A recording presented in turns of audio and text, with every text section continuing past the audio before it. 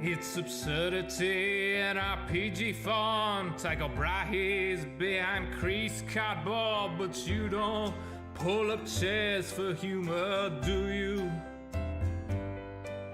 You shouldn't miss this guy Cthulhu. He shakes a stone. There's Light Eldritch compelling you, the viewers, to hit the merch store.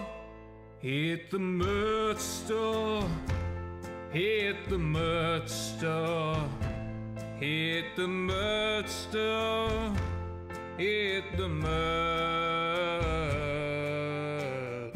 store.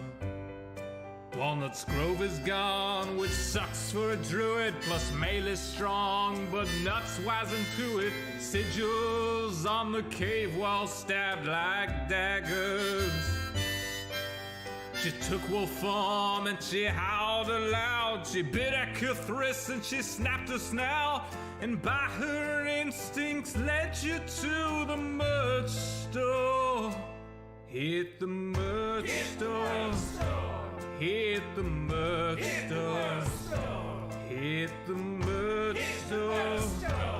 Hit the merch store. Rosie, she's shopped there before. All her grandkids get gifts from this store. Little halflings with their kingpins playing footloose. I've seen them picnic beneath the stars, wearing their bright dark magic scarves. It's a one-stop shop for birthdays at the merch store. Hit the merch store. Hit the merch store. Hit the merch store. Hit the merch store. Denard's a paladin, dragonborn, who treats everybody else with scorn. But you know that they all deserve it, don't you? He gains entitlement from bits, or so Jerry claims, so I guess it fits. And they both expect you all to hit the merch store. Hit the merch store. Hit the merch store. Hit the merch store. Hit the merch store. Maybe there are gods beyond whose tendrils shift their waking pawns, but Jerry kinda seems like he has got this. Except the times when the phones light up and ideas arise, then outright erupt, and Jerry's gone, volcanic cursed Rothfuss. What now, Rothfuss? Come on, Rothfuss. Ignore Rothfuss. Gosh darn Rothfuss. Dang it, Rothfuss. My game, Rothfuss. Go home, Rothfuss. Shut up, Rothfuss. Flippin' Rothfuss. Let's not do this. Hit the merch store. Hit the merch store.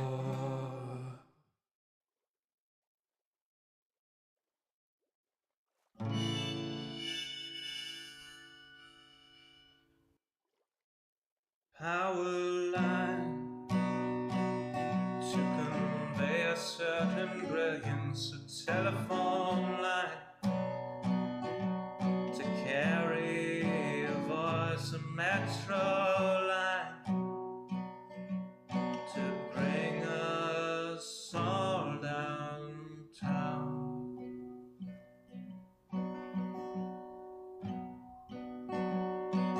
Lines of connection, communication, not the borders of boundaries that slice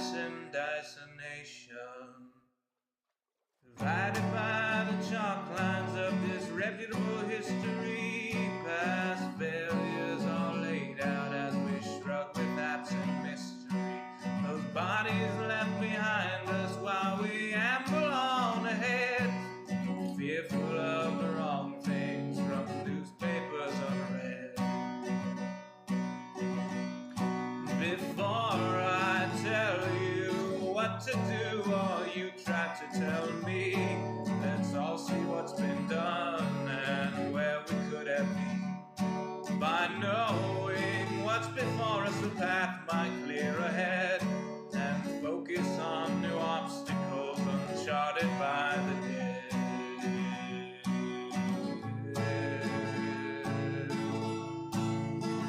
A power line from a gurgling turbine, a telephone line from a quiet turbine, a telephone line from a quiet turbine. I'll raise our glasses soon.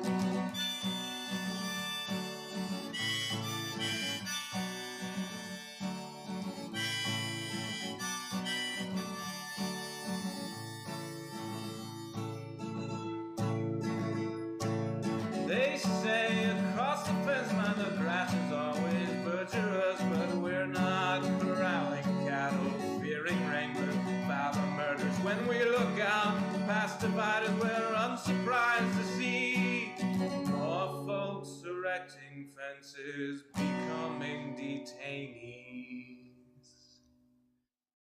Before I worry about you or you worry about me, let's all dwell on ourselves, we're the private enemy. Becoming who we're meant to, virtuous and creative, we won't dread the different, the strange or unrelated.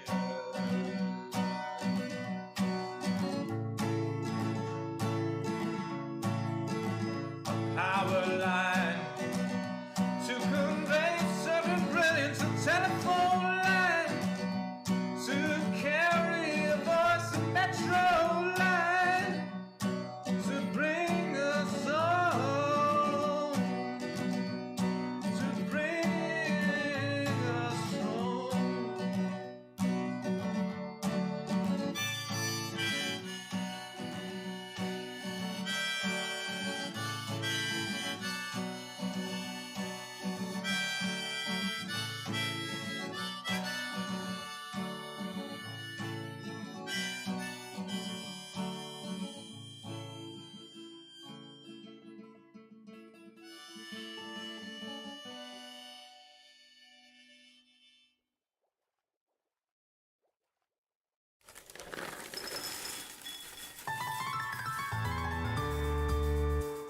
The summer is past, but your days keep growing longer. There's no wind in your sails, but the storm's blowing stronger. Walking hard, standing tall, keeping your head up through it all.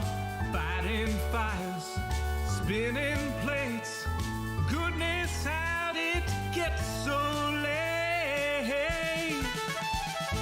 Lay your head down and dream. Lay your head down and dream. Lay your head down and dream. Lay your head down and dream. Just let your mind flow downstream.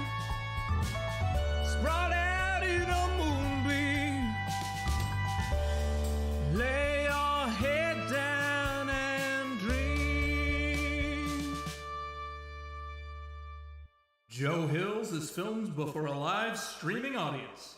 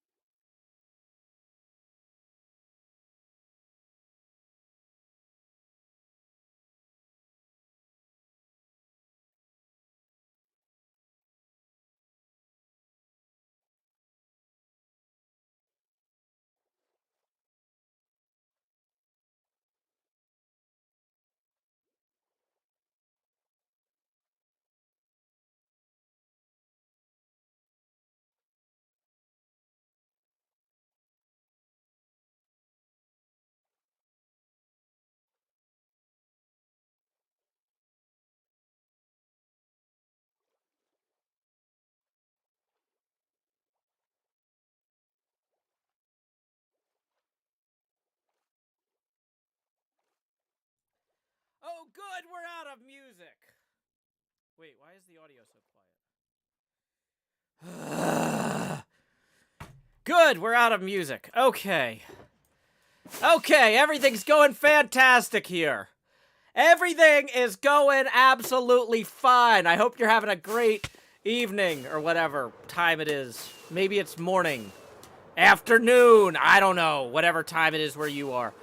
I've got to wipe everything down with Lysol wipes. I just put all the towels in the wash. Woo! Camera's not on. Camera's not even on. It's fine. It's fine. It's fine. I mean, it is going to be okay. But it's really frustrating.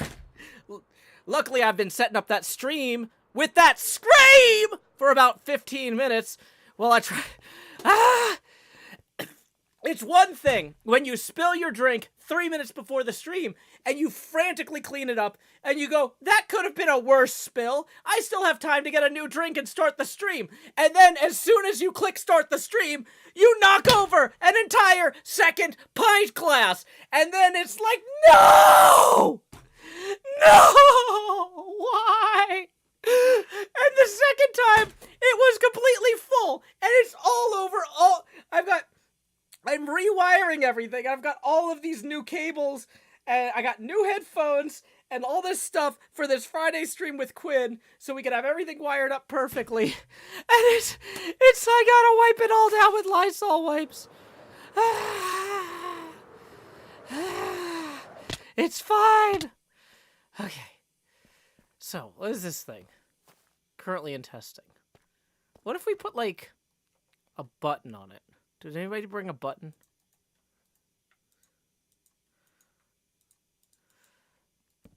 That can't possibly cause trouble. Okay. So, let's go ahead. I gotta fix the web camera.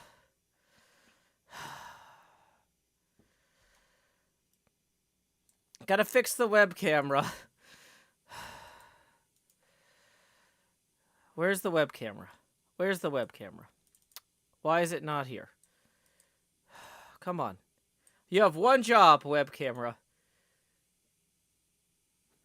Okay, the lights are all out. Oh yeah, because like a bunch of soda went everywhere and I had to unplug stuff. It's on now. The lights are on now. You can see me.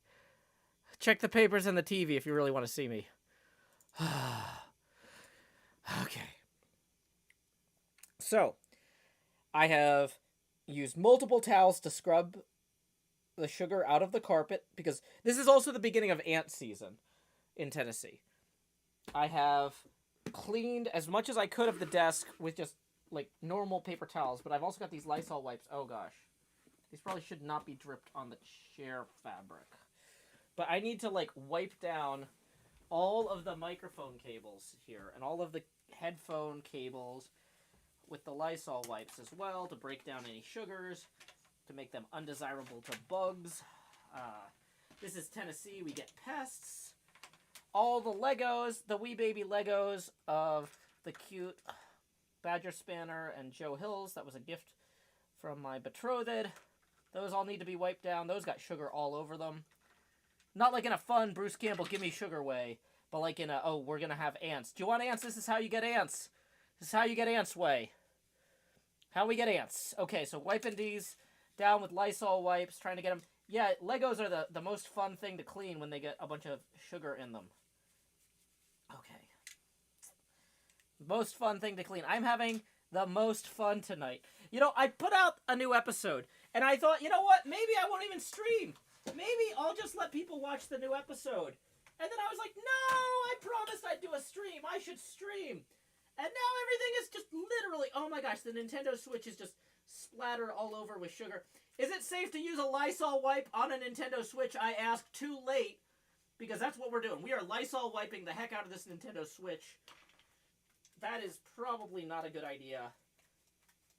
Probably not a good idea, but I don't know what else to do at this point.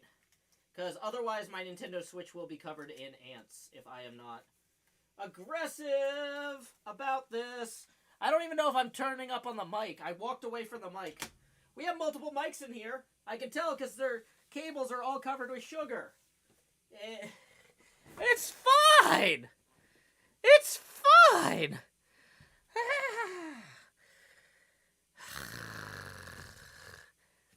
Okay. I'm not having a bad day. I'm having a great day. That's the other thing. I'm having a great day. This is like one of the most successful days I've had in months. I've had a great day today. But just in the last, 15 minutes, everything went off the rails. So quickly. Way faster than possible. I need to wipe the abacus down. I appreciate the tip, whoever just sent in a tip, but the abacus is literally also covered in sugar water.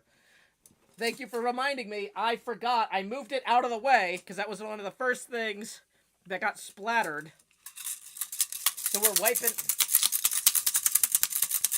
down the abacus here. But yeah, I'm not having a bad day. I'm having a bad quarter of an hour. This is all in the last half hour? 15 minutes? It was great until then. But boy, God, it went downhill so fast. So fast. Oh my gosh. Okay. Abacus is wiped. Next problems. Oh yeah, I should probably read who that thing was from. Okay. Electra 310 says, sometimes it really is just one of those days. Hope things get better from here. I hope so too, Electra. Because if I went and I got a third drink, because I was just like, I am not going to go into this stream and be like, I am too tired from scrubbing this floor to talk. I still need to have hydration as an option during the stream, no matter how much it seems like the gods are conspiring against me. Thanks, Worst Pantheon. I don't know which one's to fault here, but I'm going to blame them. Okay. We got another tip rolling in. Let's see who it's from. We got 20 from the Grumpy Bunny, who says, who needs rails? Yeah, I guess that's true, Grumpy Bunny. Where we're going, we don't need rails. That puts us 10 past our first Chase Camera expansion milestone. Please direct your attention down to slot 9, where I'm putting the hot in the hot bar so I can say, howdy y'all, Grow Hills here, expanding as I always do in Nashville, Tennessee. Dee-da-dee-da-dee, dee-da-dee-da-dee, dee-dee. Okay. The third drink is also soda, because I still need the sugar and the caffeine if I'm gonna do a stream. Like, I didn't pour myself the first one just for kicks. It was a part of, my setup. Okay.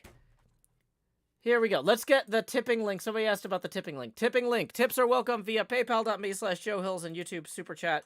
Somebody says, give Joe a sippy cup. I actually thought about going and getting one of my straw cups. I have, a Dollywood straw cup. But the problem with that one is it's, 2 feet tall. And I'm that thing has a way higher center of gravity.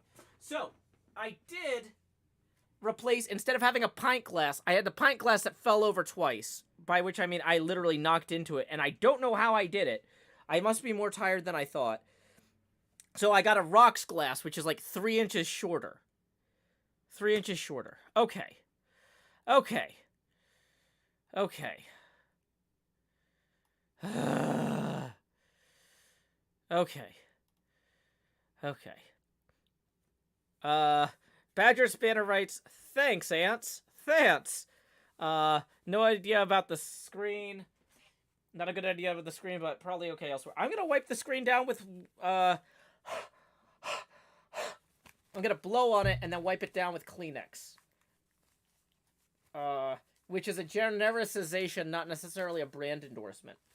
Like how I like to use different software to Photoshop things that are not necessarily Adobe.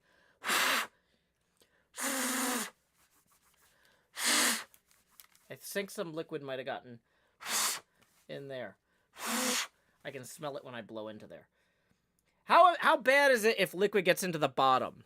I'm not going to power this on for a while. Let's put that out of the way so I don't accidentally press any buttons. Yeah. I'm catching up on the live event chat in the Discord because I didn't even have the Discord open because everything's gone sideways. Everything's gone sideways. McAdoo says, I've seen a few Joe Hill streams in my day, and this is unique. Usually the whole studio doesn't explode right before the stream starts. I was so proud of myself. I actually put a lot of work into improving the studio today. I went to the music store and bought a bunch of new audio cables and special stuff so that when we do this Friday Legend of Zelda Breath of the Wild 2 Tears of the Kingdom stream with Quinn Hills, that we could actually like have everything like perfectly done. And then I immediately just spilled sugar water all over it. It's like, 2 steps forward, 1 step back. Okay. Mahi Zero says, well, the episode was great. Thank you. Unlimited Creativity says, I need to watch the episode, but I can't pull myself away from this. I mean, you probably should. I'm just going to stand here until a creeper blows me up in front of whatever this thing is. I'm sure it's not important. Okay. Centauratron says, what are the odds of spilling 3 sodas anyway? And Asteri says that's probably an Icarus quote. Nin says, oh, I get to be in the Discord chat now. How's it going? Welcome, Nin. Yeah, I got your Discord invite out. I'm glad you found it. Okay. There is an Everstorm reset this week. I'm doing that with Toxic Glitters Everstorm. Kindle says 2 steps forward, 1 step back is still a step forward. That might be true, but it's a step forward covered in ants. Why can't I hear my voice in my headphones? Also, did I screw up the audio system? No, okay, it just got turned down. Okay. I've been talking for like 10 minutes, and I just now noticed that I wasn't getting any audio in my headphones.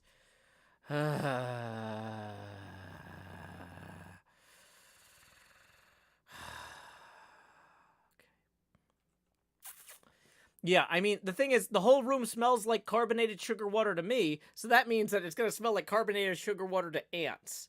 We just had our last freeze of the year, so it's their time. Gritmonger, tips 20. Thank you, Gritmonger. I appreciate it. That puts us, 10 past our next phase camper expansion milestone. Here we go. Expand, Joe. Do. Why is that in frame? I fixed it. Kind of. It's not fixed. It's worse. I made it worse, but it's the part that was in frame isn't visible anymore. It's fine. It's fine. Okay. As far as I can tell, so I scrubbed the carpet while the music was playing, and I got that stuff in the washing machine and started the laundry, so that way we won't have a bunch of towels full of ants instead of carpets full of ants. After the music stopped playing, I wiped down all of the surfaces that I think got hit that weren't the carpet with Lysol wipes. I think we're okay. I think we're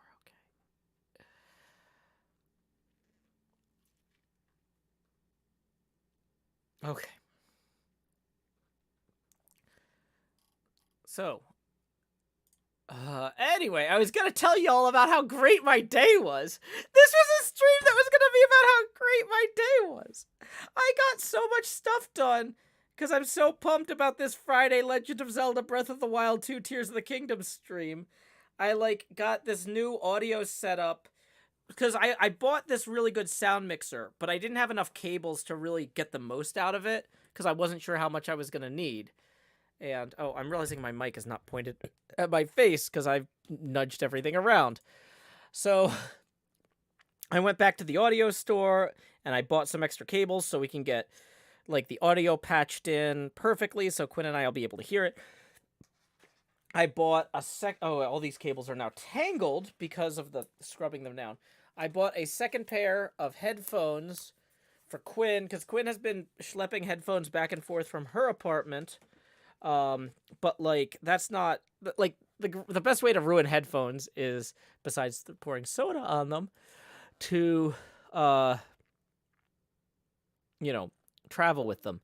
So I bought new headphones so that when I have a guest in studio, or if Corinne wants to watch me play video games, I had 2 pairs of headphones before, but they both broke at about the same time. It's one of those things when one of your knees start to bother you, so you start favoring the other knee, and then now you have 2 broken knees. when my one pair of headphones dies, I was like, that's fine. The studio has 2 pairs of headphones. And then I started using the other ones more, and I was like, oh, these 5 to 7-year-old headphones are also almost dead and out now, actually dead. Okay. So I bought 1 replacement pair when 2 pairs died. Until today, when I went back and I got the 2nd pair. So it's like, I was just like, the studio is so great. I can't wait to tell you all about it. I'm so excited for Friday. And it's just like, no, you have summoned the ants. I'm like, I don't want to summon the ants. I don't want to.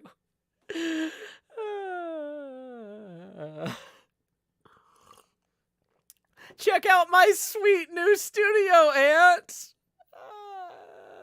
It's fine. It's fine. Okay.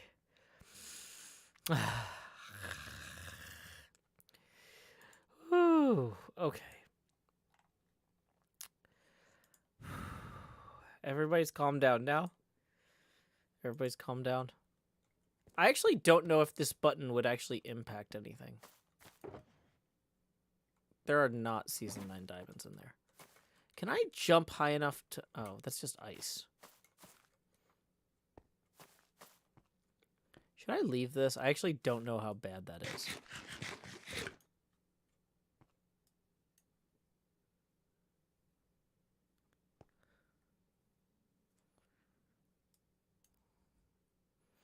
I feel like if I'm gonna put a button on this, I should probably be filming it, right?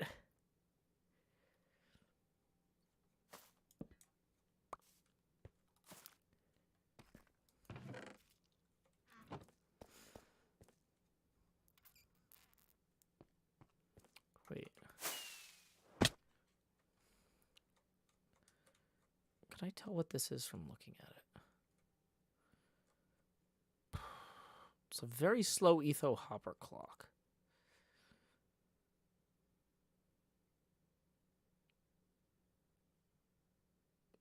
Interesting.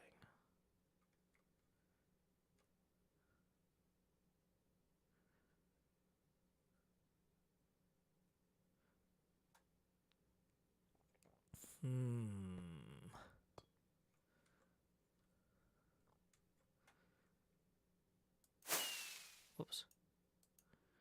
I was trying to open that so I could walk on it. Can I? I can't read those signs. Let's read those signs. Yeah, okay, I don't know what that is, but that's obnoxious. I don't have patience for that.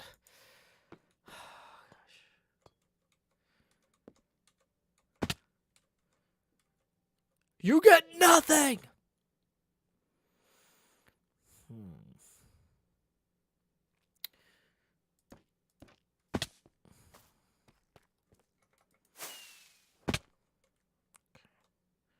So is something sending this a redstone signal? Those are not... Okay, wait. So that entire thing there, though, is 1 set of 5.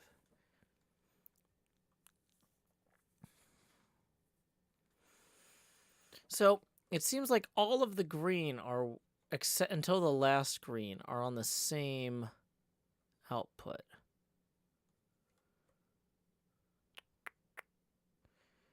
So these all have distinct outputs.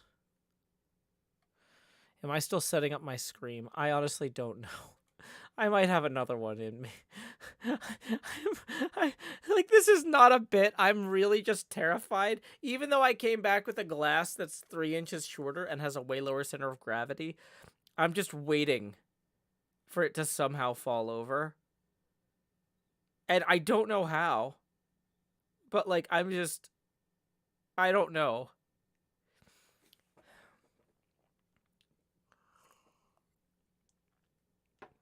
If I drop blocks into the hopper, where's the hopper? How do you drop blocks into it? Oh, like you'd have to break the glass. So if I broke the glass with a silk touch pick and it fell in the hopper, how bad would that be? Would that accelerate or decelerate things? Electra says it would be very bad, but how would it be bad? Would it accelerate or decelerate things? Incredibly bad in what manner?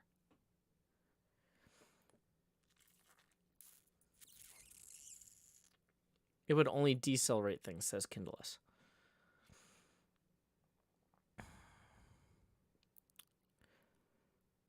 I don't know that people gave Ren those diamonds. I feel like you're kind of... I feel like that's a little bit... I don't know that people, quote unquote, gave Ren those diamonds. I'm dubious about your recollection here. Miss Gold Fox tips 40, who says, "Let's bring the good day back and keep the ants away." Thank you, Miss Gold Fox, for the 40. That puts us now 10 past 2 face camera expansion milestones from now. Howdy be... Oh, whoops. I have somehow... That was in the wrong thing. Don't hit a bunch of random buttons in a different window. Howdy be dubs. Okay. So, let's do those 2 expansions. Here we go. Expat show. Do do do do. Numero dos. Even larger Joe. Do do do do. Okay. We're going to take down the setting up Stream Now sign because I'm going to bang my head on it. I thought about putting green tape on the guest headphones as well. Oh, I remember why I put green tape on my headphones, because it says the name of the brand. Is moving the headphones how I'm going to pull the next drink down? I don't think so. Okay. Oh, come on. Here's what we're going to do. So, my headphones have the tape on them, like, all across the top.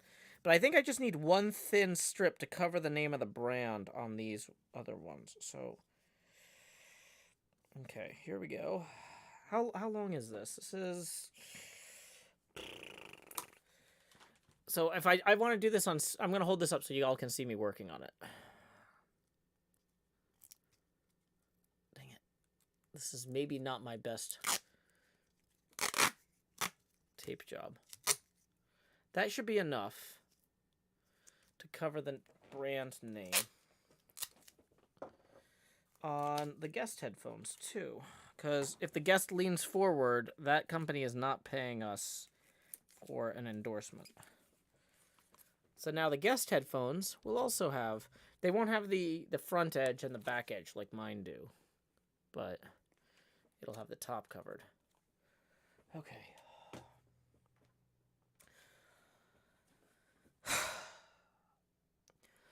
Anyway, so I'm making a lot of progress on the studio I'm really excited about. The one sticky layer will catch the guest hair. Well, that's why... So mine... That's why I wear the hat. So the hat stops the headphones from getting caught in my hair. But the guest ones... Like I said, the tape doesn't wrap all the way around. It actually stops before it would get anywhere near them. Okay. Excuse me.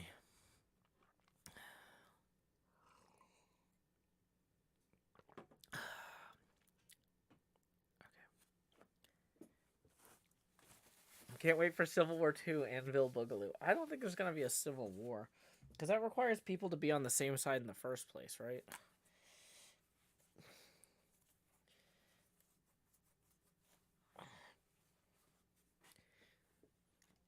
So, like, in Season 6, we kind of had, like, one server-wide government, but, like, I don't think we have that with the Ren the King deposition and everything.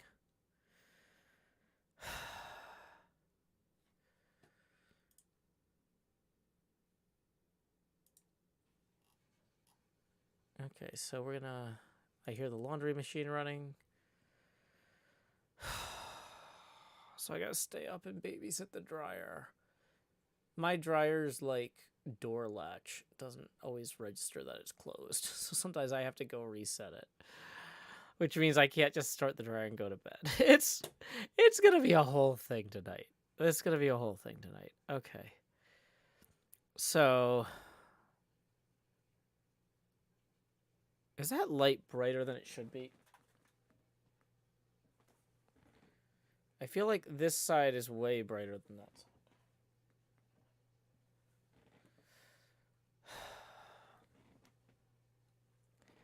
Like, it should be a little brighter, but not like, yeah. I'm not like Two-Face from Warner Brothers' DC Comics over here. Are we sure this clock works? You all keep telling me this is a clock, but I haven't seen it tick. Should, like, something visible be happening with the... Like, there's glass here so I can see it. Should I be able to, like, observe this without looking in the hoppers? Because I don't think I can look in the hoppers unless I break the glass and drop it on the hoppers. Winter says, have you tried putting duct tape on the dryer door? Yeah, that's the part that I have to fix when it stops.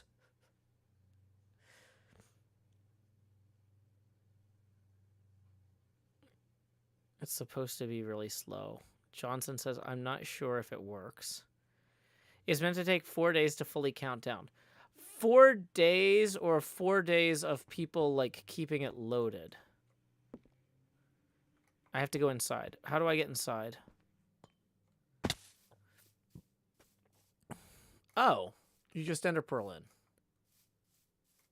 Oh, that's super easy. So I just click on that, then. Shouldn't there be something in the hoppers? Those hoppers aren't going to work if there's nothing in them.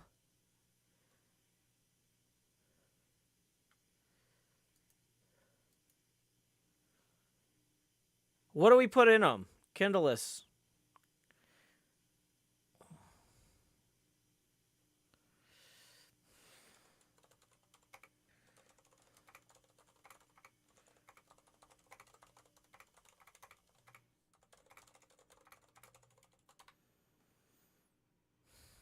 We'll see what Mumbo says. I don't need the front door. I'm clicking on it from the outside. Add some beehives. Yeah, apparently.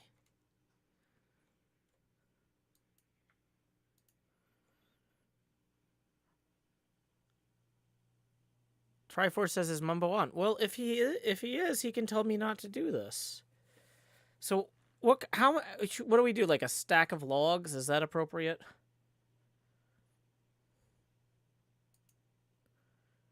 Like, how many logs would you put in here for a good test?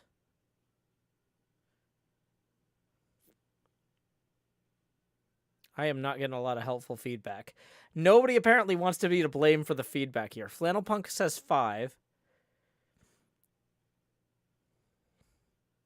5 unstackable items.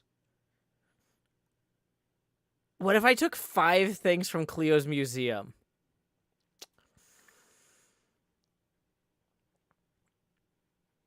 Fill the inside with bees! Neon Wyvern says, I'm not going to be complicit in your crimes. 3 totems. That way if it dies, the totems will fix it.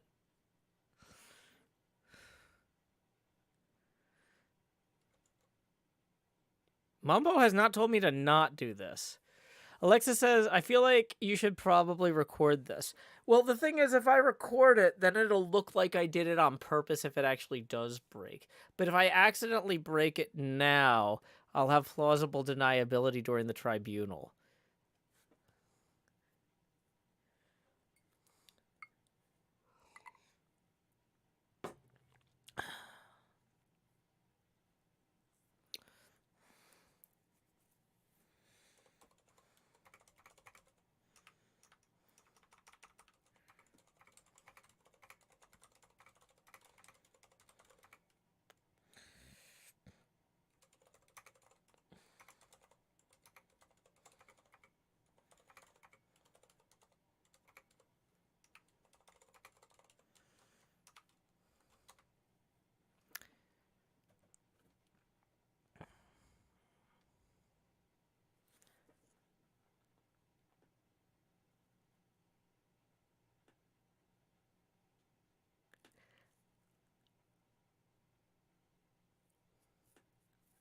No answer from Cub either, huh? What do you know? Nobody seems to have any sort of problem with any part of this plan.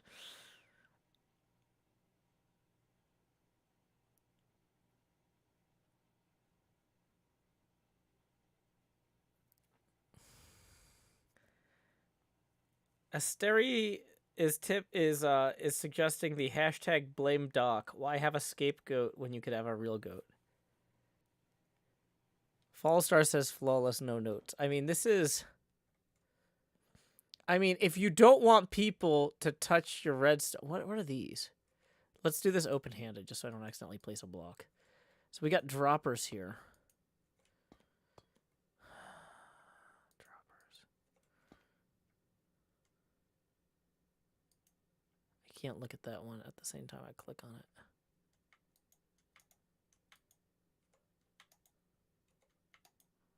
Too far away. That's an observer. What is that one? I don't know the Hermit Gang song. That's y'all's thing. Wait, that one down there is doing something.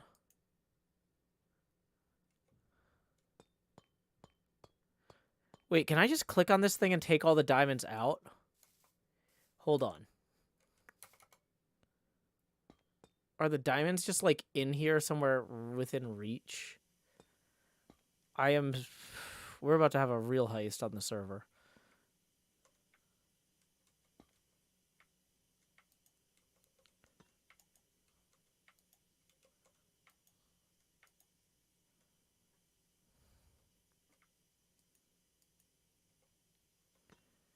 Should be in the droppers above the ice.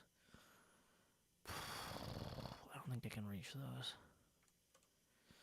Matthias says fly in. Okay. We need to lay our heads down and dream because I think we're gonna start getting mobbed here by, what do you call those? Beholders or whatever. I think that's a piston. You're probably right, Dopey. Take the diamonds and leaf fall bamboo.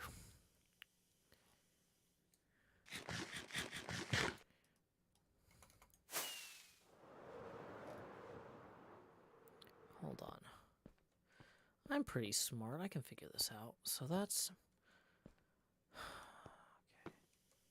Okay. So the ice is here. And if he wants something to come out via the ice, he needs to have a dropper directly above that. So we're going to open that one so we know where it is. That's an observer. Okay, so we're going to line ourselves up here. That looks like the dropper we need. Can we reach that dropper from back here? Yeah, it looks like it. Okay.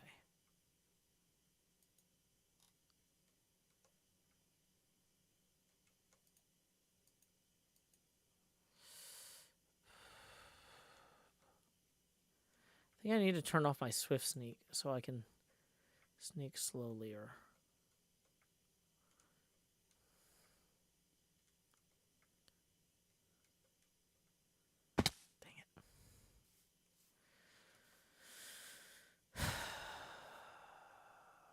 That's a piston. Okay, well, hold on. We haven't looked at it from the right side yet.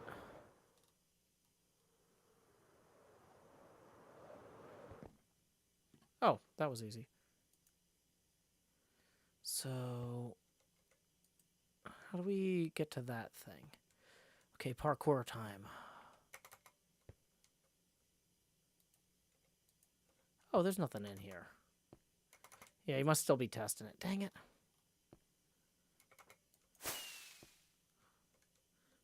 Anybody bring any ender pearls?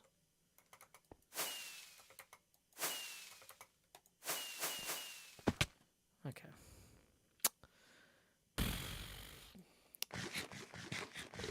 Okay.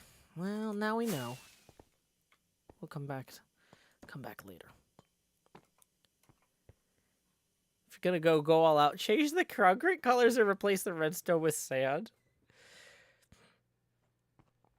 I almost pulled off the heist of the week. I know, right? I know.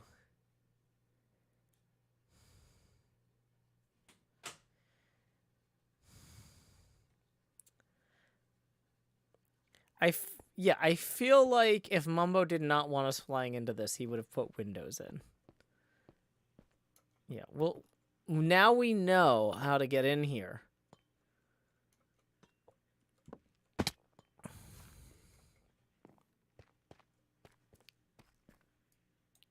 Strawman says, I feel like I watched someone trying to reverse engineer a UFO. Pull a heist on Cleo. Yeah, apparently Cleo has taken all of our stuff. She showed that in a video today.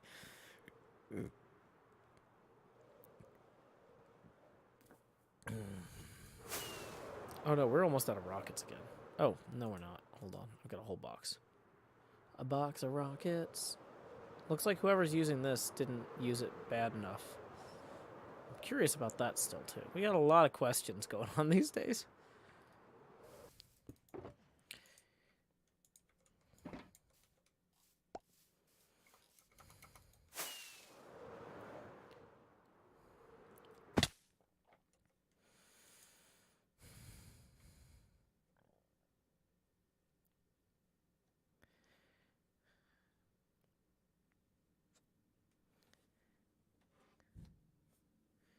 My green screen on the left is slipping. Is it? Oh, you're right, it is. Wow, that's not ideal.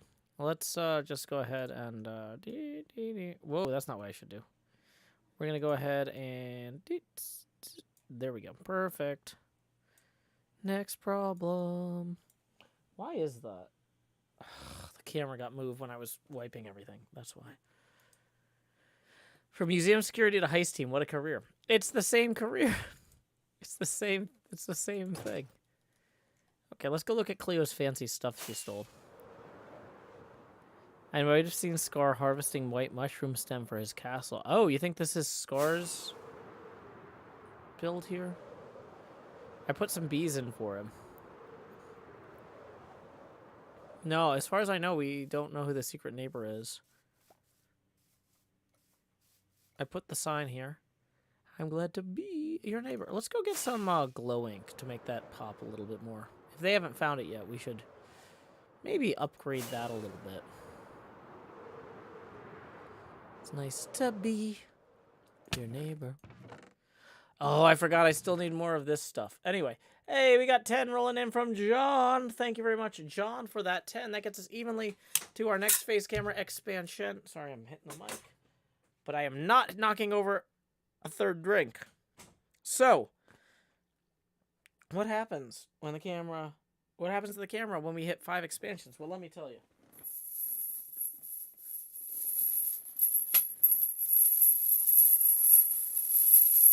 Y'all have seen that money go straight to my head, but now, like Jacob Marley... Wow, I need to really duck down if I'm going to do this. These chains I've forged in life are about to begin pulling me down to the deep below. Enter the ghost. Bum, bum, bum. Bum, bum, bum, bum, bum, bum, bum. Lowering my Joe Pasty now to 90%. I mean, honestly, at this point, like, what's the worst thing that could happen? I could spill my drink. Like, it's fine. We can wave the chains around more than usual.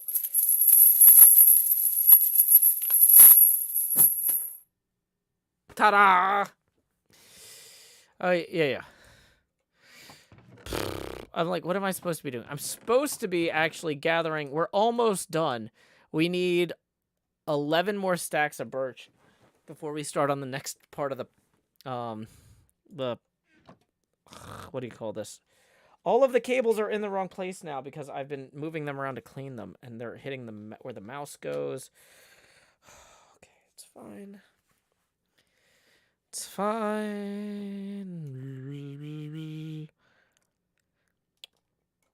Kara K says, I feel like in a room of expensive electronics, chains might cause more damage than soda. I don't think so. I really don't.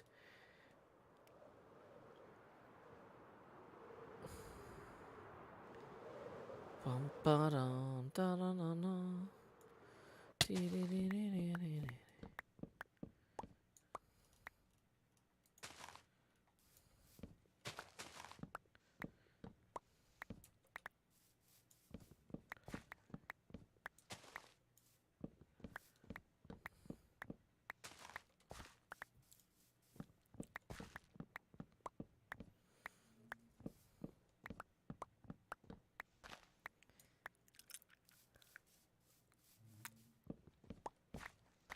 No British Museum visit.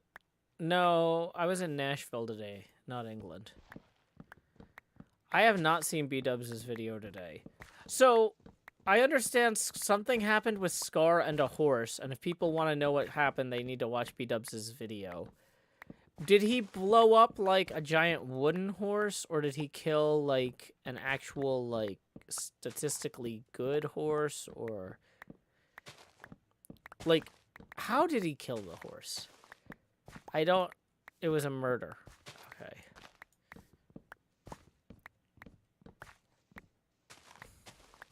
He hot guyed B-Dubs' day one horse, Mi Amore. That means my love.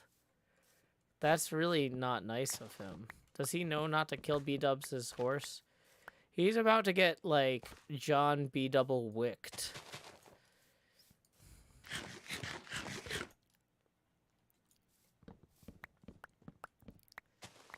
Tried to Hawkeye B-Dubs and hit the horse. Oh my gosh. Gosh, that was not a good idea, Scar. The horse did not have a totem. B-Dubs had just completed a large pasture for the horse? Okay. Yeah, well, clearly y'all should go watch the video to see how it actually went down.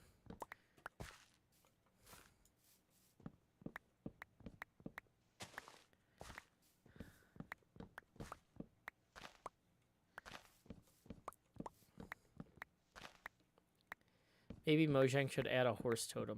Yeah, maybe.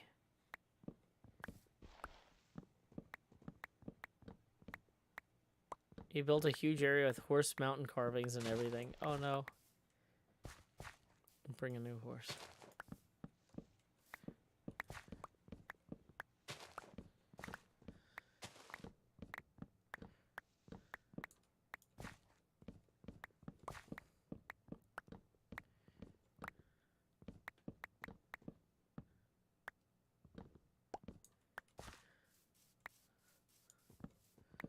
Yeah, John Wicko is gonna go after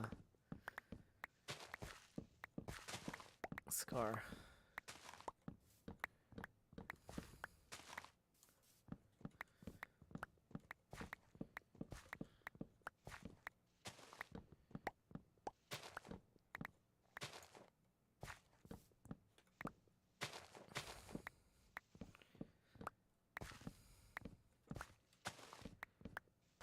Check out Horsehead Mountain. It's a shopping district landmark now. Wait, is this in the shopping district then?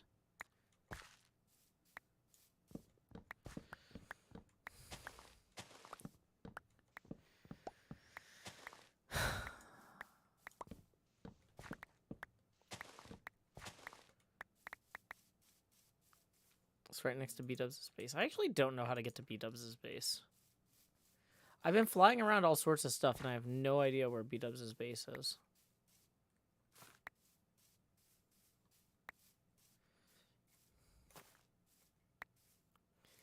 Miss Gold Fox says, all I could think of was Badger saying, at least it wasn't Joe, when I watched Scar's video.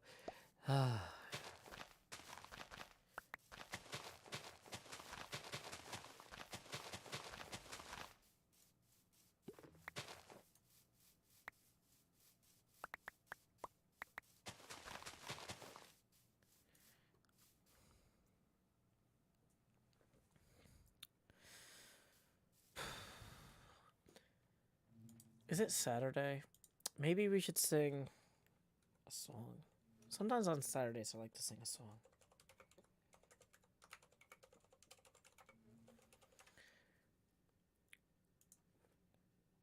This one was composed by Patrick Carney of the Black Keys, featuring his uncle, Ralph Carney. It's a song about a horse. Back in the 90s, I was in a very famous TV show. I'm Bojack the horse, Bojack the horse. Don't act like you don't know. And I'm trying to hold on to my past. It's been so long, I don't think I'm gonna last. I guess I'll try and make you understand that I'm more horse than a man. Or I'm more man than a horse. Bojack. You know, that wasn't like the actual melody of the song, but that's fine. I got some of the words right. It's Saturday and everything's terrible.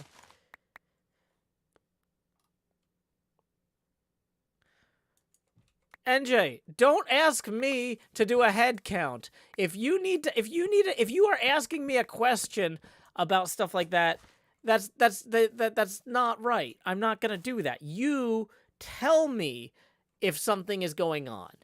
Don't just send me something like, "Oh, is something happening that needs your attention?" If something's happening that needs my attention, tell me what that thing is, or tell me no. It's oh my god. You literally said Joe right before asking the question, and now you're saying I wasn't asking you. It makes it seem like you're asking me. It makes it seem... I don't know. I'm just trying to not spill another soda. That's all I'm trying to do here. Don't tell me. Okay. NJ, would you like to report on whether or not Stellar is here tonight instead of asking me if Stellar is here tonight? I'll give you an opportunity to do that now.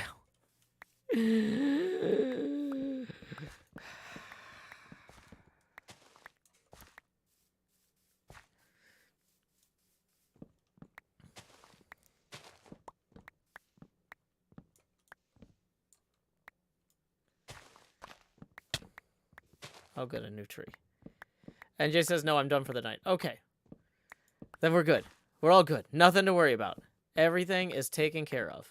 Whew, next problem. Panner Cake says, I'm an empath, and I can sense that Joe feels a little stressed. I'm extremely stressed.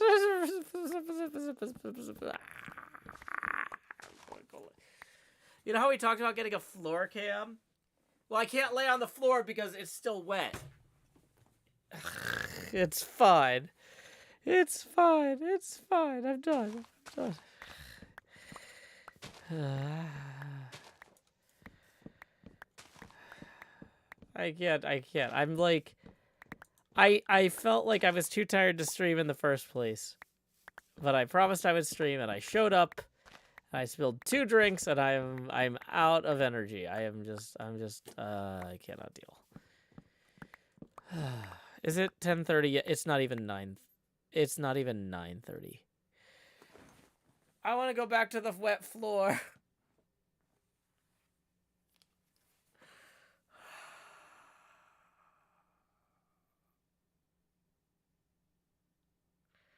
I need like a green blanket.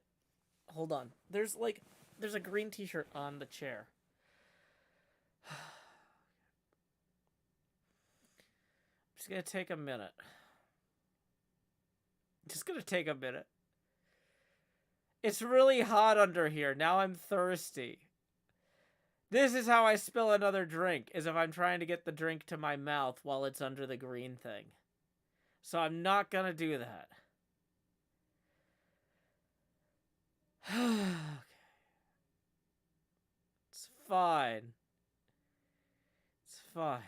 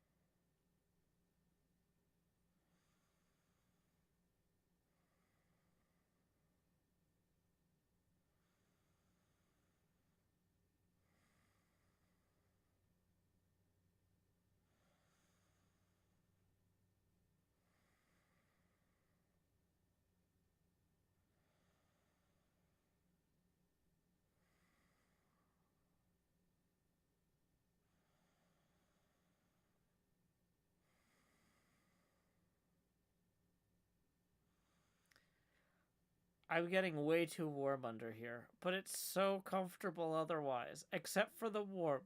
It is already hot in the studio from all the computers and monitors and lights, and I'm getting so warm. I don't know if I can fluidly flick this back over the chair. Let's find out. Oh no, that is not fluid at all. That is objectively terrible. That is not. It's not going well. Okay.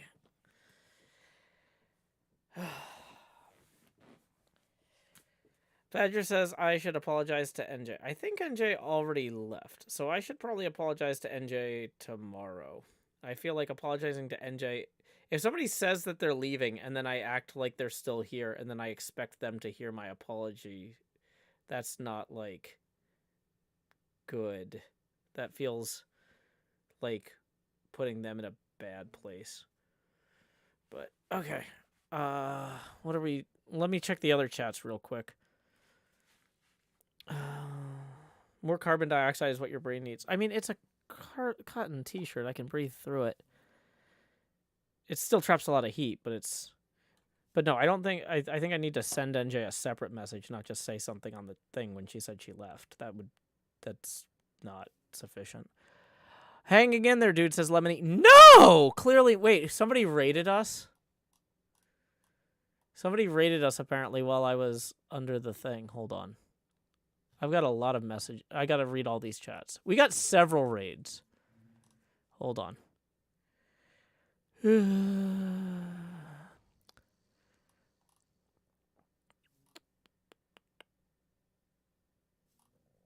Welcome, Jero Wizard.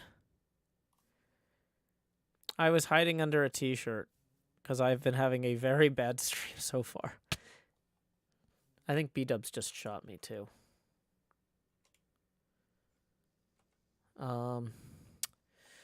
So that's going well.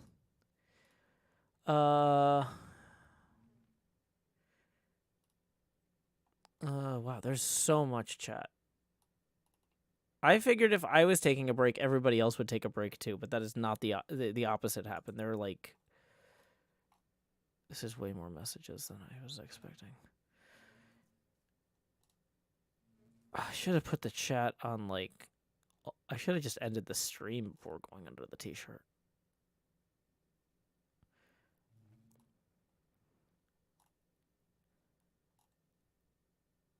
Okay, I think I'm caught up.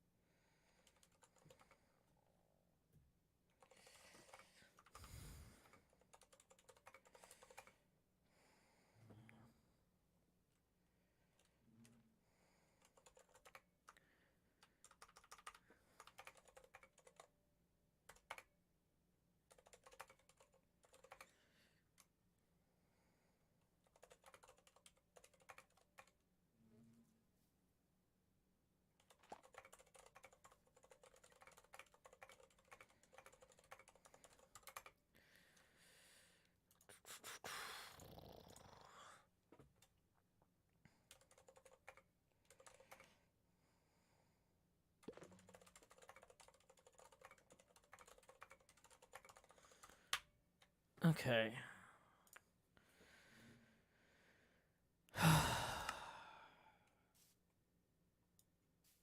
Okay. How many more logs do we need? I feel like we're so close to having the correct number of logs. We're like a few stacks away.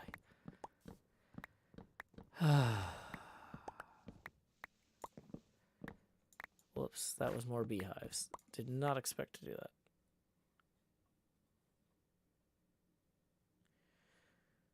Okay.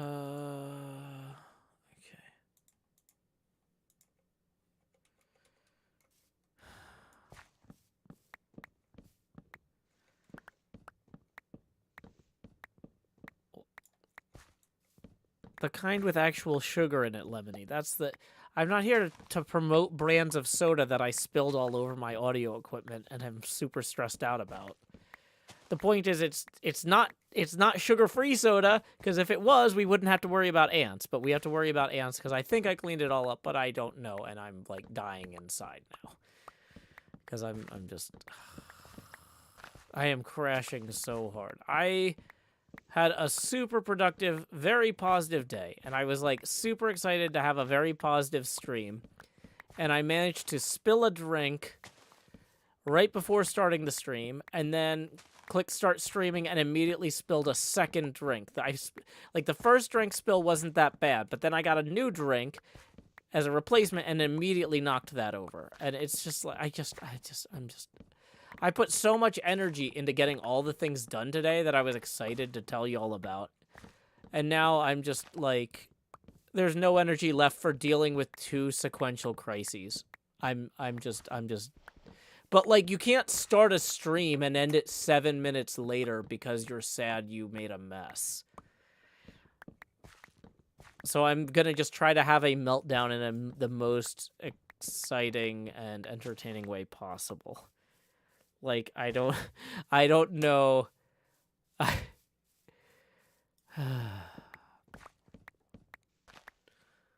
We're getting stuff done.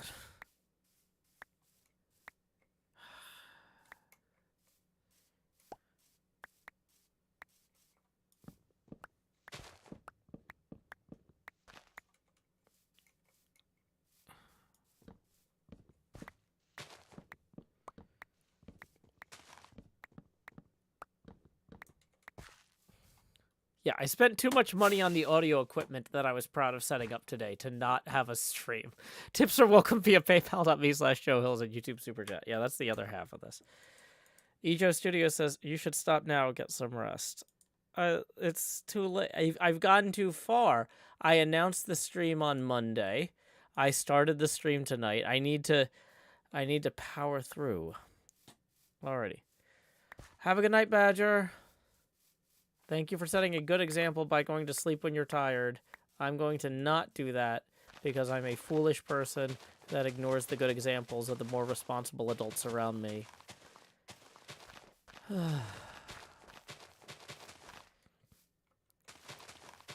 That's the thing, Mahogany Stairs. That's kind of impressive, spilling 2 drinks in a row like that. I know. That's why I'm incredulous. I can't believe that it happened.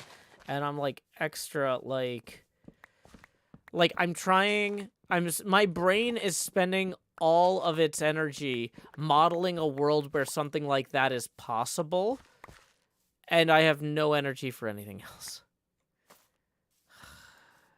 Dave USPS says, I would think being your own boss means you can clock out when you want. Yeah, but being your own boss means when you go to the store to buy a bunch of audio equipment that you need to pay for it yourself. And like I said, a lot of what I was excited about was getting this new audio stuff done today. So, which was not cheap, but it is a massive improvement.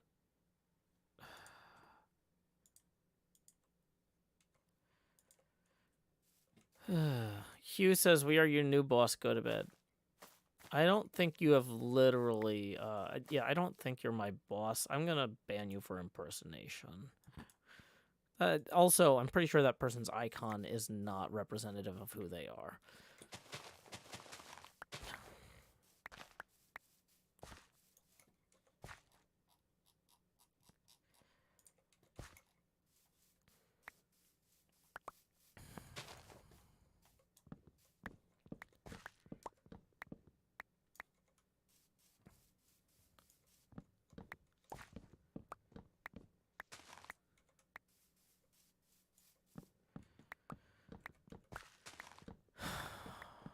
I don't understand why people put stupid stuff in their stream icons. It's like, if you...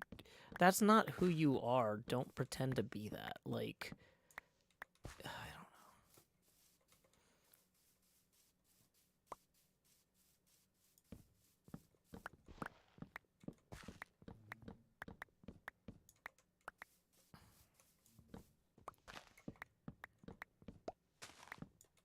I guess he's a big mushroom as his icon because he's hallucinating being my boss. I don't know.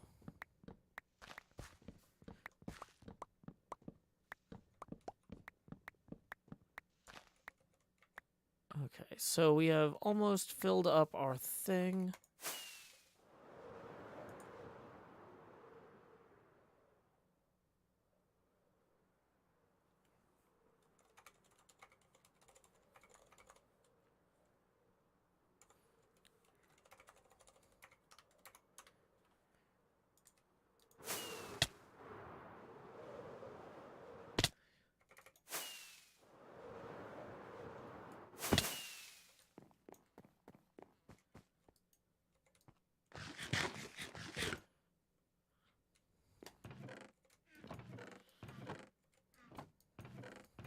Okay, so we need another 9 stacks after that. So how many is this? Okay, boom. Lev B tips 20 and says, will you go and have a rest if we give you money? I mean, it would have to be a lot of money, Lev, because that's, like, my job to be here. But, like, I would have to at least not be taking a loss for the night. That's... But thank you for the 20. That's going to get us to our next expansion. Here we go. Expand. Lowering the Joe opacity now to 80%. Ironically, if we actually made enough money that I wasn't in the hole for the evening, I wouldn't be stressed out anymore, and that I wouldn't have to go. Like, part of that was... Oh, that wasn't a 20. That was $2. That's how tired I am. You know what? I'm not gonna take the beads off the abacus, Lev. I'm not gonna roll that back. That's not fair. That's my mistake. I'm too tired to not make mistakes. Clearly, or I wouldn't have knocked over 2 sodas in a row.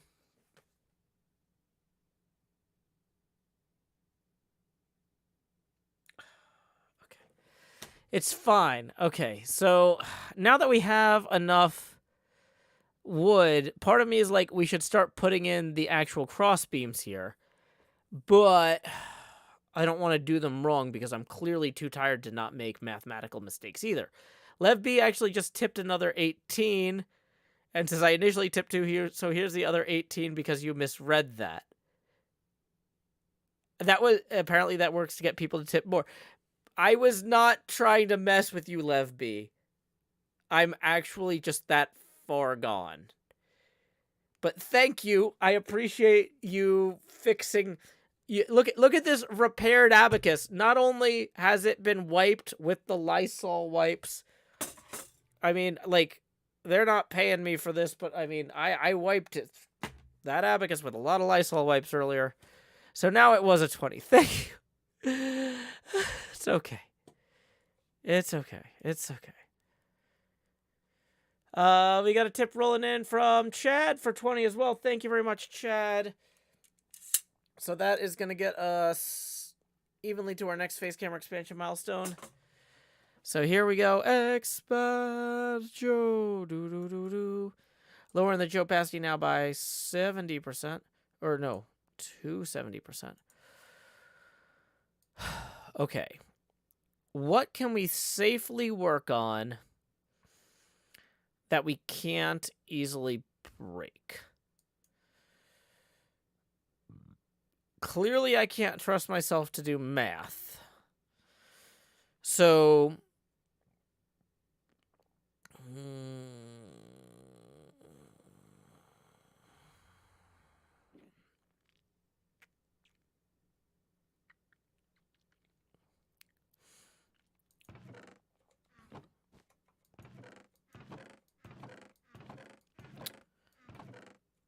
Yeah, gathering wood seemed like a good plan until we got all the wood we needed. More spring at the haunted house. Oh, we do need to do summer at the haunted house. We missed spring. It's like basically summer now. Getting chat to do the math for you won't cause any problems.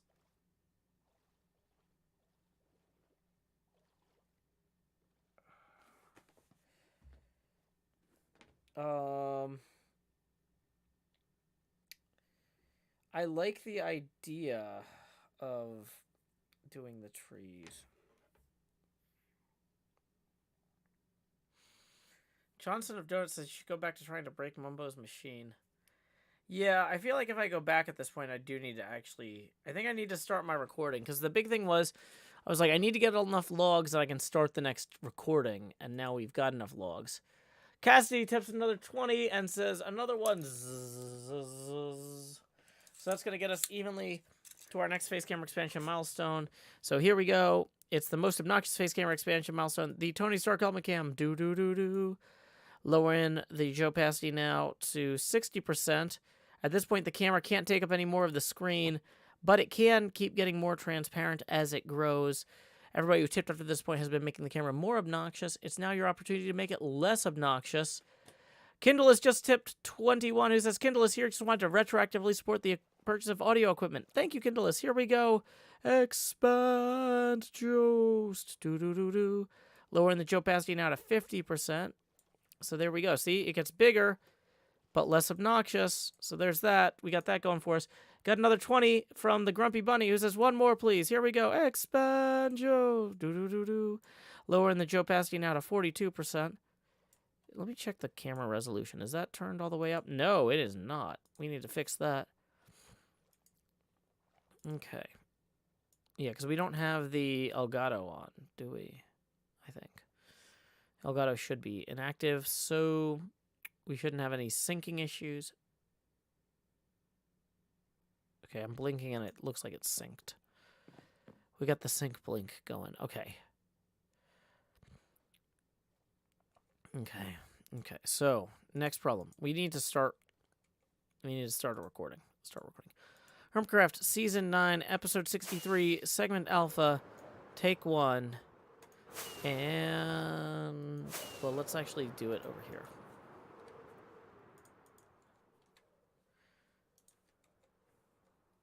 You know what we don't have is enough ender pearls. Let's grab some ender pearls. Somebody says these are not Lysol wipes. Oh, you're right, they're not. I've been saying the wrong brand of wipe the whole time because of genericization. Thank you, Unlimited Creativity. Yep. I feel so much better about that. Okay.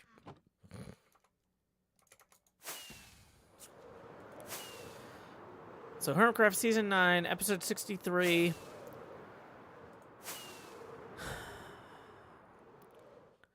Segment Alpha.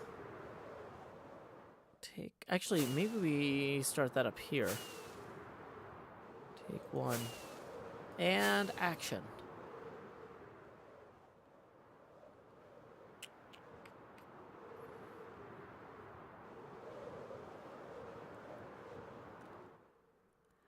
Howdy, y'all. Joe Hills here, recording as I always do in Nashville, Tennessee. And today on the HermitCraft server, we have plenty to do on my pinball machine. We have a lot of birch to place. I've gathered about 113 stacks of birch logs that we need to convert into planks and get some cross beams and some cutouts into the cabinet here. However, before we do that, I heard that our good friend Zombie Cleo stopped by to visit our cool stuff thing. Or our cool thing stuff. Where is that? Is it up here?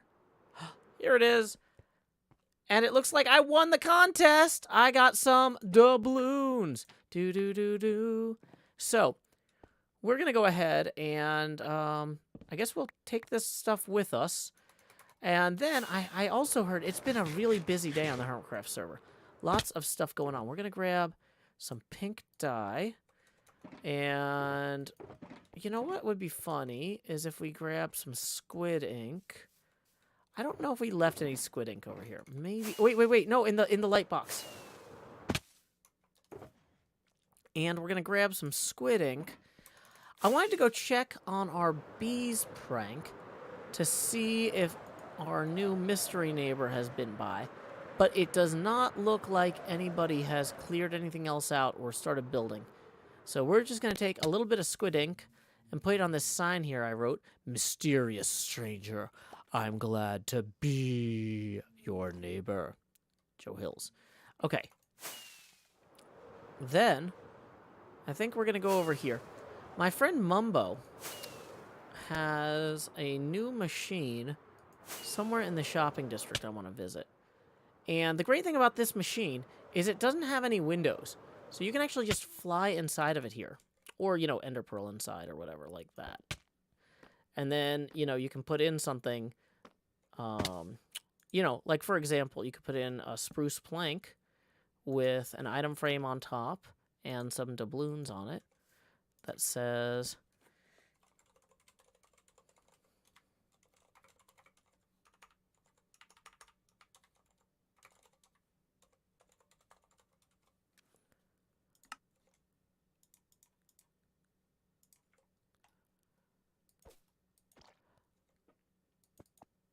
Congratulations! You have won some doubloons! I don't really know what this thing does, and that's probably a problem for, you know, another day, later in the episode at least. But in the short term, we can go ahead and leave that head scratcher for our pal Mumbo and be on our way. We have too much to do inside the pinball machine to just hang out over here. Plus, we've got the TCG Championship with ESO versus XB coming up. We might try to get to that if it's recorded at a time I'm available. I'm still waiting to hear on the final scheduling for that, but I am super excited. Like, oh, although if I couldn't make it, I would positively die. But not for long. The future is a totem, it's a totem, it's a totem, it's a totem. Joe Hills, finally, you got all the birch. You should probably leave some rain to make... planks. Planks doesn't rhyme with birch. You really screwed that up. Why don't you cut the video? What? A slime block too. Oh no, we're decaying. We should really end this here. Okay, we're gonna stop the recording. We'll do a cut there. Or something. Okay.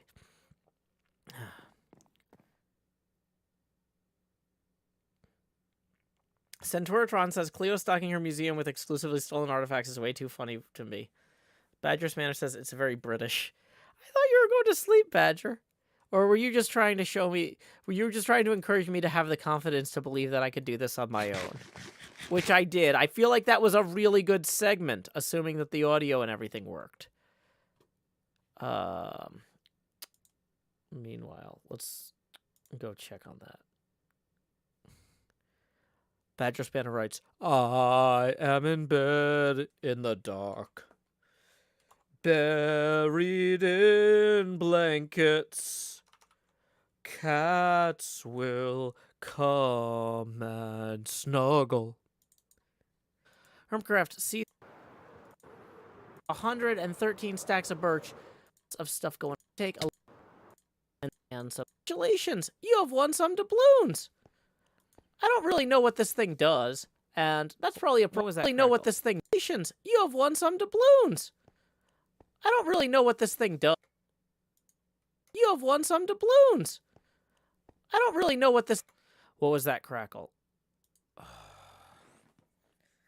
I didn't check the audio because I expected to find an actual crackle.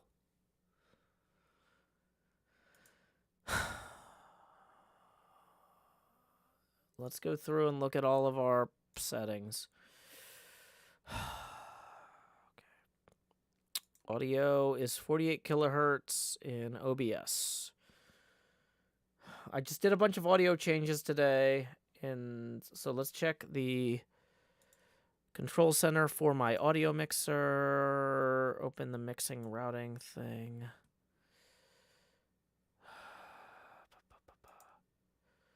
48 kilohertz.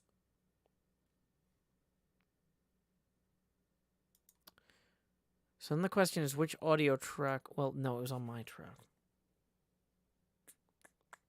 Did you guys hear the crackle?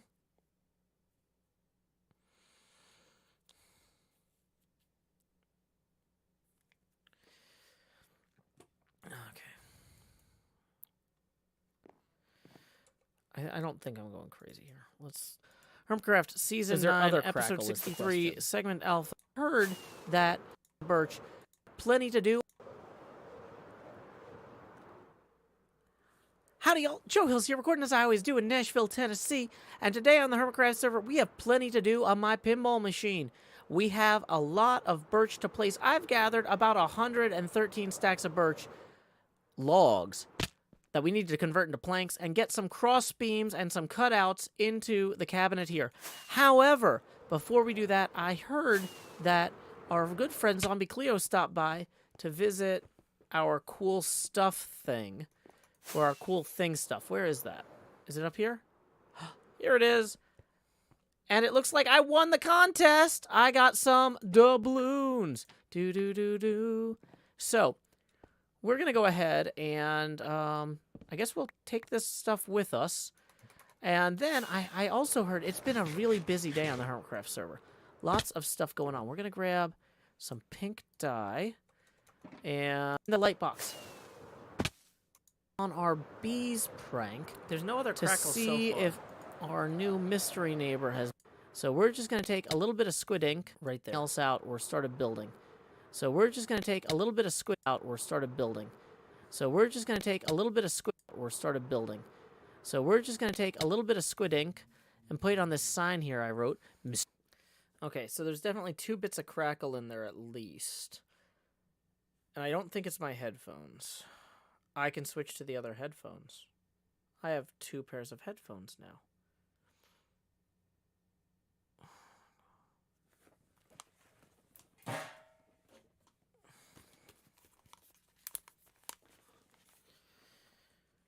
These ones are much cooler. Okay.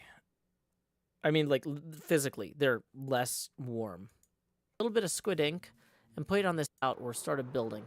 So we're just going to take a little bit of started building. So we're just going to take a little bit of... It's in the exact same place, yeah. What's causing that then? Okay. So, next question is, let's go to where Windows audio settings. See if something changed there since the last reboot. Device properties. Additional device properties. Advanced 48,000. Usually something like this indicates that you're... Was I clipping? No, because it was even between my words to some degree. The crackle was not the damage sound. It was a separate thing.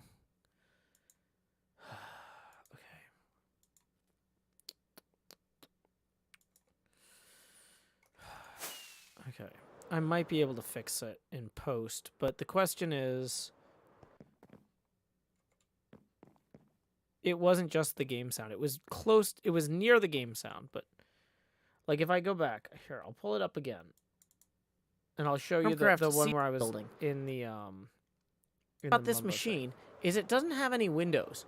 So you can actually just fly inside of it here. Or, you know, ender pearl inside or whatever, like that. And then, you know, you can put in something, you know, like, for example, you could put in a spruce plank with an item frame on top and some doubloons on it that says...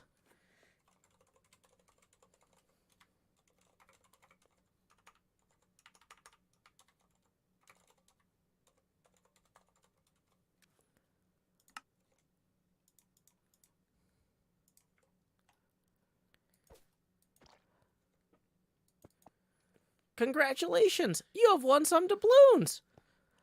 I don't really know what this thing does. See, in the middle of the word really. It was just right there, in the middle of the word really. If I go back 10 seconds. Congratulations! You have won some doubloons! I don't really know what this thing does, and that's probably a problem for, you know, another day, later in the episode at least. But in the short term... We can go ahead and leave that head scratcher for our pal Mumbo and be on our way. We have too much to do inside the pinball machine to just hang out over here. Plus, we've got the TCG Championship with ESO versus XB coming up. We might try to get to that if it's recorded at a time I'm available. I'm still waiting to hear on the final scheduling for that, but I am super excited. Like, oh, although if I couldn't... So, I just crackled right now on the thing is.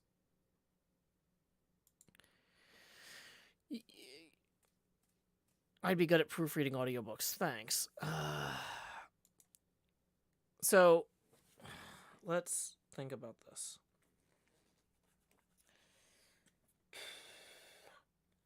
Oh, I bet I know what it is. Hold on. Let me see if I can reproduce it.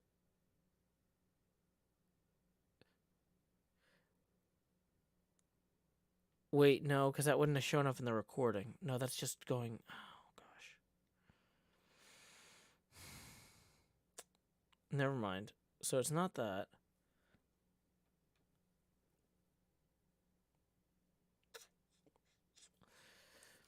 You know what?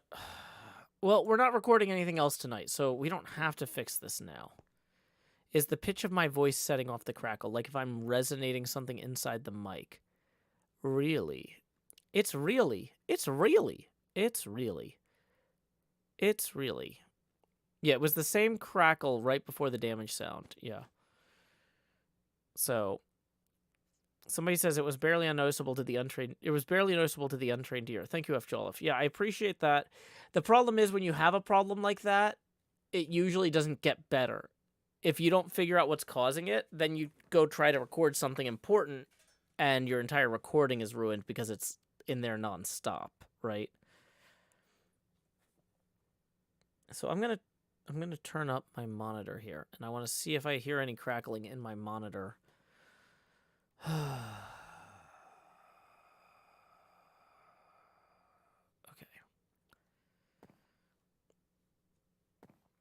I know I said I didn't want to do too much math on this, but realistically, the simplest part of this, if we don't actually start measuring where the supports go, the simplest part of this is to just start on the next layer.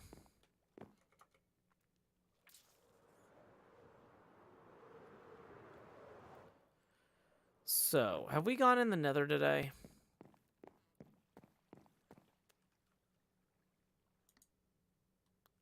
Okay, I'm going to go ahead and I'm going to start a new recording here.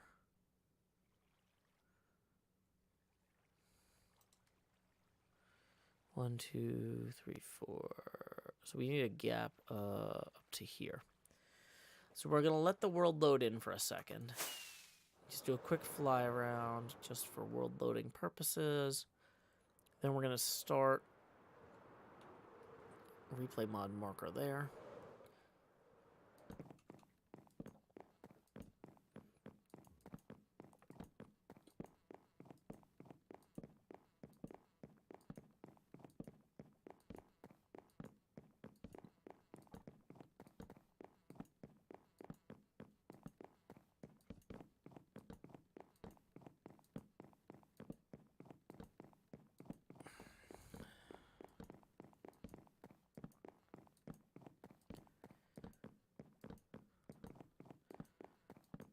The higher excited pitch on the start of the word really is when I heard the crackle. Does this machine accept doubloons to play?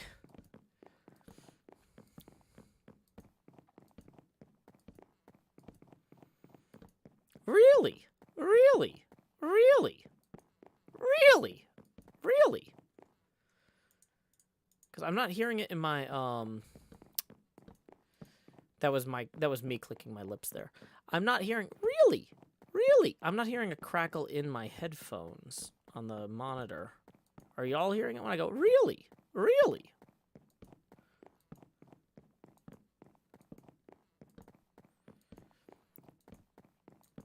Are you sure it's not your audio output? It was, well, the thing is, it was reproducible on two different, admittedly, the same model of headphones. When I was playing the file back. So that's the thing is, in the file, HermitCraft, if I go to this part here, hold on. If I go to this part of the file right here, I die it. On some doubloons! I don't really know what this thing does. Congratulations! You have won some doubloons! I don't really know what this... Congratulations! You have won some doubloons! I don't really know what this... Like, that's in the recording when I play that back. Might the crackle be a CPU overstrain? I'm not running folding at home right now. Hey, Bull Shark Wizard. Normally, this sort of crackle would be enough to, like, completely derail me and drive me insane, but I'm already there. I'm already, like, after spilling a bunch of stuff twice, I'm already so stressed out. I'm, like, just resigned to the fact that, like, this recording might just be ruined. And I'm going to spend forever trying to fix it in post. Maxadu says, can you fix it in post? If it doesn't get worse, I can route around the damage moderately. But if it keeps getting worse, then I'll end up with footage that's completely unusable. It'll, like, I need to figure out what's causing it. If something's causing that at all, it needs to be fixed it needs to be fixed at the source.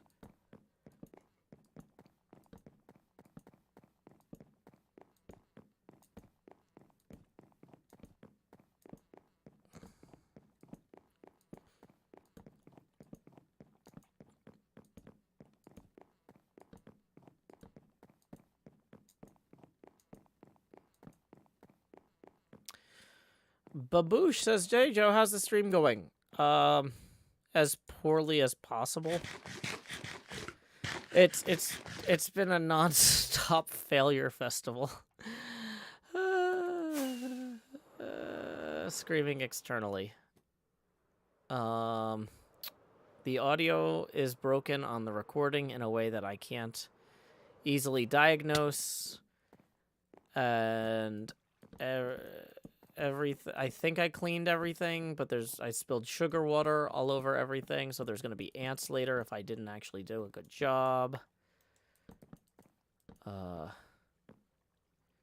It's not great, I'll tell you that. It's not great.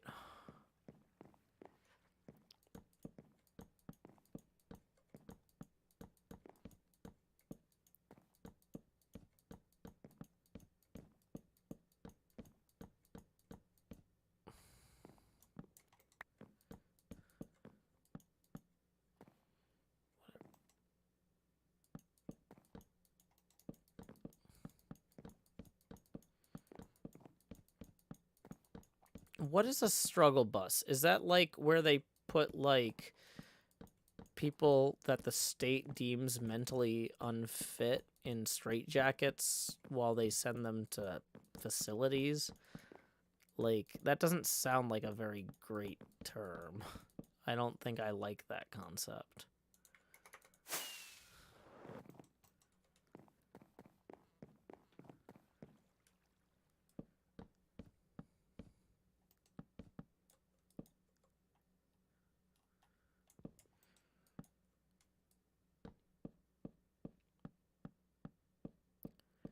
Thierson Mister says, do you take compliments well? I mean, the trick to a heist is not telling people later that you stole something. Like your heart.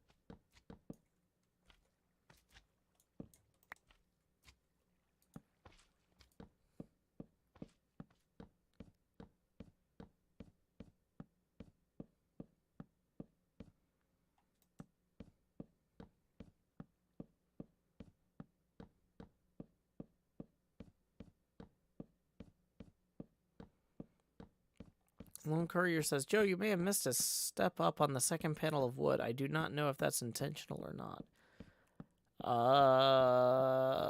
If I didn't miss it, it was intentional. If I did miss it, it was unintentional.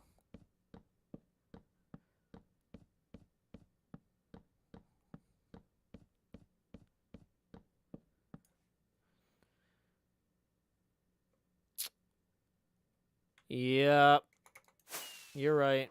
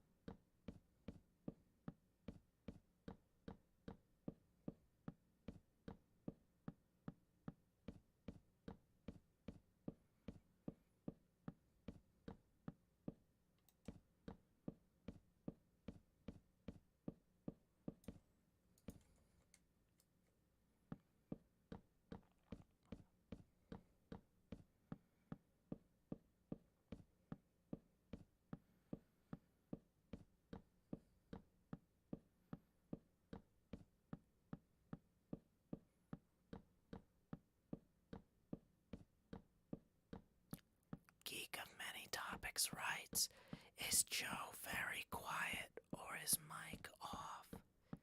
The microphone is not off. I'm just very, very quiet.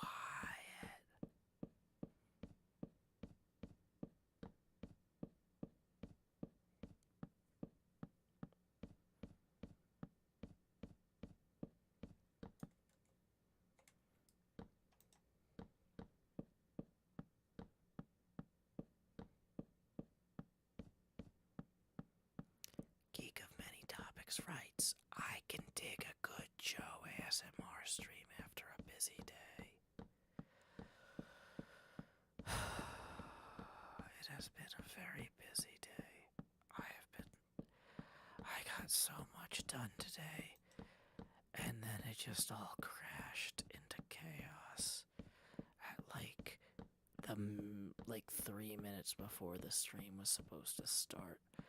And it's just been bad ever since. But I'm just gonna go with it. We're just gonna go ahead and we're gonna place about 113 stacks of logs real quick. It's fine.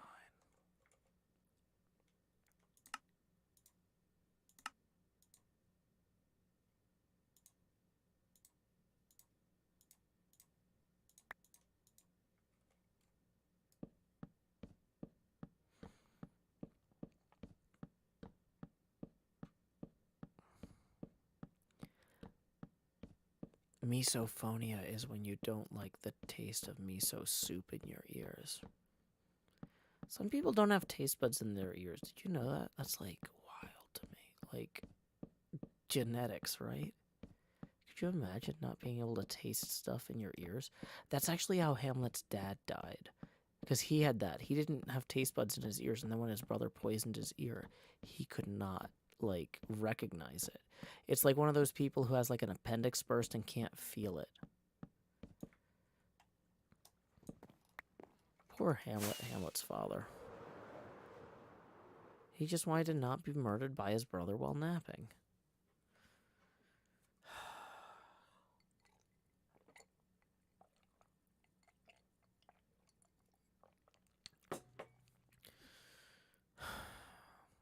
but you don't always get what you want. Wait, where do we actually intend to put all of this stuff? I feel like we had a box for the mushrooms at some point. There it is. Okay, there's the mushroom box. No, we want the fireworks. We don't care about that stuff. Don't care about that. Don't care about that. Might care about those later, but not now. Okay. Let's get a little organized so we can get the rest of this done.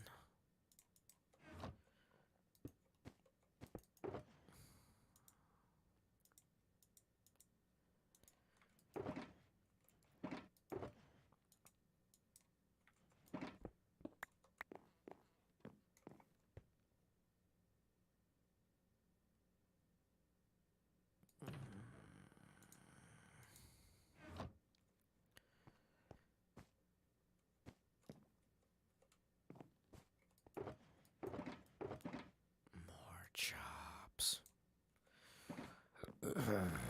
So choppy. Nom nom. Nom nom nom nom nom. Let's put this bee thing in somewhere that we won't accidentally deploy it. Okay. Get the... Yeah, we're gonna need that.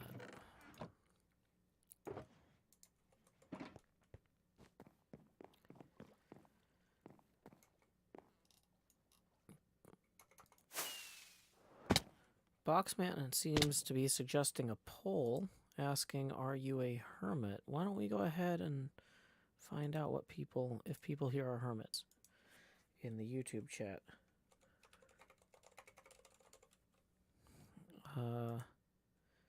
Ask your community. Great question, Boxman. We'll put that out to the group and see if any of them are hermits. I'm going to click yes, because I'm a hermit. So right now... So that's why I am on the same server as BOO and our shopping district in Scarland. But I'm currently working on a large-scale model of a pinball machine.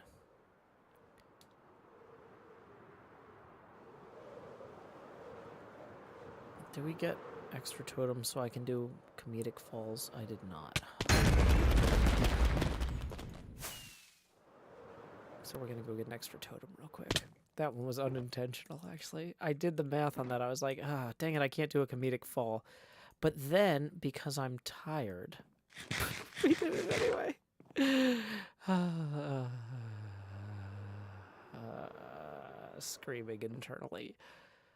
I really don't want people... I'm going to start talking at normal volume again because I don't want people to turn their volume way up because I was whispering before. Because I'm really stressed out. And if I start actually screaming, I don't want to hurt people's ears. That's not cool. Flannel Punk says I accidentally clicked yes. Microbird says I see many of us can't resist the urge to lie. Quill says the act was calculated. Boy, are we bad at math. Yeah, I don't know. Okay.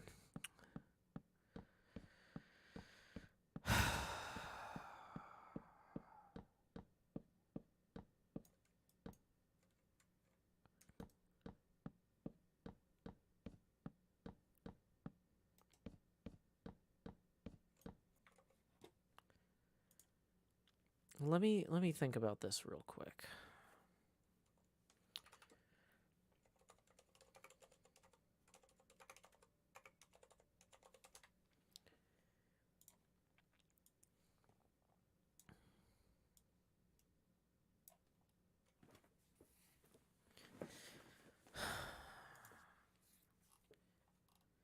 BOO left the game.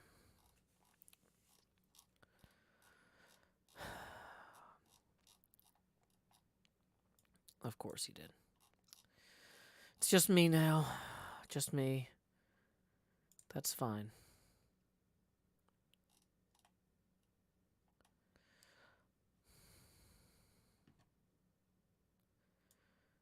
Okay.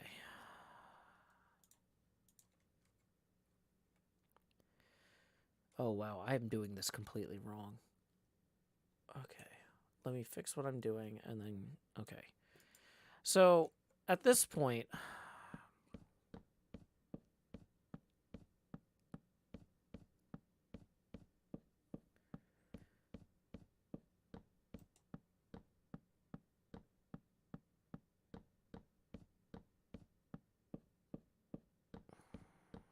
I feel like this stream might not be salvageable. But if there's one thing I've learned about feelings, it's that we act like they're lies out of spite. And so, in a village of La Mancha, the name of which I have no desire to call to mind, there lived not long since one of those gentlemen that keep a lance in the lance rack, an old buckler, a lean hack, and a greyhound for coursing, an olla of rather more beef than mutton, a salad on most nights, scraps on Saturdays, lentils on Fridays, and a pigeon or so extra on Sundays, made away with 3/4 of his income. The rest of it went in a doublet of fine cloth and velvet breeches and shoes to match for holidays, while on weekdays he made a brave figure in his best homespun. He had in his house a housekeeper past 40, a niece under 20, and a lad for the field and marketplace, who used to saddle the hack as well as handle the bill hook.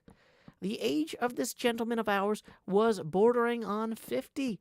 He was of a hardy habit, spare, gaunt-feathered, a very early riser, and a great sportsman.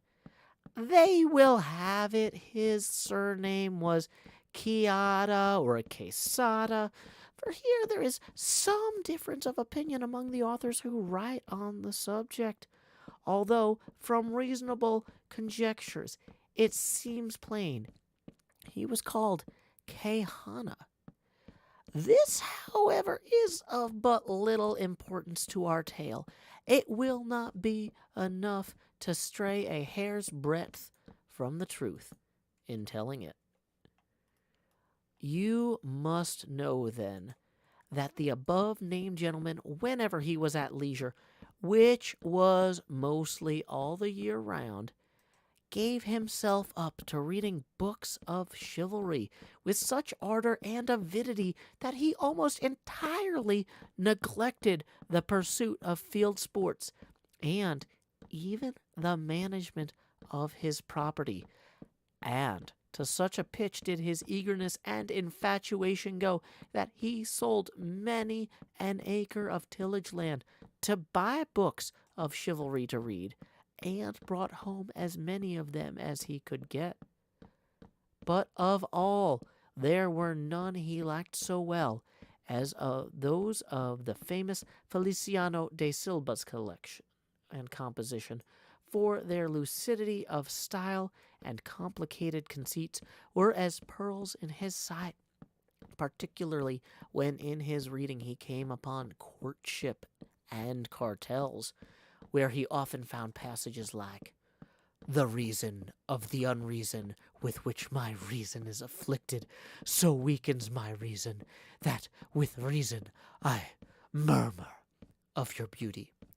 Or, again, "The high heavens, that of your divinity divinely fortify you with the stars, render you deserving of the desert of your greatness deserves." Over conceits of this sort, the poor gentleman lost his wits, and used to lie awake striving to understand them and worm the meaning out of them, what Aristotle himself could not have made out or extracted had he come to life again for that special purpose. He was not at all easy about the wounds which Don Bellianus gave and took, because it seemed to him that, great as were the surgeons who had cured him, he must have had his face and body covered all over with scars and seams. He commended, however, the author's way of ending his book with the promise of that interminable adventure, and many a time was he tempted to take up his pen and finish it properly, as is there proposed, which no doubt he would have done, and made a successful piece of work of it too, had not greater and more absorbing thoughts prevented him. Many an argument did he have with the curate of his village, a learned man and a graduate of Siguenza, to which had been the better knight, Pomerin of England, or Amadis of Gaul. Master Nicholas, the village barber, however, used to say that none of them came up to the Knight of Phoebus, and that if there were any that could compare to him, it was Don Galore, the brother of Amadis of Gaul, because he had a spirit that was equal to every occasion, and was no finikin knight, nor larrick-most like his brother, while in the matter of valor he was not a whit behind him. In short, he became so absorbed with his books that he spent his nights from sunset to sunrise, and his days from dawn to dark, poring over them, and what with little sleep and much reading, his brains got so dry that he lost his wits. His fancy grew full of what he used to read about in his books: enchantments, quarrels, battles, challenges, wounds, wooings, loves, agonies, and all sorts of impossible nonsense. And it so possessed his mind that the whole fabric of invention and fancy he read of was true. That to him no history in the world had more reality in it. He used to say that Cid Roy Diaz was a very good knight, but that he was not to be compared with the Knight of the Burning Sword, who with one backstroke cut in half 2 fierce and monstrous giants. He thought more of Bernardo de Caprio, because at Roncesvalles he slew Roland in spite of the enchantments, availing himself of the artifice of Hercules when he strangled Antaeus, the son of Terra, in his arms. He approved highly of the giant Morgante, because, although of the giant breed which is always arrogant and ill-conditioned, he alone was affable and well-bred. But above all, he admired Reinaldos of Montalban, especially when he saw him sallying forth from his castle and robbing everyone he met. And when beyond the seas he stole the image of Mahomet, which, as history says, was entirely of gold, to have a bout of kicking at that traitor of a Ganelon, as he would have given to him as his housekeeper, and his niece into the bargain. In short, his wits being quite gone, he hit upon the strangest notion that every madman in this world hit upon, and that was, he fancied it was right and requisite, as well for the support of his honor as for the service of his country, that he should make a knight-errant of himself, roaming the world over in full armor and on horseback, in quest of adventures, and putting in practice himself all that he had read as being the usual practices of knights-errant, righting every kind of wrong, and exposing himself to peril and danger, from which in this issue he was to reap eternal renown and fame. Already the poor man saw himself crowned by the might of his arm, Emperor of Trebizond at least, and so, led away by the intense enjoyment he found in these pleasant fantasies, he set himself forthwith to put his scheme into execution. The first thing he did was to clean up some armor that had belonged to his great-grandfather, that had been for ages lying forgotten in a corner, eaten with rust and covered with mildew. He scoured and polished it as best he could, but he perceived one great defect in it, that it had no closed helmet, nothing but a simple morion. This deficiency, however, his ingenuity supplied, for he contrived a kind of half-helmet of pasteboard, which, fitted on to the morion, looked like a whole one. It is true that in order to see if it was strong and fit to stand a cut, he drew his sword and gave it a couple of slashes, the first of which undid in an instant what had taken him a week to do. The ease with which he had knocked it to pieces disconcerted him somewhat, and to guard against that danger, he set to work again, fixing bars of iron on the inside until he was satisfied with its strength, and then, not caring to try any more experiments with it, he passed it and adopted it as a helmet of the most perfect construction.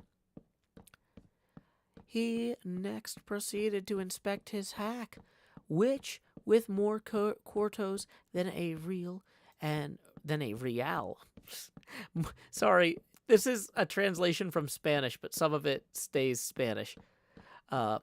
With more quartos than a real and more blemishes than the steed of Gonala, that tandem pellis et ossa fuit surpassed in his eyes the Bucephalus of Alexander, or the Babesia of the Cid. 4 days were spent in thinking what name to give him, because, as he said to himself, it was not right that a horse belonging to a knight so famous, and one with such merits of his own, should be without some distinctive name, and he strove to adapt it so as to indicate what he had been before belonging to a knight-errant, and what he then was.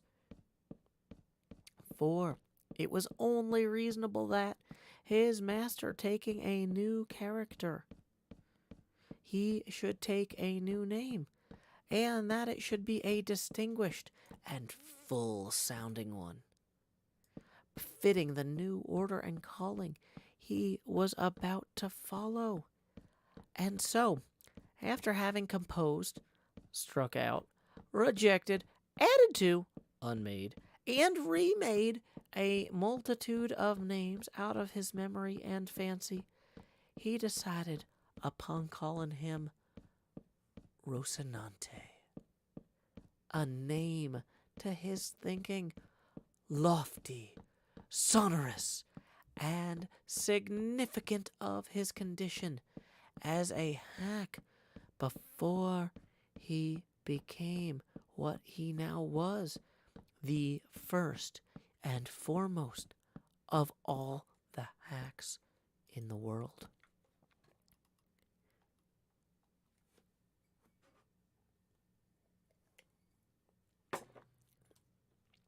Having got a name for his horse so much to his taste, he was anxious to get one for himself. And he was 8 days more pondering over this point, till at last he made up his mind to call himself Don Quixote. Whence, as has already been said, the authors of this veracious history have inferred that his name must have beyond a doubt been Quixada, and not Quesada, as others would have it. Recollecting, however, that the valiant Amadis was not content to call himself curtly Amadis, and nothing more, but added the name of his kingdom and country to make it famous, and called himself Amadis of Gaul, he, like a good knight, resolved to add on the name of his, and to style himself Don Quixote of La Mancha, whereby he considered he described accurately his origin and country, and did honor to it in taking his surname from it.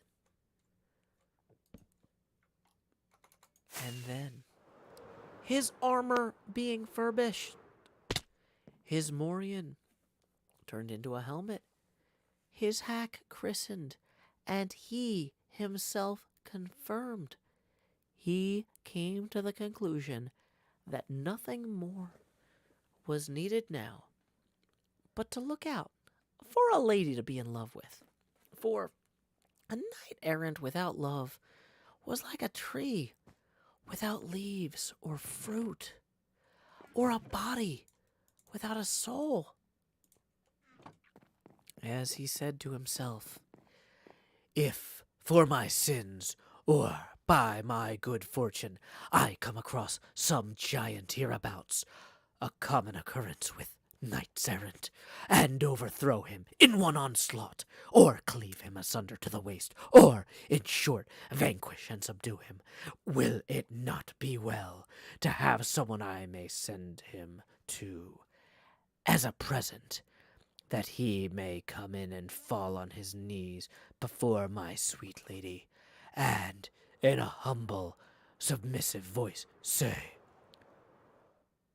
'I am the giant Caraculiambro, lord of the island of Malindrania, vanquished in single combat by the never sufficiently extolled knight Don Quixote of La Mancha, who has commanded me to present myself before your grace, that your highness dispose of me at your pleasure.'" Oh, how our good gentleman enjoyed the delivery of that speech, especially when he had thought of someone to call his lady. There was, so the story goes, in a village near his own, a very good-looking farm girl, with whom he had at one time been in love, though, so far is known, she never knew it or gave a thought to the matter. Her name was Aldonza Lorenzo, and upon her he thought fit to confer the title of Lady of his Thoughts. And after some search for a name which should not be out of harmony with her own, and should suggest and indicate that of a princess and great lady, he decided upon calling her Dulcinea del Toboso, she being of El Toboso, a name to his mind musical, uncommon, and significant, like all those that he had already bestowed upon himself and the things belonging to him. Chapter 2, which treats of the first sally of the ingenious Don Quixote, made from home. These preliminaries settled, he did not care to put off any longer the execution of his design, urged onto it by the thought of all the world was losing by his delay, seeing what wrongs he intended to right, grievances to redress, injustices to repair, abuses to remove, and duties to discharge. So, without giving notice of his intention to anyone, and without anybody seeing him, one morning before the dawning of the day, which was one of the hottest in the month of July, he donned his suit of armor, mounted Rocinante with his patched-up helmet on, braced his buckler, took his lance, and, by the back door of the yard, sallied forth upon the plain in the high contentment and satisfaction at seeing with what ease he had made a beginning with his grand purpose. But scarcely did he find himself upon the open plain when a terrible thought struck him. One all but enough to make him abandon the enterprise at the very outset. It occurred to him that he had not been dubbed a knight, and that, according to the law of chivalry, he neither could nor ought to bear arms against any knight, and that even if he had been, still he ought, as a novice knight, to wear white armor without a device upon the shield until, by his prowess, he had earned one. These reflections made him waver in his purpose.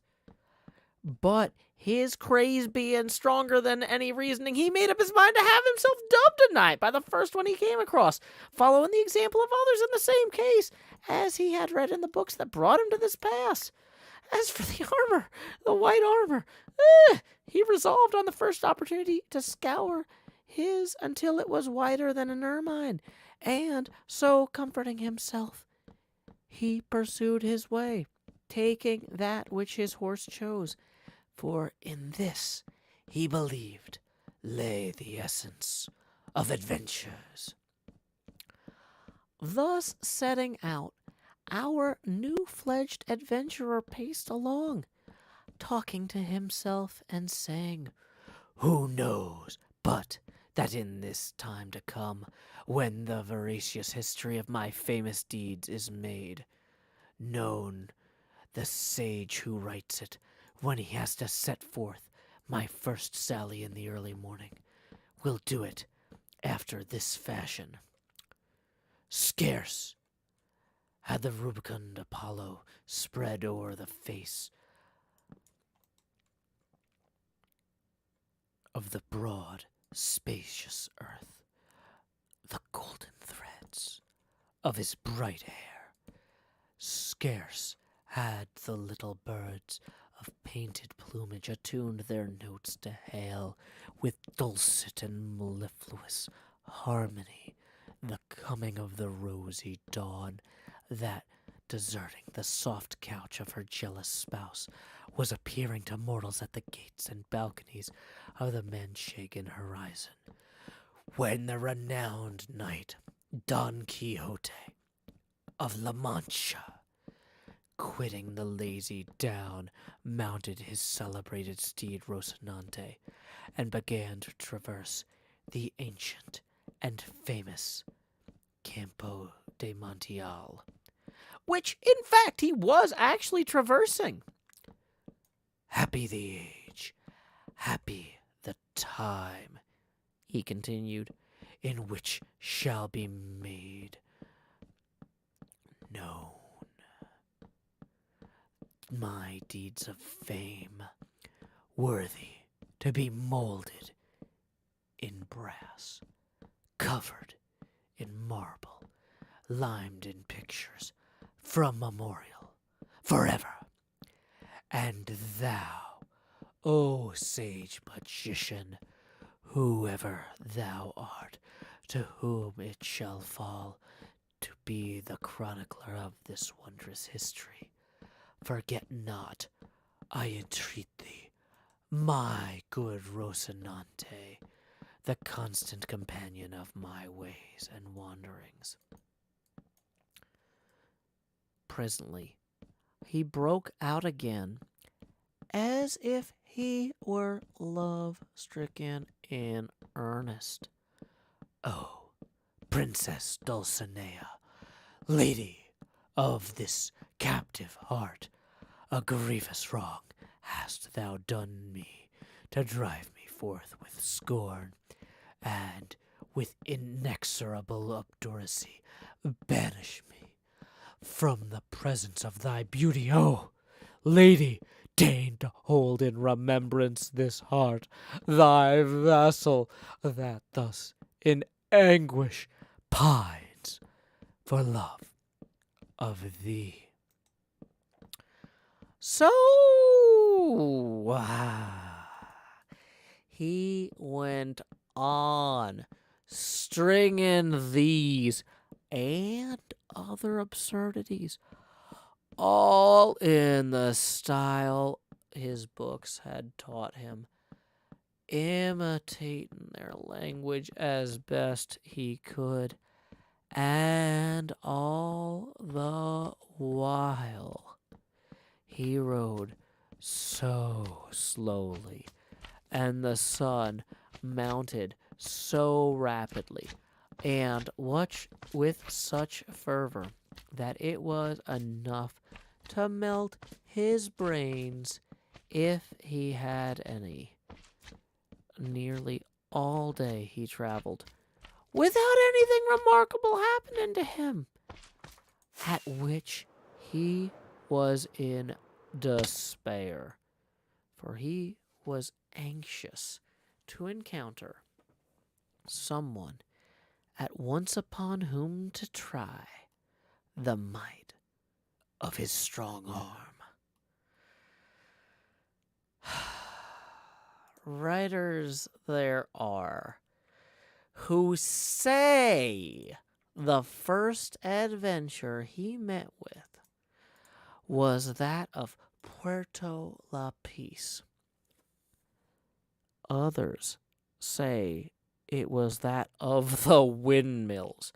But what I have ascertained on this point, and what I have found written in the annals of La Mancha, is that he was on the road all day, and towards nightfall, his hack and he found themselves dead, tired, and hungry, when, looking all round to see if he could discover any castle or shepherd's shanty where he might refresh himself and relieve his sore wants, he perceived not far out of his road an inn, which was as welcome as a star, guiding him to the portals, if not the palaces, of his redemption. And quickening his pace, he reached it just as night was setting in. At the door were standing two young women, girls of the district, as they call them, on their way to Seville, with some carriers who had chanced to halt that night at the inn, and, as happened what might to our adventure, everything he saw or imagined seemed to him to be and to happen after the fashion of what he had read of. The moment he saw the inn, he pictured it to himself as a castle with 4 turrets and pinnacles of shining silver, not forgetting the drawbridge and the moat and all the belongings usually ascribed to castles of the sort.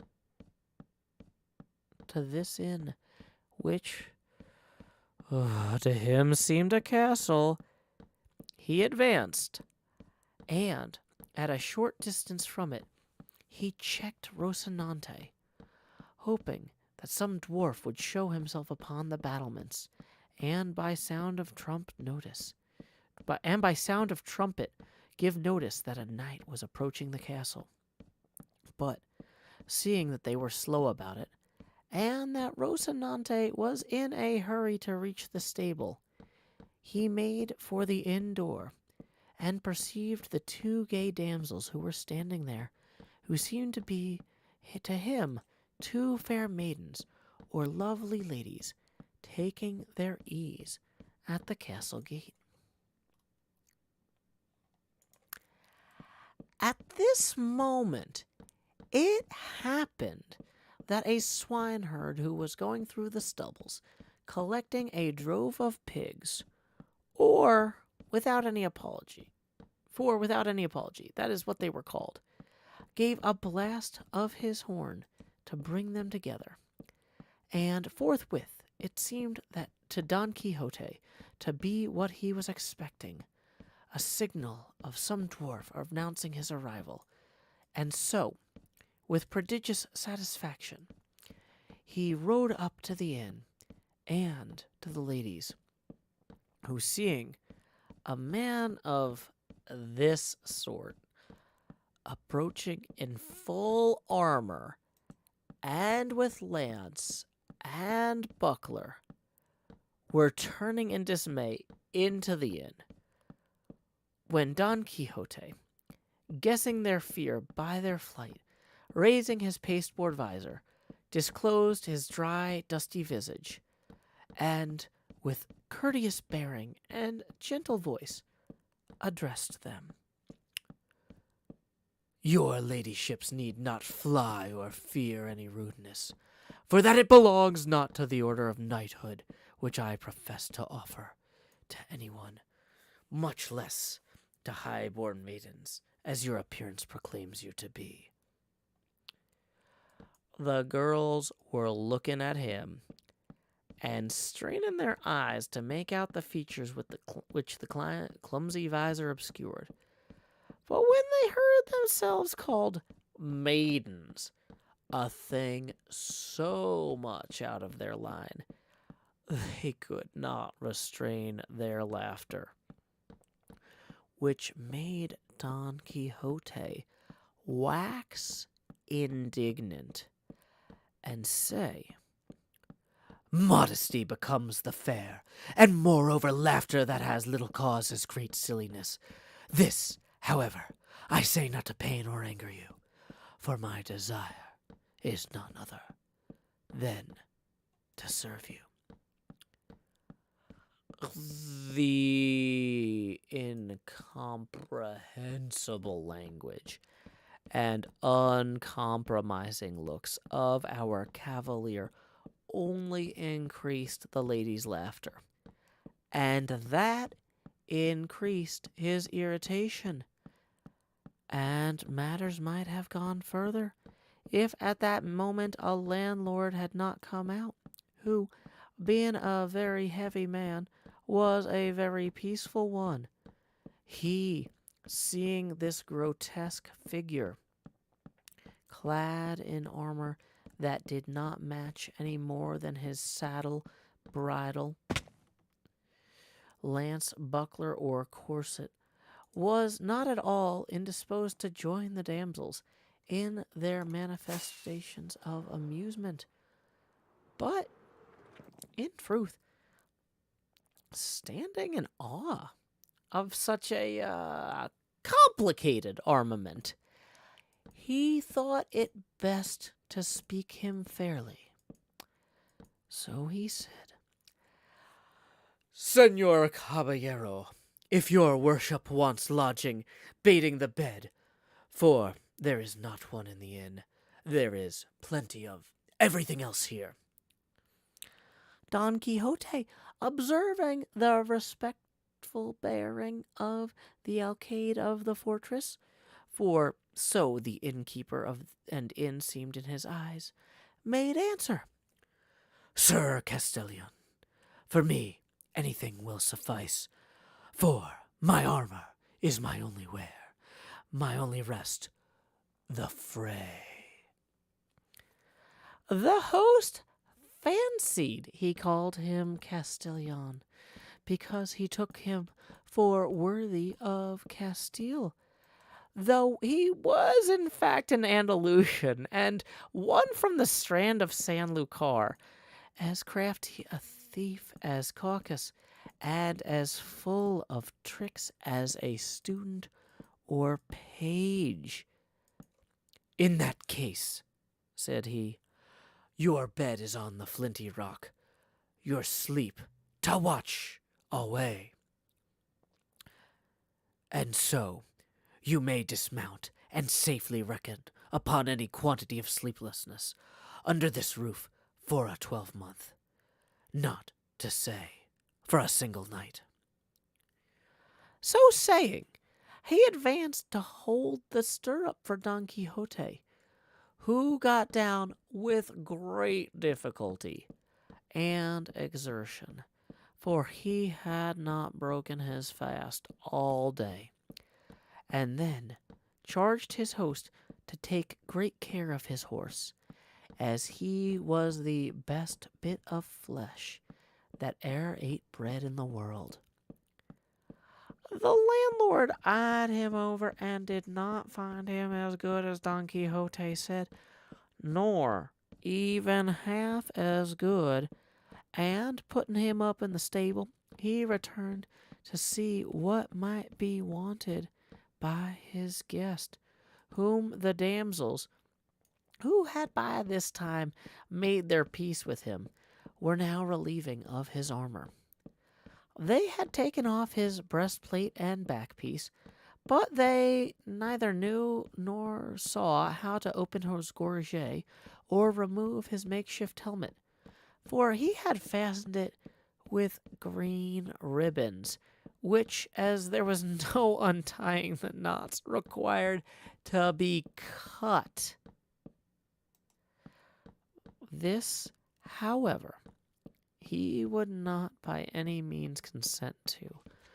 So he remained all the evening with his helmet on, the drollest and oddest figure that can be imagined. And while they were removing his armor, taking the baggages who were about it for ladies of high degree belonging to the castle, he said to them with great sprightliness, Oh, never, surely, was there a knight so served by hand of dame, as served was he, Don Quixote hight, when from his town he came, with maidens waiting on himself, princesses on his hack. Or Rocinante. Wait, hold on. Sorry. The formatting here was unclear. It looks like he's actually continuing his verse here.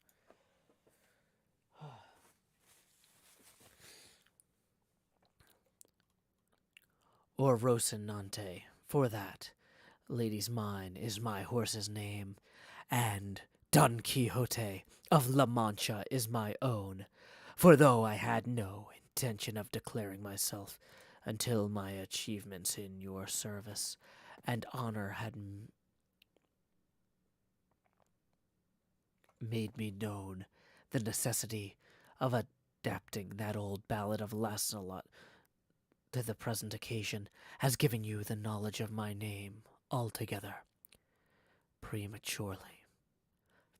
A time, however, will come for your ladyships to command, and me to obey, and then the might of my arm will show my desire to serve you.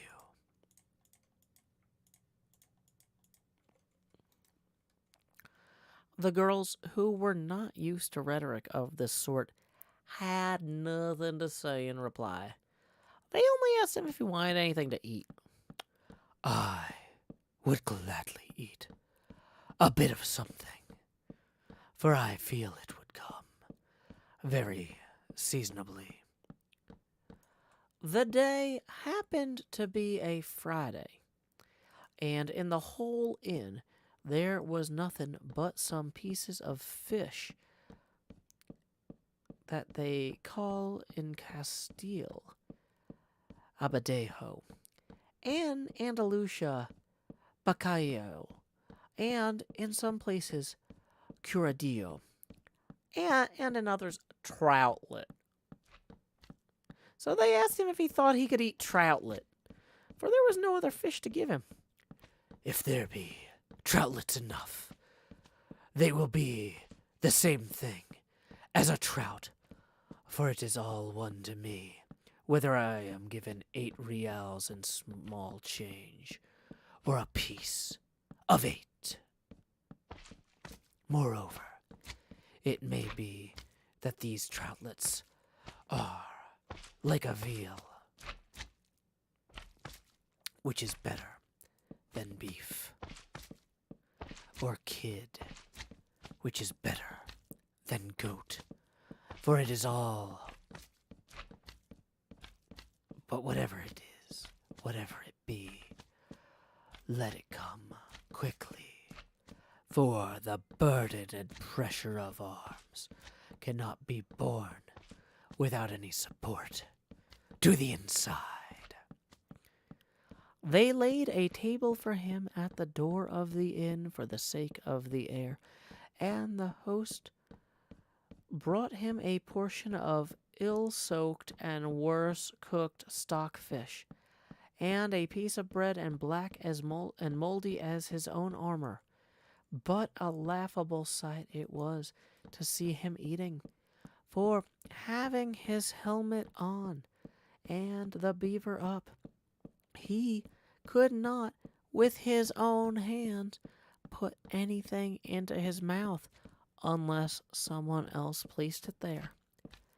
And this service one of the ladies rendered him. But to give him anything to drink was impossible, or would have been so had the landlord not bored a reed, and putting one end in his mouth, poured the wine into him through the other, all which he bore with patience, rather than sever the ribbons of his helmet.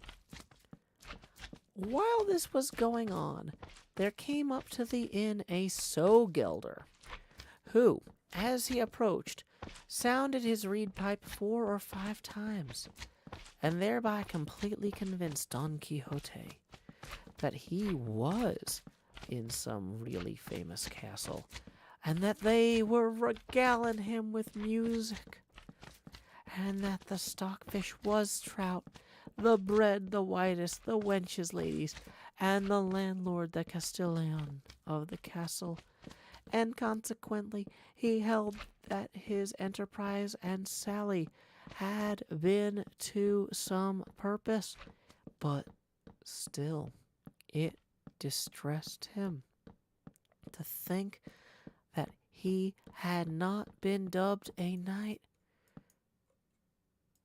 for it was plain to him that he could not lawfully engage in any adventure without receiving the order of knighthood. And thus ends chapter 2. Emily recognized this by tipping to, who says, "Thanks for the lovely story time." You're welcome, Emily. Thank you so much. This is a viewer-supported stream. Tips are welcome via paypal.me/JoeHills and YouTube Super Chat. I have actually finished my beverage. I didn't use a fancy reed like Don Quixote, but I need to go ahead and refill that real quick. Hopefully not spilling that. We started the stream with a little bit of a rough start, and we're going to make sure that it has a better ending. We're going to keep going with chapter 3, once I read who we need to thank from our hydration break spreadsheet, play a song, and then return in about 5 minutes. So let's see. It looks like...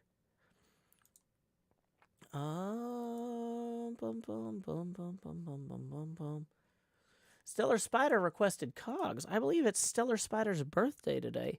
So before we play Cogs, we're going to go ahead and sing Feliz cumpleaños a ti. Feliz cumpleaños a ti.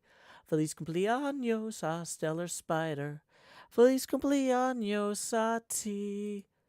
Y muchos más. And we also have a request from Mahi Zero for Binge Watch Rap. These are two very short songs, so we're going to stack them together. Once again, Feliz cumpleaños y muchas gracias to Stellar Spider. And thank you as well, but no birthday wishes to Mahi Zero for the Binge Watch Rap. Thank you to our 2 hydration break sponsors. We are going to get those playing. I'll be back in about 4.5 minutes with a fresh drink and Chapter 3 of Don Quixote. Here we go. I put the cogs into the box and then I've got another load. After a while my arms will get tired and then this job will blow. But I could be replaced by a machine that does my work in half the time. But I don't know where I'd go, 'cause I prefer putting cogs into the box. Now I've got another load. Only just a few more hours and then I'm free to go. But I can't cease in questioning if I really have a home. It makes me sick to think of it, 'cause I prefer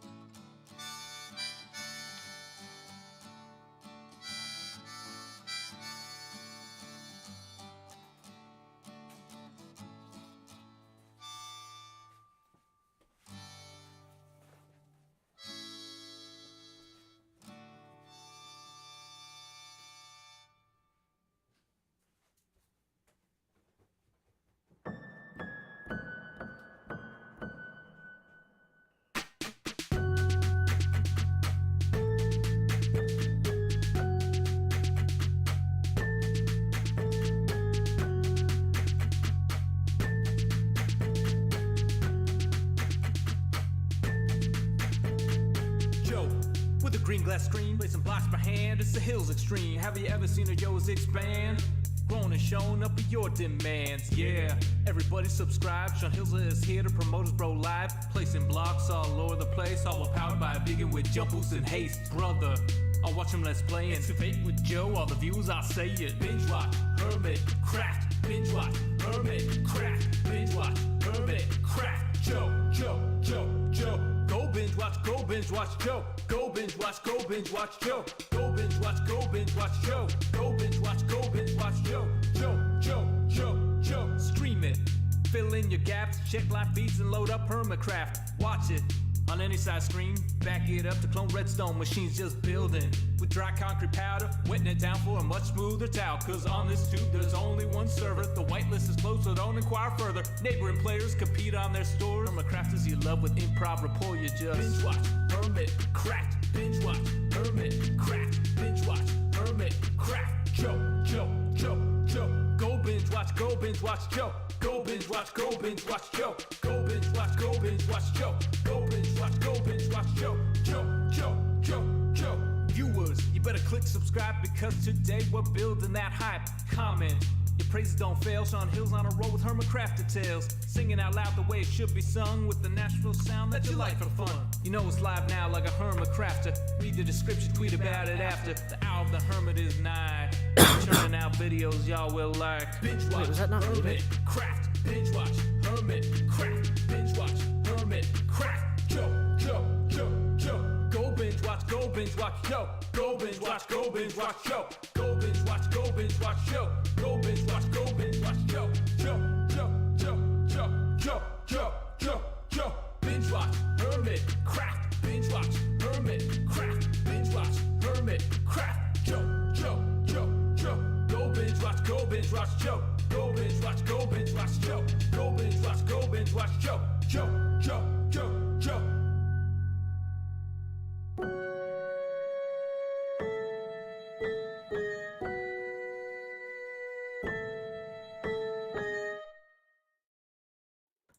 Okay, welcome back from that hydration break. Sorry that the mic... I changed a bunch of stuff with the audio, and I thought I had muted, so sorry for coughing in the mic. That was not me being... I wasn't like, haha, I tricked you into listening to a song, and now I'm coughing at you. It's just a tired mistake. But the thing is, I can't go to sleep until the dryer is done. I moved the... For those of you who missed it, this stream started off catastrophically. And I think I've cleaned up I cleaned up the mess after spilling 2 consecutive drinks in less than 10 minutes all over everything, including the carpet and everything. So I started washing the towels. It's fine. We are bringing the stream back. We had a rough start, but now we're having a very good stream. We just read 2 amazing chapters of Don Quixote. We just sang Happy Birthday to Stellar Spider and thanked Mahi Zero for their hydration break thing. And we are reading Don Quixote by Cervantes. Aunt B. Oh my gosh. Let me show you. There's a great tweet by Aunt B who's publishing a new translation of a bunch of Cervantes's like essays and like stuff that's not Don Quixote. As part of Vanderbilt University Press. Aunt B like runs Vanderbilt University Press. And so the thing is that there's a thing you send publishers where you have to tell them how many books by the same author have been printed before. And she's just like I feel like... Okay, so here, let's see. Normally, when we're putting together comps for sales reps... I'm going to do my best Aunt B voice here. Normally, when we're putting together comps for sales reps, they want to know how an author's previous works have done. We're publishing a play by Cervantes that hasn't been previously available in English.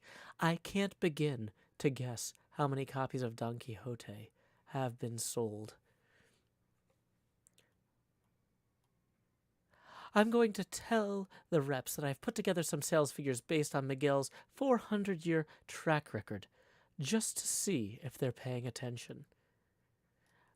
So, just so you know, Cervantes basically sold 500,000 copies of Don Quixote. I mean, not like all at once, but in the last 400 years. So it's like, here's a newly translated play by Cervantes. It's like, yeah, you could expect this guy to sell some stuff. Like, it's going to be fine. I actually need to get a copy of that. Hold on.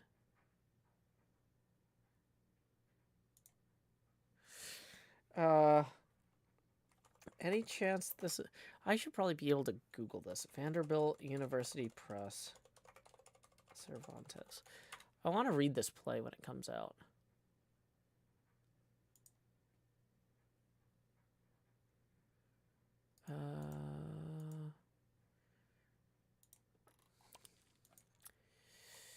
They have a page for Miguel Cervantes. Hey, this page is still empty. Any updates? I am really looking forward to this. Let's just bother Aunt B. I mean, she should be asleep, but like... Okay. So anyway, for the... That's like publishing something new, like something out of Shakespeare's papers, and then telling the sales reps, yeah, like this guy might sell something. He's got an okay track record. Just as a quick reminder, tips are welcome via paypal.me/Joe Hills and YouTube Super Chat. I know some of y'all are like, Joe, go to bed. You're too tired to not make mistakes. I'm too tired to let a bunch of towels mold in the machine because my dryer turns off by itself all the time. So I have to be awake to go turn it back on. So I'm awake either way. Can't have a bunch of towels full of sugar water attracting ants. That's worse. That's just as bad as the carpet in some ways. So we are cleaning those towels, and we are going to continue reading. We finished the first 2 chapters of Don Quixote by Miguel Cervantes. Any thoughts so far from the chat before we jump into chapter 3? I know a lot of y'all kind of zoned out while I was reading, but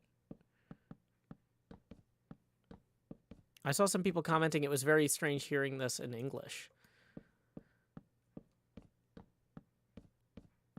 Kathleen says, I was going to razz you about being up this late because I just tuned in, but I understand the towel battle.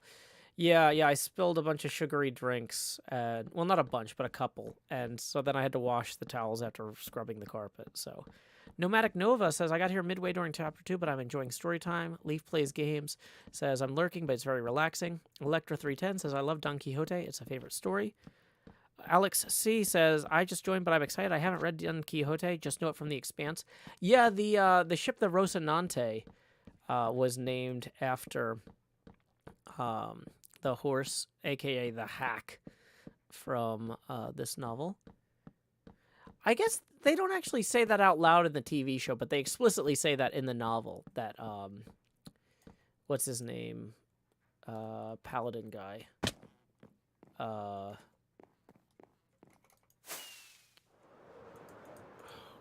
It's not Homer. What's the name of the Paladin guy? Who's like the captain of... Pennsylvania Girl 1 says, bro, I read this 5 years ago. Well, now you're getting to hear it or watch a different stream. Holden, not Homer. Yeah, Holden explicitly says in the book when he's reprogramming the transponder. Vask Leo says, it's kind of bizarre as a Hispanic, but it's funny that the English translation is more readable than the 1600 Spanish. Well, yeah, the translation here is like an English translation that's in the public domain, so it's not a recent English translation. Yeah, Holden. Okay, definitely Holden. A lot of people. Centauratron says, I forgot how nice it was to have you reading in the background of my work. Yes, like all people, we are working on Saturday night. Saturday. Mima Sweet says there's some recent translations in Spanish. I guess that's like modernizations because it's not a translation from 1600 Spanish to modern Spanish. It's a like in the same way like taking Shakespeare and updating the text wouldn't be translating it because it's still English. It's just updated English, you know. You can have a patch with some patch notes as a treat. But anyway, we should probably get back into it before anybody tells me that I'm making bad decisions, because clearly I have no patience for that. Y así, fatigado desde pensamiento, abrevio su venteril y limitada cena, la cual acabada, llamo al ventero y encerrándose con él en la caballeriza,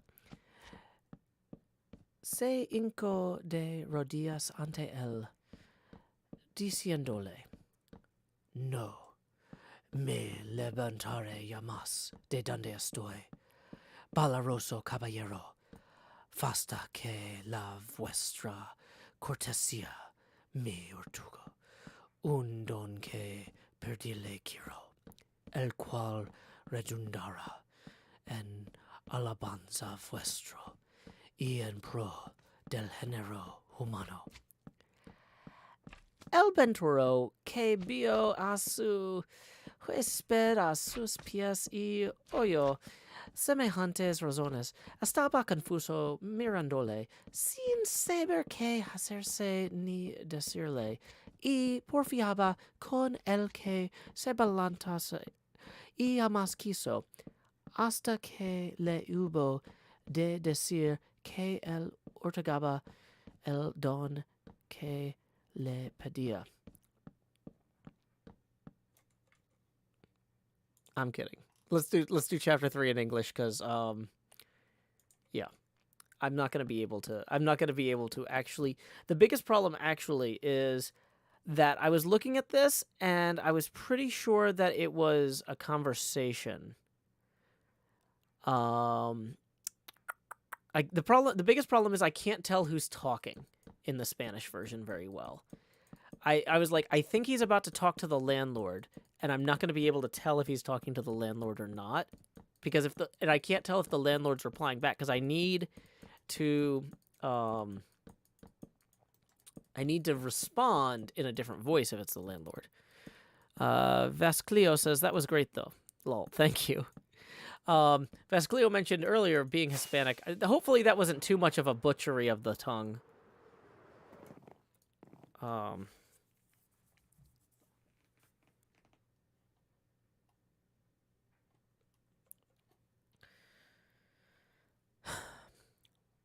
Chapter 3, wherein is related the droll way in which Don Quixote had himself dubbed a knight. Harassed by this reflection, he made haste with his scanty pothouse supper, and, having finished it, called the landlord, and, shutting himself into the stable with him, fell on his knees before him, saying, "From this spot I rise not, valiant knight, until your courtesy grants me the boon I seek, one that will redound to your praise and the benefit of the human race." The landlord, seeing his guest at his feet and hearing a speech of this kind, stood staring at him in bewilderment, not knowing what to do or say, and entreating him to rise, but all to no purpose, until he had agreed to grant the boon demanded of him. "I looked for no less, my lord, from your high magnificence," replied Don Quixote, "and I have to tell you that the boon I have asked and your liberality has granted is that you shall dub me knight tomorrow morning, and that tonight I shall watch my arms in the chapel of this your castle. Thus, tomorrow, as I have said, will be accomplished what I so much desire, enabling me lawfully to roam through all the 4 quarters of the world, seeking adventures on behalf of those in distress, as is the duty of chivalry and of knights errant like myself, whose ambition is directed to such deeds. The landlord, who, as has been mentioned, is somewhat of a wag, and had already some suspicion of his guest's want of wits, was quite convinced of it on hearing talk of this kind from him. And, to make sport for the night, he determined to fall in with his humor.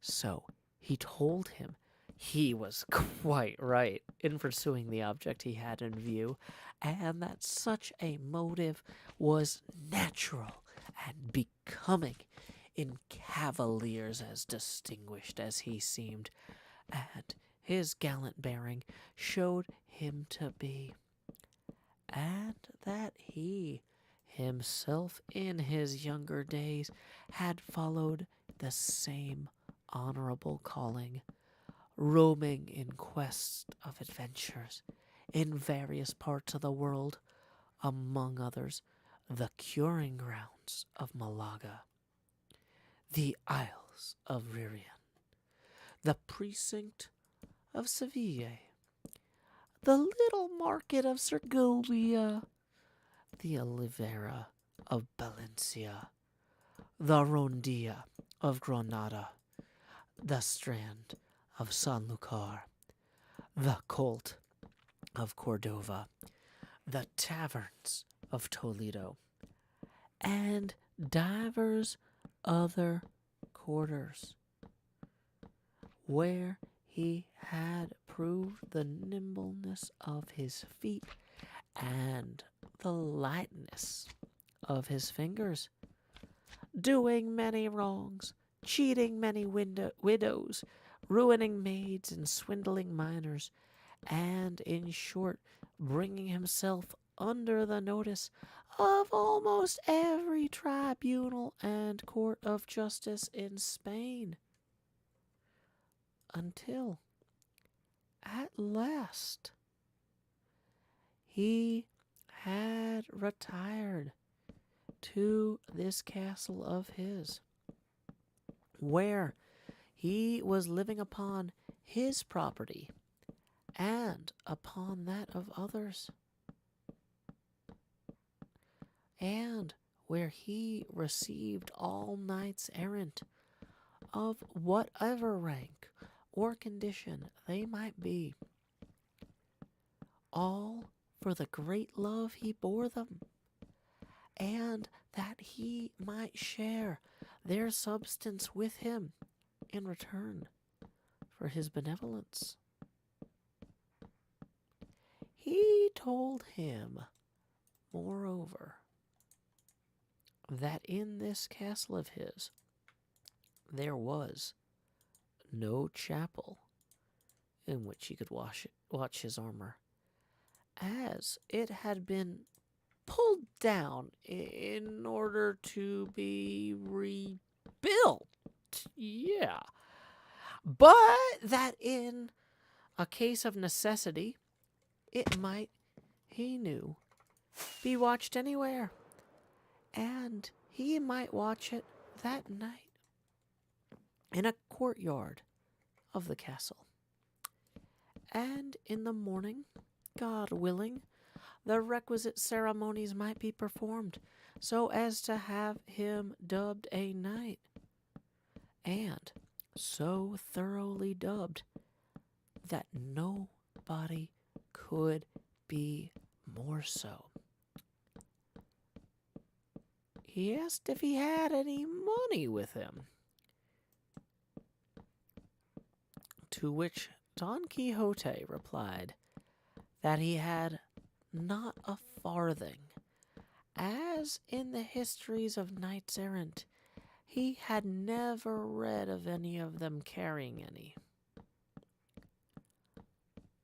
On this point, the landlord told him that he was mistaken, for though not recorded in the histories, because in the author's opinion there was no need to mention anything so obvious and necessary as money and clean shirts, it was not to be supposed, therefore, that they did not carry them, and he might regard it as certain and established that all knights errant, about whom there were so many full and unimpeachable books, carried well-furnished purses in case of emergency, and likewise carried shirts and a little box of ointment to cure the wounds they received. For in those plains and deserts where they engaged in combat and came out wounded, it was not always that there was someone to cure them, unless indeed they had for a friend some sage magician to secure them at once by fetching them through the air upon a cloud, some damsel or dwarf with a vial of water of such virtue that by tasting one drop of it they were cured of their hurts and wounds in an instant, and left as sound as if they had not received any damage whatever. But in this case they should not occur.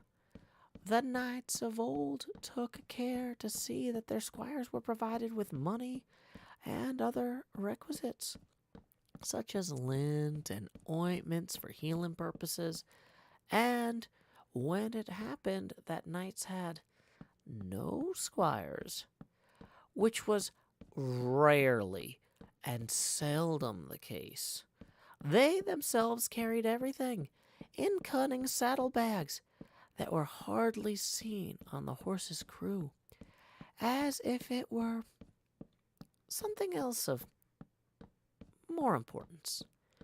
Because unless for some such reason carrying saddlebags was not very favorably regarded among knights errant, he therefore advised him, and as his godson so soon to be, he might even command him, never from that time forth to travel without money and the usual requirements, and he would find advantage of them when he least expected it.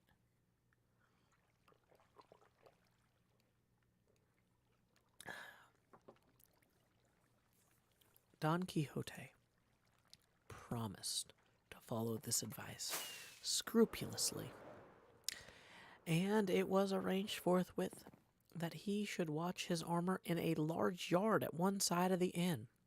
So, collecting it all together, Don Quixote placed it on a trough that stood by the side of a well, and, bracing his buckler on his arm, he grasped his lance and began, with a stately air, to march up and down in front of the trough. And as he began his march, night began to fall. The landlord told all the people who were at the inn about the craze of his guest, the watching of the armor, and the dubbing ceremony he contemplated. Full of wonder at so strange a form of madness, they flocked to see it at a distance, and observed with what composure he sometimes paced up and down, or sometimes, leaning on his lance, gazed on his armor without taking his eyes off it for ever so long. And as the night closed in with a light from the moon so brilliant that it might vie with his that lent it, everything the novice knight did was plainly seen by all. Meanwhile, one of the carriers who were in the inn thought fit to water his team, and it was necessary to remove Don Quixote's armor as it lay on the trough. But he, seeing the other approach, hailed him in a loud voice. "O thou, whoever thou art, rash knight that comest to lay hands on the armor of the most valorous knight-errant that ever girt on sword, have a care what thou dost.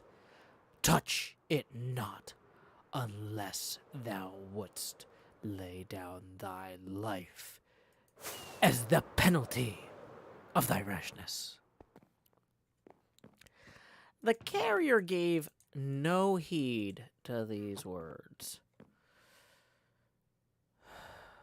and he would have done better to heed them if he had been heedful of his health.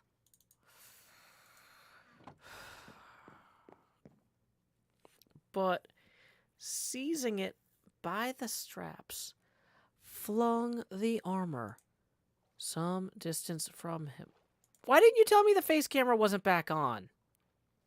Y'all, I've been reading for this I've been reading for like half a chapter, and y'all weren't like, "Where's the face camera, Joe?" I asked for feedback about how things were going, and y'all were like, "Everything's perfect, love it." Your Spanish is terrible, but the accent was barely terrible.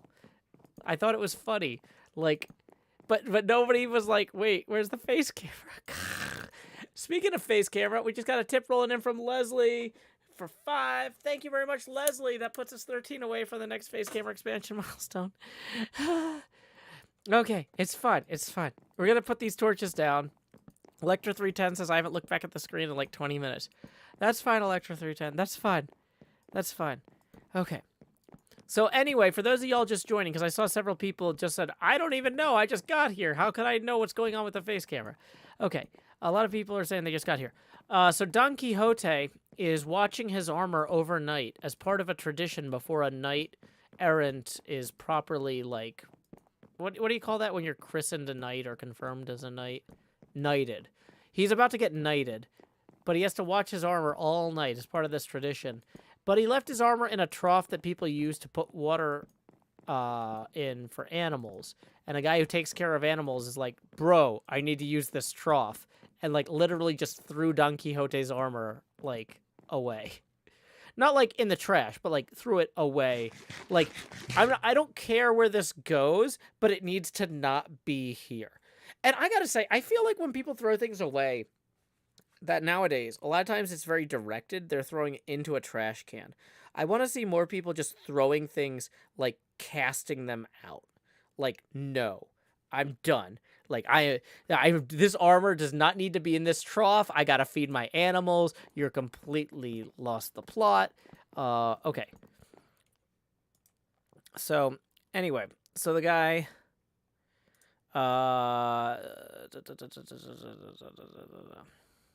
Sorry, I lost where I was.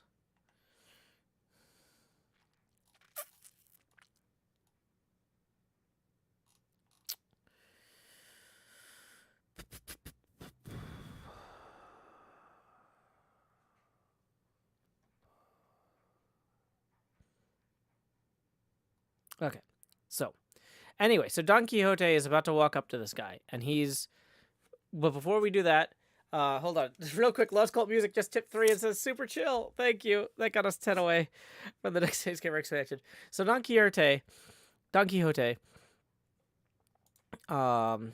is not happy about this guy throwing his armor. Where was I? Gosh, okay, I completely lost this.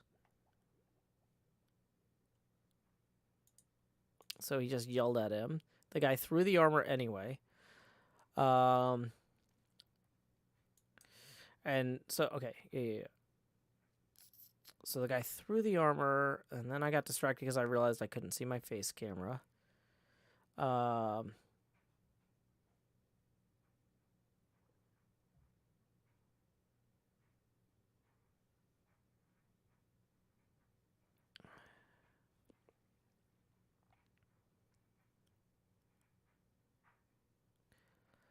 Viendo esto, Don Quixote abrazó su ardega y puesto mano a su espada dijo, "Oh, señora de la hermosura, esfuerzo y vigor del debilitado corazón mío.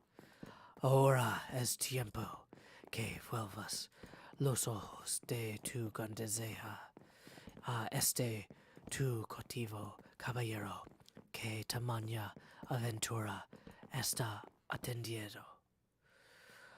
Con esto cobró a su parecer santo ánimo que si le acometieron todos los arriesgos del mundo, no volviera el pie atrás.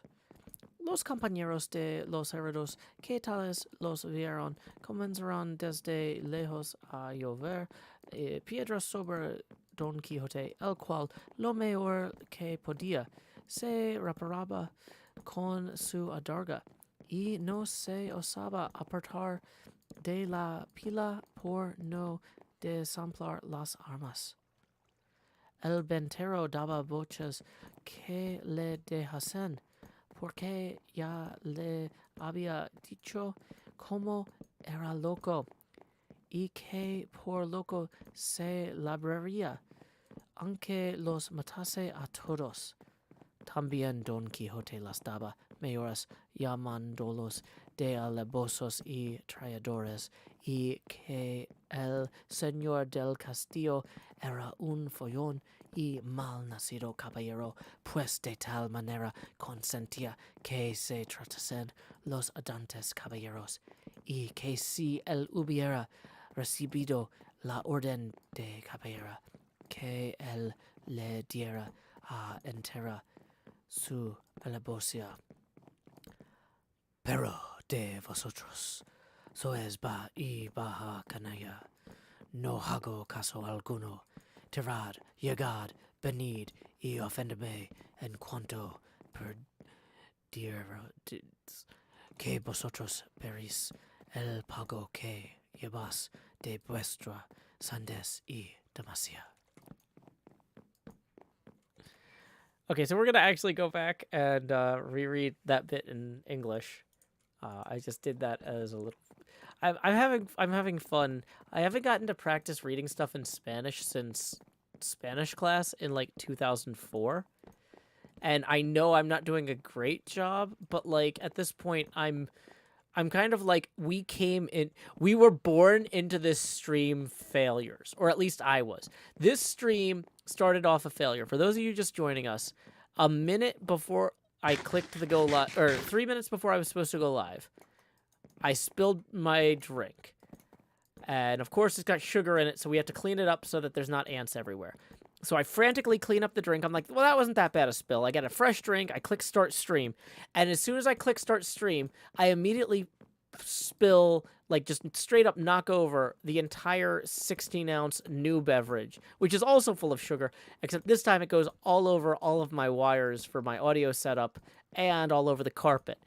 So we spent the first like 12 minutes of the stream scrubbing the carpet with wet towels and using like cleaning wipes on all my audio cables.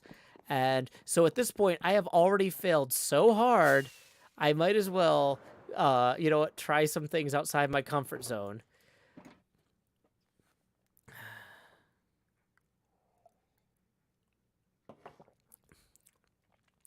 Mima Sweet says, I literally showed up for this stream because my Fiesta fries fell to the ground. Oh no, I'm sorry. I'm sorry, Mima. That's not a party of French fries at all, is it? Yeah, when I was in high school, I wasn't the best at comprehending Spanish, but I was one of the more confident readers. I had decent pronunciation, and I'm way out. I graduated from high school in 2004-ish, so like my comprehension is worse than it was, and my reading skills are worse than they were. Funeral fries, right? Eva Sweets. Oh gosh, yeah. So anyway, yeah. Thank you for indulging me. I apologize again to our Spanish viewers. Spanish-speaking viewers. Not all of you are necessarily from Spain. I am not trying to make fun of your language. I am genuinely, this is me trying to do my best job, and you can, it's probably one of those things like speaking Swedish without much practice is either going to come across as very funny or very upsetting. So hopefully this is not very upsetting, but, yeah. Vascalejo, thank you for your blessing on that. But yeah, I'm not trying to in any way mock your language. I took several years of it, training in it in high school, which I have barely used in real life. And once again, that was 19 years ago, so I'm not great at it today. Okay. So anyway, what really happened when the guy threw Don Quixote's armor? Actually, I kind of like the idea. You know, I was thinking, so one of my biggest problems with reading something like Don Quixote, the reason we're doing Don Quixote today on the failure stream rather than like launching this as a real thing is because I don't love the idea of reading translations. I want to read something in the public domain so I don't have to worry about copyright. But a lot of older stuff wasn't written in English. And I actually kind of like the idea of doing something where I read part of a story in English, and then when I get to a logical breaking point, I reread it in the original language. Now, that's only going to work for languages that I actually have some training in the pronunciation of, you know? So, and even then, it's like, okay, well, I took Chinese and Japanese in college, but I can't necessarily read enough characters to, even though, like, I could read something in hiragana or katakana, I couldn't read enough kanji to read an actual, like, novel, right? I don't speak Greek. I have no formal training in Greek, so the Iliad and the Odyssey are out. Same thing for anything in Latin. Oh, God. I looked at reading Utopia, like the actual story written in Latin of the original Utopia, like the island chain that the concept of utopias comes from, and it's horrifying. Like, these guys' idea of what a utopia is included, like, actual literal slavery. The idea of abolishing slavery is actually dystopian. And that was a little bit of a wake-up call. I was like, I don't think I want to read that book out loud. But I do think there is something here.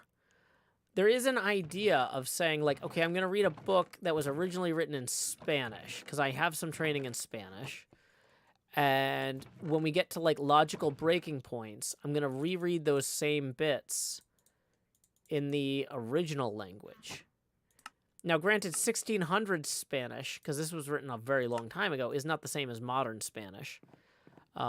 Especially, even, there's a huge difference between Spanish spoken in Peru or Colombia from what they would speak in, the actual country of Spain. Over there in up Europe way. So, like, Nomadic Nova says this will be forever known as the failure stream. I mean, this is literally, like, this stream started off worse. Like, and people were saying at the beginning of the stream, Joe, I hope your day gets better. What's really frustrating was I came into this stream having had a great day. And I was so excited to tell y'all about my day and to do the stream. And then immediately just everything went wrong all at once. And I just completely got super flustered.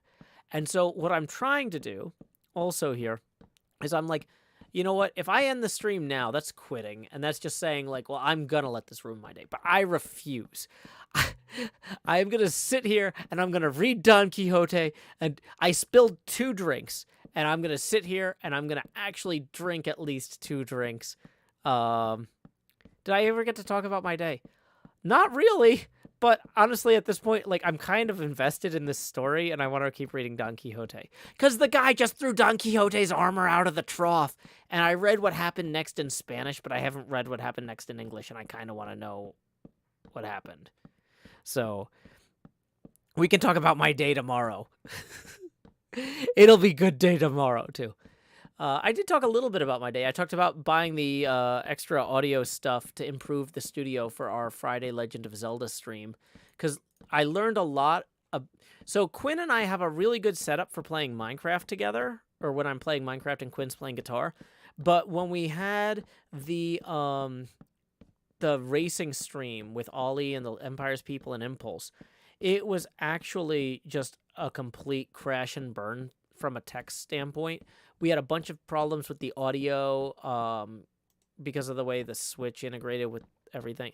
Basically, having the Switch in the loop screwed up a bunch of stuff that works fine with Minecraft. And I've got a fancy mixing, like, audio interface, but I didn't have the right cables to set it up the way it really should be done. I was using the cables I already had in a way that was super suboptimal, and I was suffering for it. So today I went to the audio store and I bought some stuff, which is the other reason that I was just like, well, I can't just stop doing the stream now because I just spent, like, a lot of money on audio equipment. like audio equipment that I purchased thinking to myself, well, I'll make that back later on the stream. I can cover rent this month. Like, it'll be fine. And then, like, I get into the stream and, like, everything gets ruined immediately. And I'm like, oh no, I shouldn't have spent that money.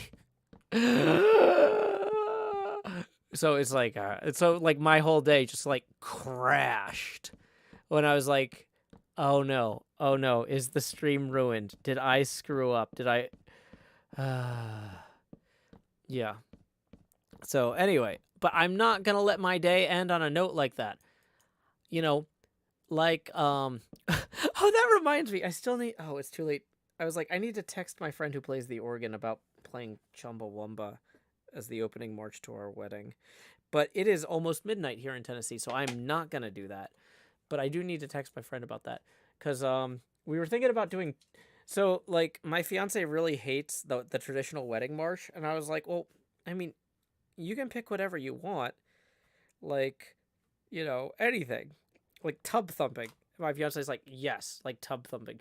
Or maybe my fiance suggested tub thumping, and I was like, yes, like tub thumping. But either way, like, our brains were both like, tub thumping. So, but we're going to have... But, like, my friend plays the organ, and... So we're going to have my friend play tub thumping on the organ. If they agree to it. I haven't asked them yet. Jared tips 10 and says, you're doing great, Joe. Remember to surrender dreams. This may be madness. Thank you very much, Jared L. That actually gets us evenly to our next face camera expansion milestone. So here we go. Expand Jost.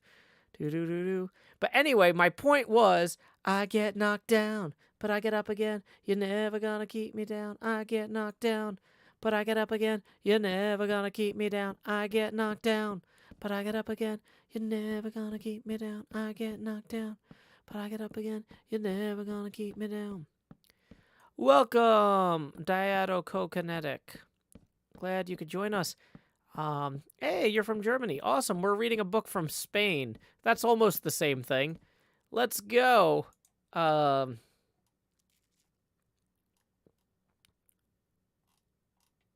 Where was I, actually? I actually lost where I was in the book. Oh, yeah. The carrier gave no heed to these words, and he would have done better to heed them if he had been heedful of his health, but seizing it by the straps, flung the armor some distance from him.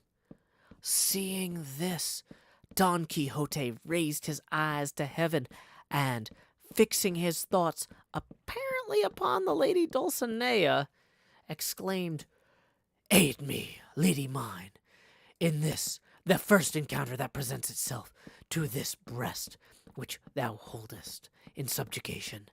Let not thy favor and protection fail me in this first jeopardy.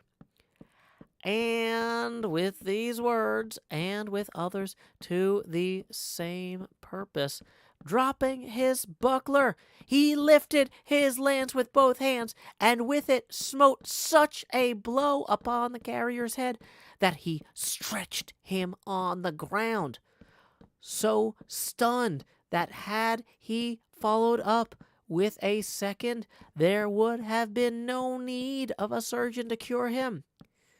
This done, he picked up his armor and returned to his beat with the same serenity as before.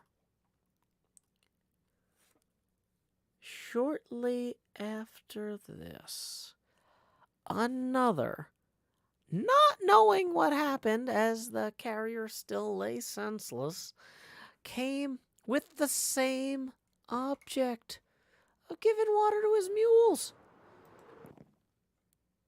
and was proceeding to remove the armor in order to clear the trough, when Don Quixote, without uttering a word or imploring aid from anyone, once more dropped his buckler, lifted his lance, and, without actually breaking the second carrier's head into pieces, made more than 3 of it, for he laid it open in 4. At the noise, all the people of the inn ran to the spot. Among them, the landlord. Seeing this, Don Quixote braced his buckler upon his arm, and, with his hand on the sword, exclaimed, "Oh, Lady of Beauty, strength and support of my faint heart, it is time for thee to turn the eyes of thy greatness upon this thy captive knight on the brink of so mighty an adventure." By this he felt himself so inspired that he would not have flinched if all the carriers in the world assailed him. The comrades of the wounded, perceiving the plight they were in, began from a distance to shower stones on Don Quixote, who screened himself as best he could with his buckler, not daring to quit the trough and leave his armor unprotected. The landlord shouted to them to leave him alone, for he had already told them that he was mad, and as a madman he would not be accountable even if he killed them all.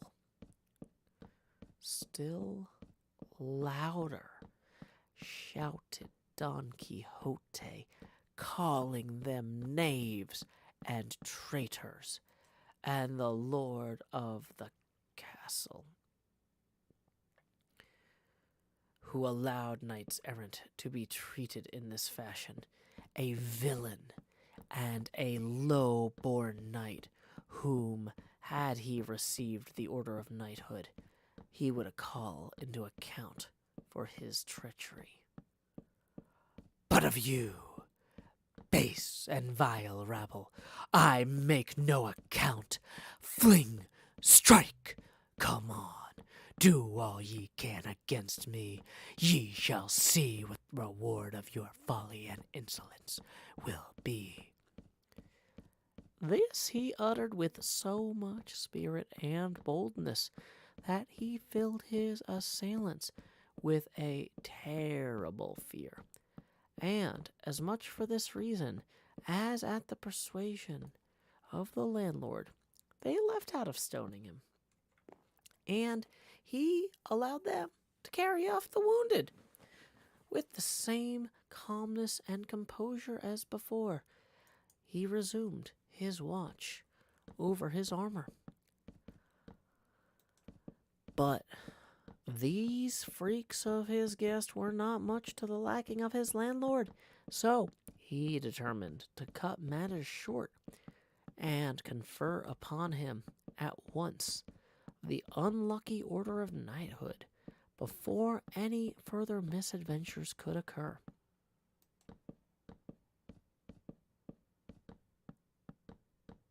So, going up to him, he apologized for the rudeness which, without his knowledge, had been offered to him by these low people, who, however, had been well punished for their audacity. As he had already told him, he said there was no chapel in the castle, nor was it needed for what remained to be done. For, as he understood the ceremonial of the order, the whole point of being dubbed a knight lay in the accolade and in the slap on the shoulder, and that could be administered in the middle of a field, and that now he had done all that was needful as to the watching of the armor, for all requirements were satisfied by a watch of 2 hours only, while he had been more than 4 about it. Don Quixote believed it all, and told him he stood there, ready to obey him. and to make an end of it with as much dispatch as possible. For if he were again attacked and felt himself to be dubbed knight, he would not, he thought, leave a soul alive in the castle, except such as out of respect he might spare at his bidding. Thus warned and menaced, the castellan forthwith brought out a book in which he used to enter the straw and barley he served out to the carriers, and with a lad carrying a candle end, and the two damsels he already mentioned, he returned to where Don Quixote stood, and bade him kneel down. Then, reading from his account book as if he were repeating some devout prayer, in the middle of his delivery, he raised his hand and gave him a sturdy blow on the neck, and then, with his own sword, a smart slap on the shoulder, all while muttering through his teeth as if he was saying prayers. Having done this, he directed one of the ladies to gird on his sword, which she did with great self-possession and gravity, and not a little was required to prevent a burst of laughter at each stage of the ceremony. But what they had already seen of the novice knight's prowess kept their laughter within bounds. On girding him with the sword, the worthy lady said to him, May God make your worship a very fortunate knight and grant you success in battle.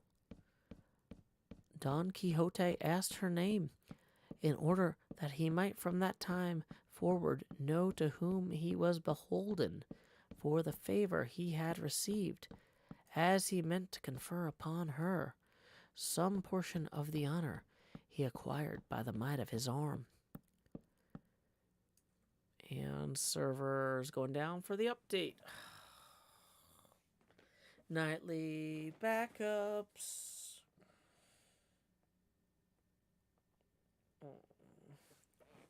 Now's a good time to mention that tips are welcome via paypal.me/JoeHills and YouTube Super Chat, and that we are 20 away from our next face camera expansion milestone.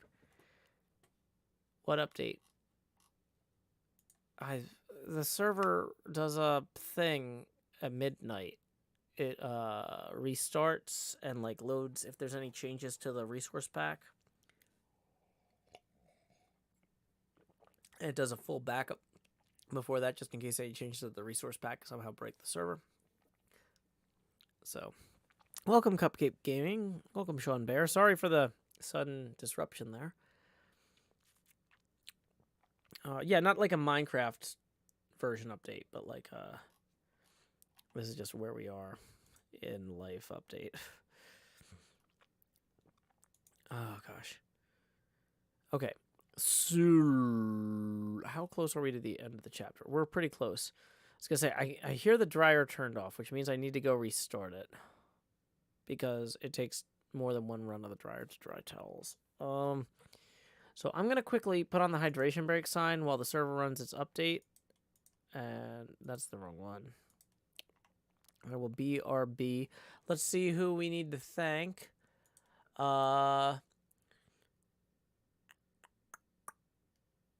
Surf Rock requested lines, so we'll go ahead and play that. Even though we played it at the beginning of the stream, we were 3.5 hours in, so I feel like that's long enough.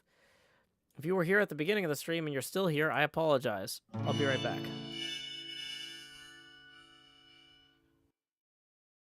Power line to convey a certain brilliance, a telephone line to carry a voice, a metro line to bring us all downtown.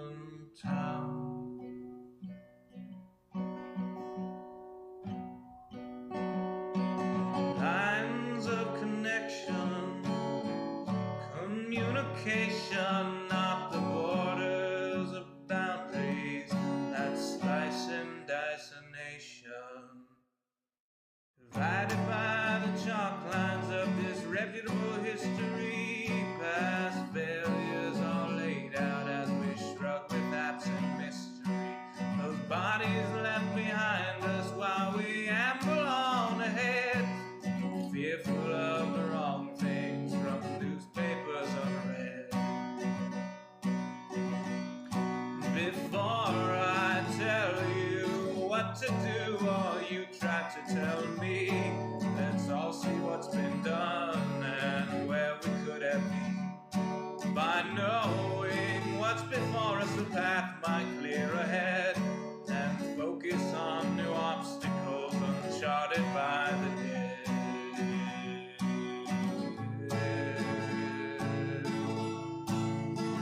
A power line from a gurgling turbine, a telephone line from a quiet room, a metro line from across the city. Maybe we'll all raise our glasses soon.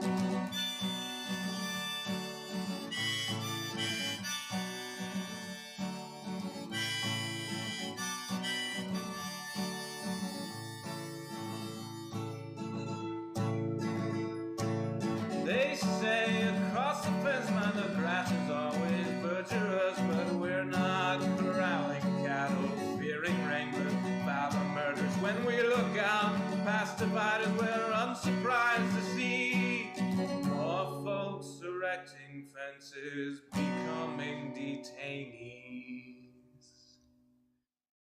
Before I worry about you or you worry about me, let's all dwell on ourselves, we're the private enemy. Becoming who we're meant to, virtuous and creative, we won't dread the different, the strange or unrelated.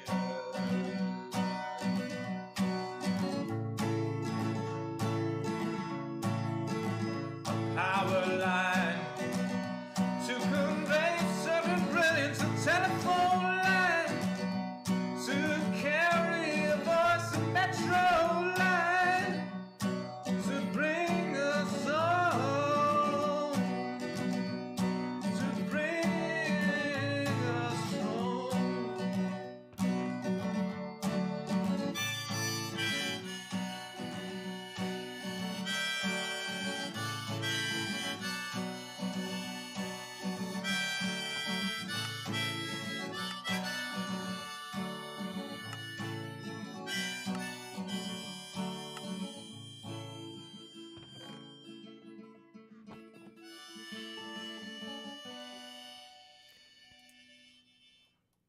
Welcome back, folks, from that hydration break. I'm just tweaking my audio levels here a little bit. That song is called Lines. That's from our first album, which you can find.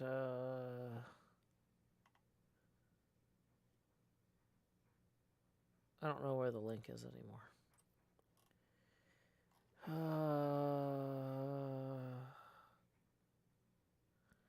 How do I not? I must got this whole list of links. Oh yeah. Here's the album link. Here you go. So, anyway, this is a viewer-supported stream, and tips are welcome via paypal.me/JoeHills and YouTube Super Chat. Okay. We're making some progress here.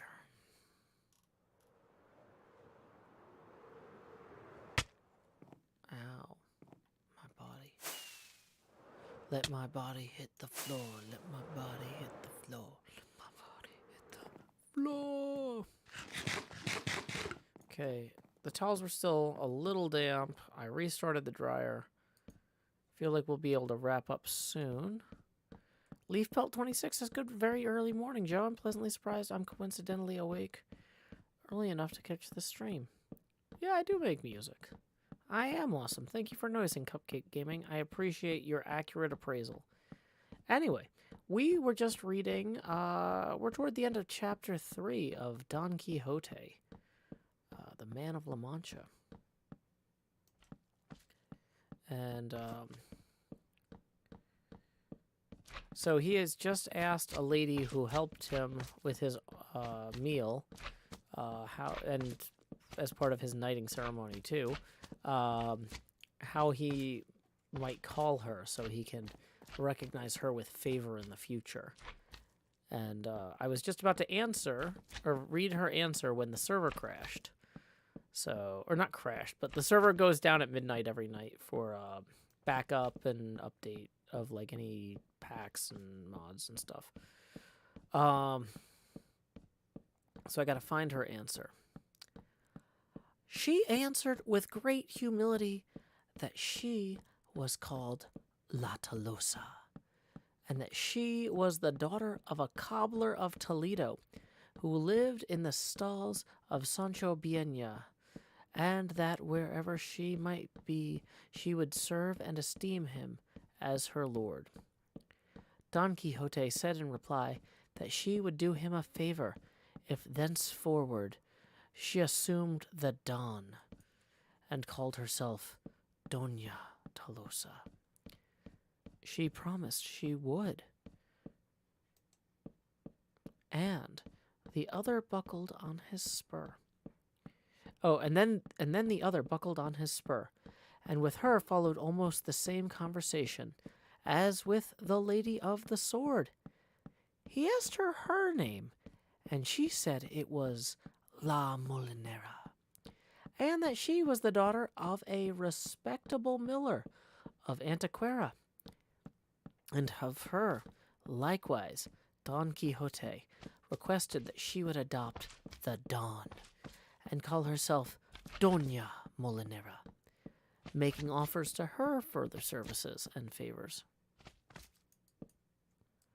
Having thus, with hot haste and speed, brought to a conclusion these never till now seen ceremonies, Don Quixote was on thorns until he saw himself on horseback sallying forth in quest of adventures.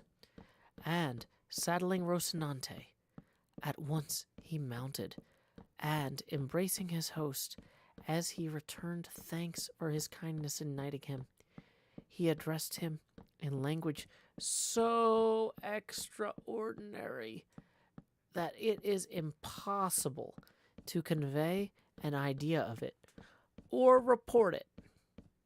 The landlord, to get him out of the inn, replied with no less rhetoric, though with shorter words, and without calling upon him to pay the reckoning, let him go with a Godspeed. Chapter 4 is titled, Of What Happened to Our Knight When He Left the Inn.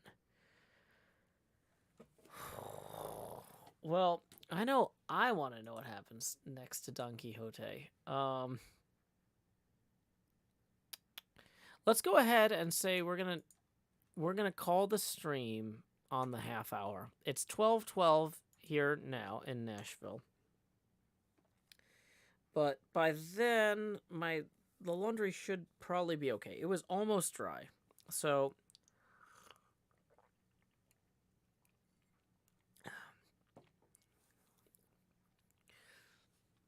I would always like to have like a dryer that stops when the laundry's actually dry instead of when it's like 20 minutes away from dry. It's got a sensor in it that it uses to detect when it's done, and it like doesn't. So I think we'll go ahead and we'll read let's start reading chapter 4. Let's start reading chapter 4.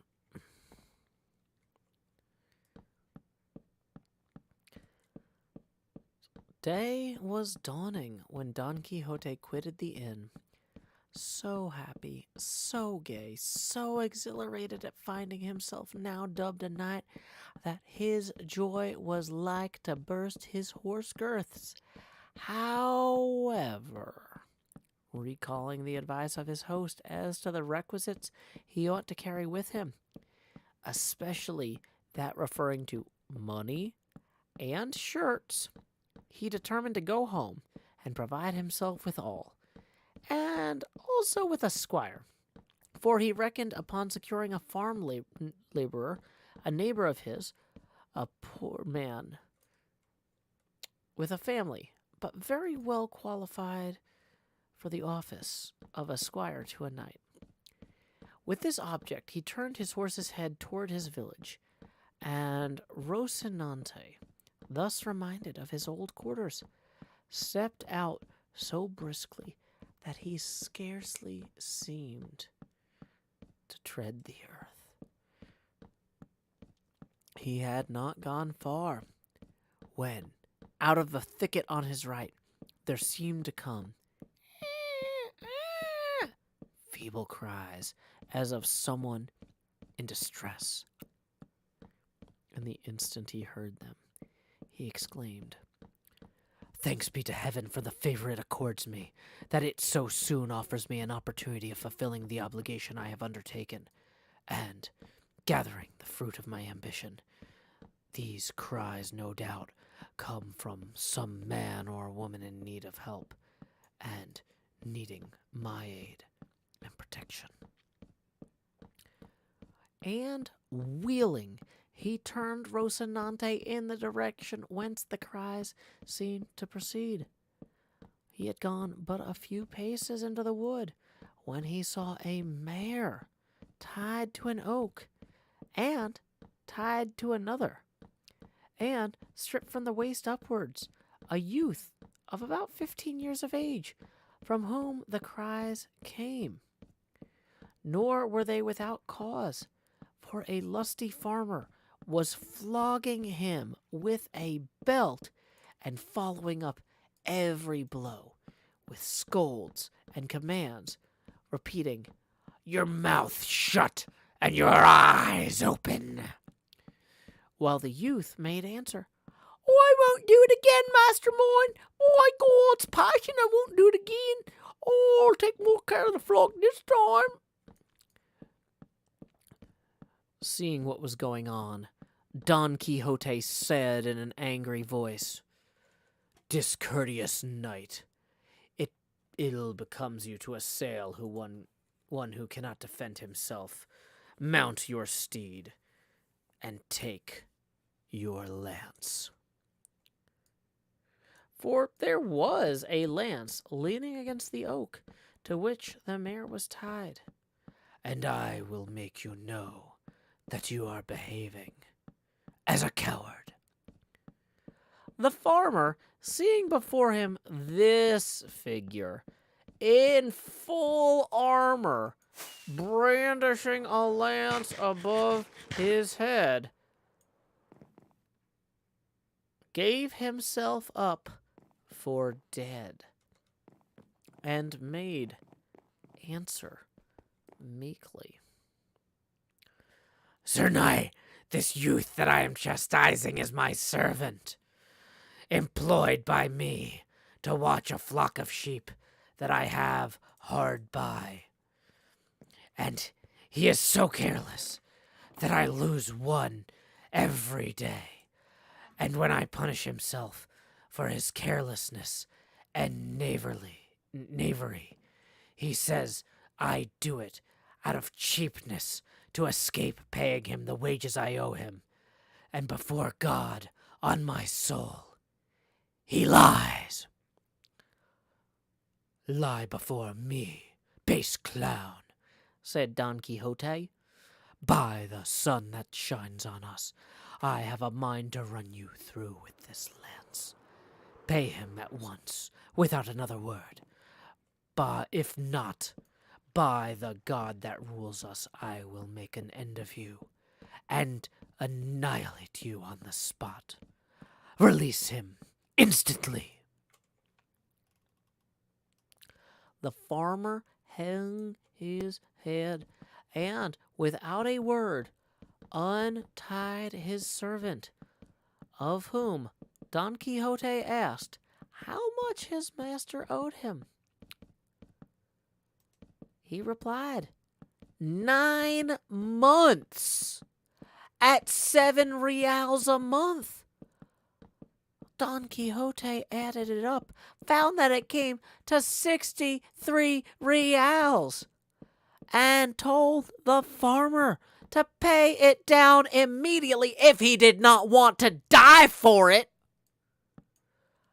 The trembling clown replied that as he lived, and by the oath he had sworn, though he had not sworn any, it was not so much, for there were to be taken into account and deducted 3 pairs of shoes he had been given him, and a real for 2 bloodlettings when he was sick.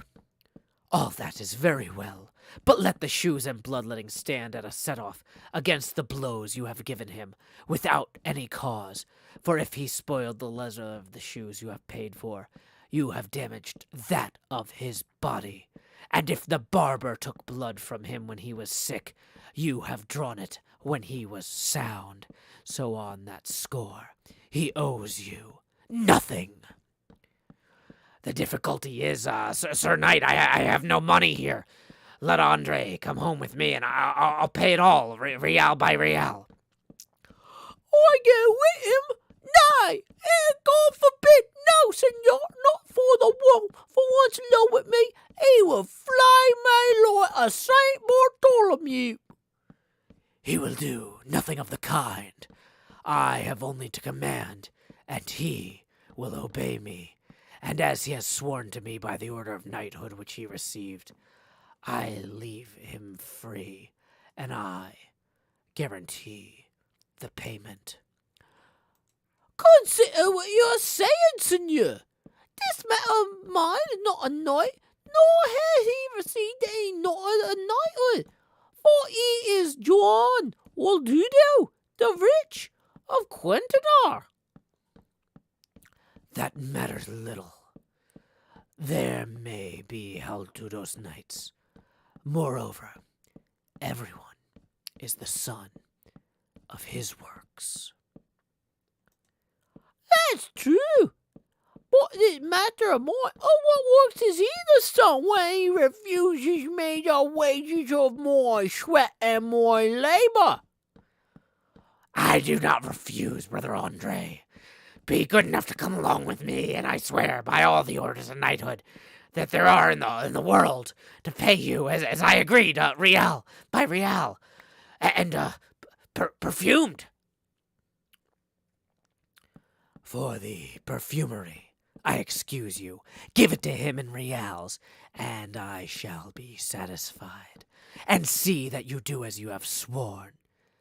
And if not, by the same oath I swear to come back and hunt you out and punish you, and I shall find you though you should lie closer than a lizard. And if you desire to know who it is that lays this command upon you, that you be firmly bound to obey it, know that I am the valorous Don Quixote of La Mancha, the undoer of wrongs and injustices. And so, God be with you, and keep in mind what you have promised and sworn, under these penalties that have already been declared to you. So saying, he gave Rocinante the spur, and was soon out of reach. The farmer followed him with his eyes, and when he saw he was no longer in sight and had cleared the wood, he turned to his boy Andre and said, "Come here, my son. I want to pay you what I owe you, as the undoer of wrongs has commanded me." "My oath on it," said Andre. "Your worship would well be advised to obey the command of that good knight. May he live 1,000 years, for as he is a valiant and just judge, by rook, if you do not pay me, he will come back and do as he said." my oath on it too. But as I have a strong affection for you, I want to add to the debt in order to add to the payment. And seizing him by the arm, he tied him up again and gave him such a flogging that he left him for dead. Now, Master Andre, call on the undoer of wrongs. You will find he won't undo that, though I am not sure that I have quite done with you, for I have a good mind to flay you alive. But at last he untied him and gave him leave to go look for his judge in order to put the sentence pronounced into execution. Andre went off rather down in the mouth, swearing that he would go to look for the valiant Don Quixote of La Mancha and tell him exactly what had happened, and that all would have to be repaid him sevenfold. But for all that, he went off weeping, while his master stood laughing. Thus did the valiant Don Quixote right that wrong, and thoroughly satisfied with what had taken place, he considered that he had made a very happy and noble beginning with his knighthood.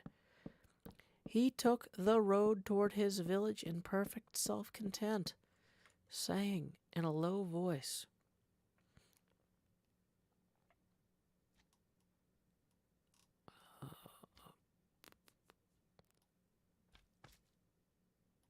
sorry, I lost where I was scrolling.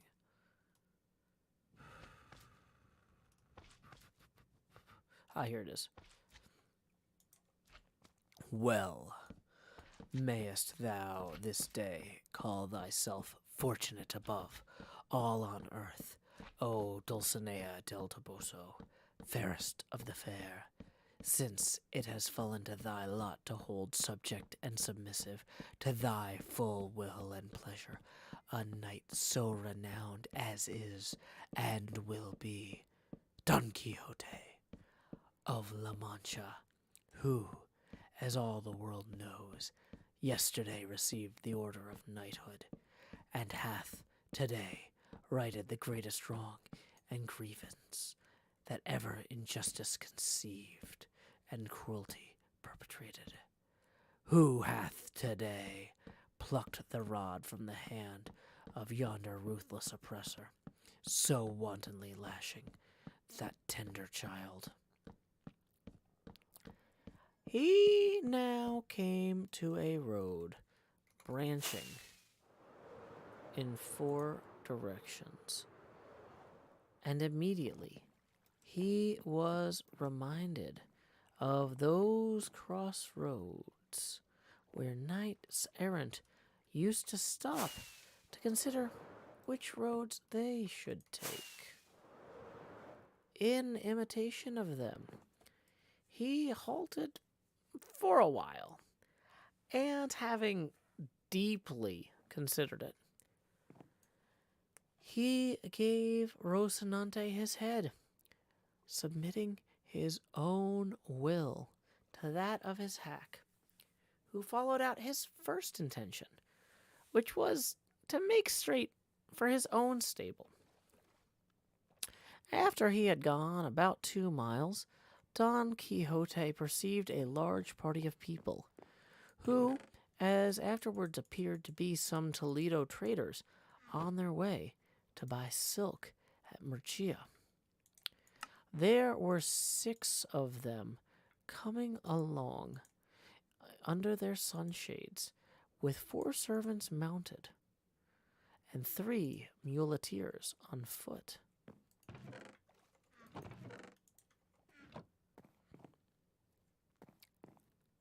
scarcely had Don Quixote described them, when the fancy possessed him that this must be some new adventure.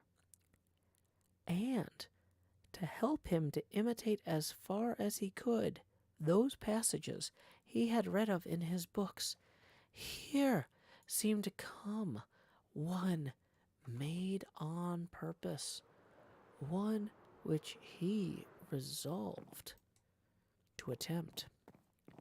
So, with a lofty bearing and determination, he fixed himself firmly in his stirrups, got his lance ready, brought his buckler before his breast, and, planting himself in the middle of the road, stood waiting the approach of these knights errant, for such he now considered and held them to be.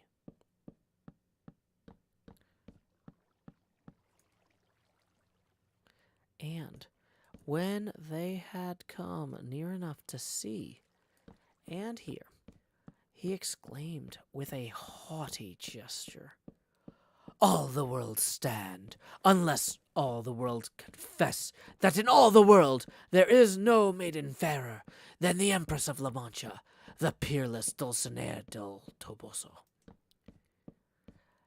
The traders halted at the sound of this language and the sight of the strange figure that uttered it, and from both figure and language at once guessed the craze of their owner. They wished, however, to learn quietly what was the object of this confession that was demanded upon them. And one of them, who was rather fond of a joke and was very sharp-witted, said to him, "Sir Knight, we do not know who this good lady is that you speak of. Show her to us, for if she be of such beauty as you suggest, with all our hearts and without any pressure, we will confess the truth that is on your part required of us." "If I were to show her to you, what merit would you have in confessing a truth so manifest? The essential point is that without seeing her, you must believe, confess, affirm, swear, and defend it. Else ye have to do with me in battle.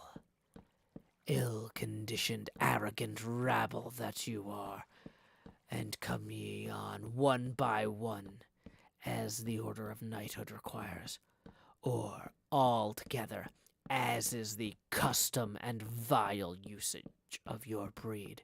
Here do I bide and await you, relying on the justice of the cause I maintain."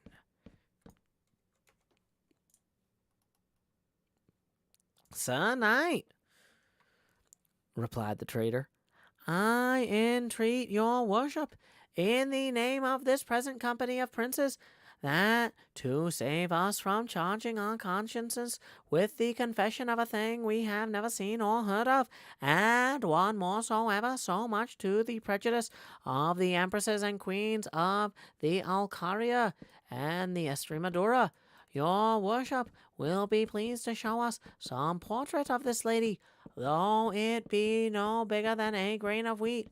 For by the thread one gets at the ball, and in this way we shall be satisfied and easy, and you will be content and pleased. Nay, I believe we are already so far agreed with you, that even though her portrait should show her blind of one eye and distilling vermilion and sulphur with the other, we would nevertheless, to gratify your worship, say all in favor that you desire." "She distills nothing of the kind, vile rabble," said Don Quixote. Said Don Quixote, burning with rage. I'm out of practice doing all these accents. Said Don Quixote, burning with rage. "Nothing of the kind, I say, only ambergris and civet and cotton, nor is she one-eyed or hump-backed, but straighter than a Guadarrama spindle. But ye must pay for the blasphemy ye have uttered against the beauty like that of my lady. And so saying, he charged with leveled lance against the one who had spoken, and with such fury and fierceness that if luck had not contrived that Rocinante should stumble midway and come down, it would have gone hard with the rash traitor. Down went Rocinante, and o'er went his master, rolling along the ground for some distance. And when he tried to arise, he was unable. So encumbered was he with lance, buckler, spurs, helmet, and the weight of his old armor. And all the while he was struggling to get up, he kept saying, Fly not, cowards and caitiffs. Stay, for not by my fault, but my horses, am I stretched here.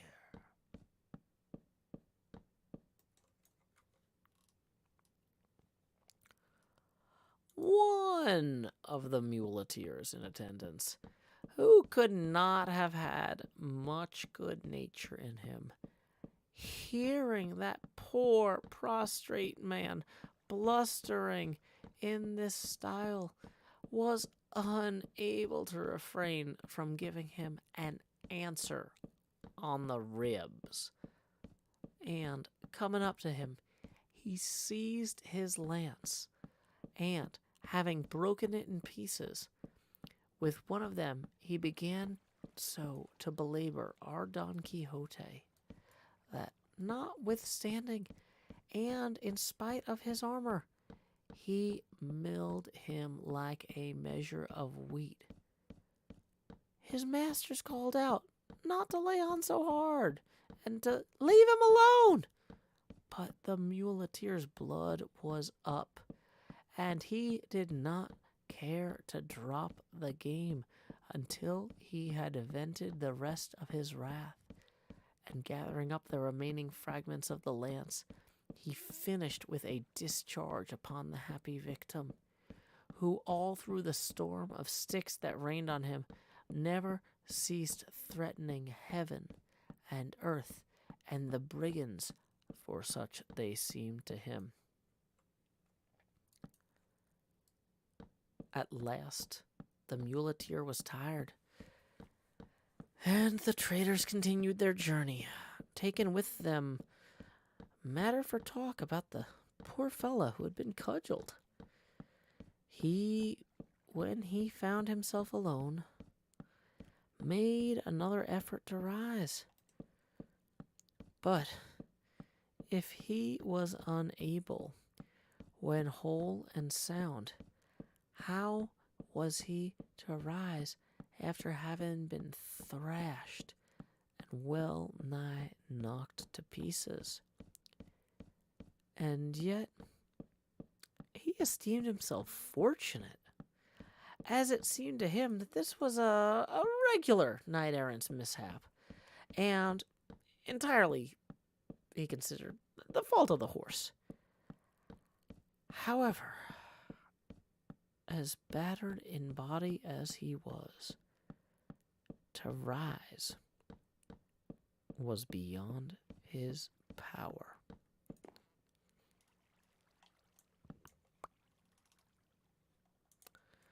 That's kind of a downer ending to Chapter 4. I know I said I was going to wrap up at 12:30 when we finish Chapter 4, but what a guy. Like I know that he's violent and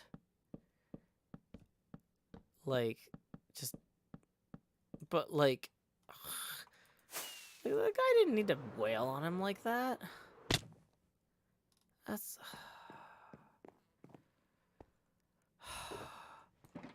Colin H says, I like this camera view. If anybody wants to ruin the camera view for Colin H, Okay. It seems like each chapter here is a lot shorter than the Dracula chapters. So, and it's a weekend. Like, I feel like part of celebrating the weekend is staying up late. Like, if we, well, I just don't want to end it with him lying on the ground with his horse falling on top of him. I just don't. Yeah, I just don't.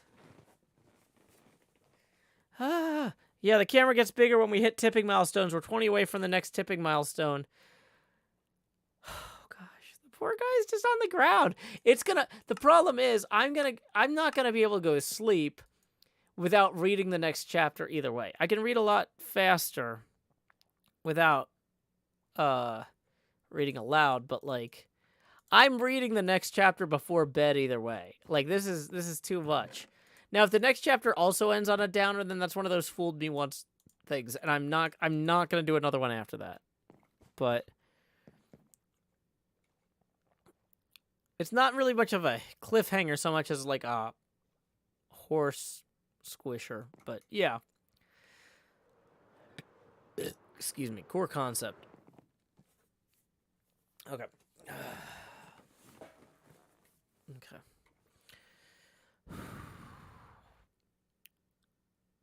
Okay. Chapter 5 is entitled In Which the Narrative of Our Knight's Mishap is Continued. I mean, arguably his whole life is the mishap at this point. Okay, I gotta say too, like, I know that the Expanse series is like a sci-fi retelling of Don Quixote to some degree. Like, the main character isn't actually this delusional in The Expanse, but he's like a information freedom paladin. So if you haven't seen The Expanse, the name of their ship is the Rocinante, and that's because the guy who named it loves Don Quixote. But basically, if you've ever seen Game of Thrones, or read a Song of Ice and Fire, the guys who wrote the Expanse series actually worked together adapting Game of Thrones to television from A Song of Ice and Fire. Like, they worked for George R.R. Martin on HBO's writing team in the early seasons, back when it was good. And Game of Thrones is a story about, like, basically everybody vying for power because everybody wants to be in charge and rule everything. And The Expanse is kind of the opposite.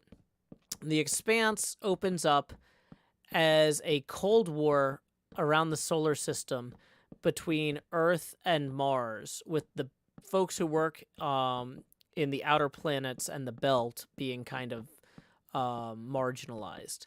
And the idea of The Expanse is, unlike Game of Thrones, where all the main characters are like trying to take power, in The Expanse, they've basically got a Cold War that it seems like somebody is trying to turn into a hot war. There's like weird attacks that might that are supposed to look like they're caused by Mars or Earth or things like that. Like, stuff is happening that's supposed to make that's like, it seems like stuff's happening that's designed to make these powers go to war with each other, and everybody's trying to figure out how to keep their Cold War a Cold War. They're not going to end the Cold War by like all being pals, because they still have like commercial problems they have a lot of problems with each other, but like the books are about people from Earth and Mars trying to stop Earth and Mars from going to war, because whoever's trying to make them go to war probably doesn't have the best interests of either at heart, if that makes any sense. And so the main character, or one of the main point of view characters of these books, is a guy named James Holden, the guy who loves Don Quixote. And he's basically a freedom of information paladin who's like caught in the middle of like one of these false flag attacks where it's supposed to look like Earth attacked Mars or vice versa. I don't want to ruin the book for you. I'm trying to explain the premise, right? But he's caught in the middle of one of these false flag attacks, and he's just like, well, if the people of the solar system had the data that we have, since I'm here on the ground, they'll be able to see for themselves that this was neither Earth nor Mars. And the whole book series, he's constantly just making massive headaches for all of the actual government people who are trying to, like, stop things from blowing up by basically, like, he's just continuously in the wrong place at the wrong time, and he's publishing the data that he observes while he's in the wrong place at the wrong time. And it like, if you've ever seen, like, you know like in D&D, there's kind of this trope of, like, the guy who plays the paladin being a really obnoxious paladin. Like, everybody's just like, Holden is just this insufferable zealot who just does nothing but make all of our lives worse. But he's also one of the point of view characters of the series because, like, he genuinely is trying to help, though. And unlike Don Quixote, he's not, like, going out there looking for people to get in fights with, you know. But anyway, yeah, The Expanse is a really great book series. The two authors who wrote it, like I said, they worked together on adapting A Song of Ice and Fire for HBO to make Game of Thrones. And so they actually were really involved with The Expanse television show as well. Although The Expanse television show only runs through the first 5 books, I think. Maybe the first 4. But it's a 9-book series. All 9 books are complete. If you hated that Game of Thrones, you're like, when's the next book coming out? Well, okay. The Expanse, they got every book done in like 12 to 24 months, and they did all 9 of them. All of the books are done. You can go read all 9 of these books. I read the 9th one, and I was, like, dubious. I was like, man, are they going to stick the landing on this, or are they going to screw it up somehow? They stuck the landing. It's actually a legitimately good 9-month epic, or not 9-month, 9-book epic series. Yeah, that's my webcam, CloudyCraft. You like cloudy stuff, so you like cloudy webcams. The camera is currently at, I think, 32% opacity. Yeah, let's see. Yeah, 32% opacity, and we are $20 away from the next face camera expansion milestone.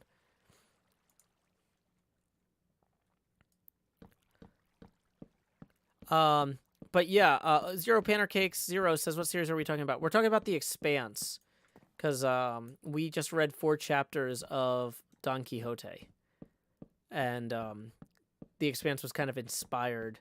It is a very well written book series, and when they adapted it for television, the TV network said, "Okay, so we want to buy the television rights to your book." And the writers said, okay, but only on the condition that we get to run the writer's room for the adaptation. And the television network was just like, what? You can't have the author of a book run the writer's room for the adaptation. Do you think George R.R. Martin ran the writer's room for the adaptation of A Song of Ice and Fire into Game of Thrones? And they're like, no, we did that. Did you like the first few seasons of Game of Thrones before we quit to write these books?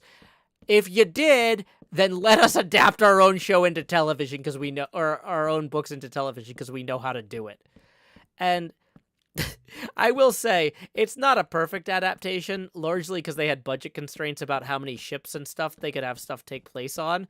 But yeah, no, like, these guys are pretty baller. I really, really recommend the Expanse series.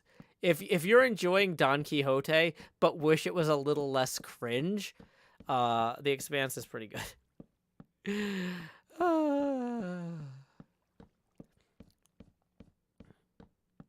But, like, it's a really good solar system-wide story of intrigue and drama. It's all the great things about Game of Thrones. There's, you know, internal threats, external threats. There's like great characters. It's, yeah. Loopy says they did a very good job condensing the books, merging characters and storylines where it was fitting. Yeah, my biggest thing that I hated about the series in season 1 was there was a character that doesn't show up until book 2. And in book 2, she's just like a total on-point boss. Like, she just is just like, I know what needs to be done, and I get it done. And she's not in book 1. But for the television show, they decided to introduce the character a year earlier in the timeline. Hey, Surreal, we're just talking about The Expanse. So the character, Avara Sarala, is a total boss when she arrives in book 2. And they introduce her at the beginning of season 1 of the TV show, and she's just, like, really, like, uncertain about things, and she's, like... I'm just like, what? They've completely ruined this character. She's supposed to be confident and aggressive, and instead she's playing it safe and, like, just letting people walk all over her. And if this is what we can expect from this series in terms of, like, fidelity with the books, then I'm not sure that I'm going to be able to watch this. Like, they just really broke the story. But then it turns out that, like, okay, the stuff that happens to her in season 1 that they added for the show so they could introduce the character earlier ends up being why she's such a confident and assertive and decisive boss once we catch up with the events of book 2. And it took me a second, it took me basically the entire season to see what they were doing there. But because I was initially very mad. I was like, oh, okay, they never intended for her character to stay this way. They just felt like they should provide more backstory about how she got so awesome. Good. Okay. Because, yeah, I mean, that's the other thing, too, is sometimes when you have, like, a really, like, awesome character show up out of nowhere, it's like, and then they added this really overpowered character. So, like, being like, okay, well, here's how she got there. Things really sucked for her, and she screwed a lot of things up, and then things, she learned from it and grew. And then right when she would normally enter the story in book 2, when season 2 of the show comes out, she's exactly in sync with where she should be. I'm like, oh, that's a good choice for an adaptation. But yeah, thank you, Surreal, for the raid. Fliptronic says that actress was also great in 24. Yeah, she's great in all sorts of stuff. But anyway, we were in the middle of reading Don Quixote by Miguel Cervantes. It's a pretty popular book. It sold about 500 million copies, but it turns out a lot of people here haven't read it, so I'm just reading it. I've read some of it in the original Spanish, but I'm not a great lector when it comes to reading in other languages. I just haven't practiced it enough to do it on camera reliably or effectively. But we've got this very monotonous task of filling... Oh yeah, we're doing a pinball machine, if that wasn't clear. For those of you who are just joining us, yeah, from Surreal and Fliptronic, people who like pinball, yeah, I'm building a pinball machine. I'm putting in the plywood on the bottom of it. Yeah, sorry. I got distracted. If you like pinball, the name of my pinball machine, which I have stenciled on the side here, once I come around, is Deep Field. And I named it that because it's going to be a custom art and layout that I'm working on based around space telescopy, like the Hubble, the James Webb, etc. So I've started putting some Deep Field pixel art on the side. I have a sketchbook full of ideas for how I'm going to actually do the playfield layout, which is still a work in progress. I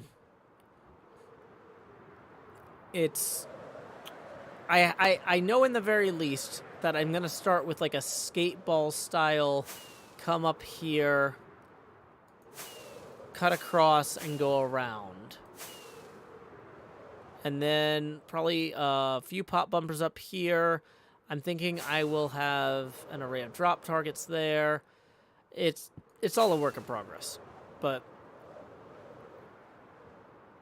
it's big.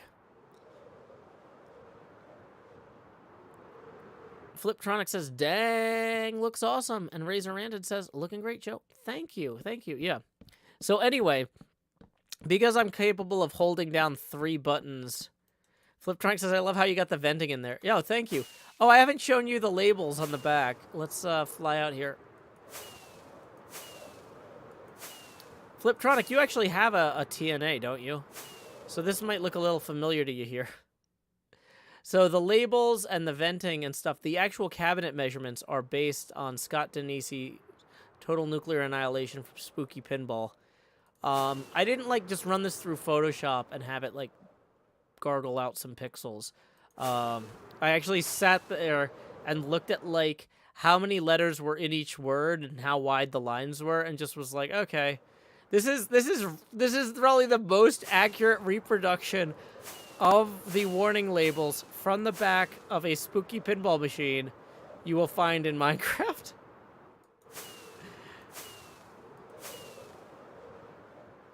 Not that you need to go like look at yours now, but like it's pretty good. It's pretty good. Emma says, "You're going late today, Joe." Well, that's because we're about to read chapter 5 of Don Quixote, Man of La Mancha. Because I make a lot of great choices in life. I got distracted talking about The Expanse, which is inspired by Don Quixote pretty heavily. But it's also really clear how much... I didn't realize until I read Don Quixote how much Quantum Leap, which is also a show that I loved, was inspired. Like, the whole idea of to set right what once went wrong, that's like verbatim, like, Don Quixote stuff.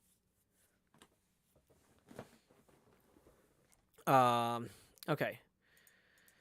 So, just as a reminder, we are $20 away from the next Face Gamer expansion milestone. Tips are welcome via paypal.me/JoeHills and YouTube Super Chat. And we are about to read Chapter 5 of Don Quixote by Miguel Cervantes, in which the narrative of our knight's mishap is continued.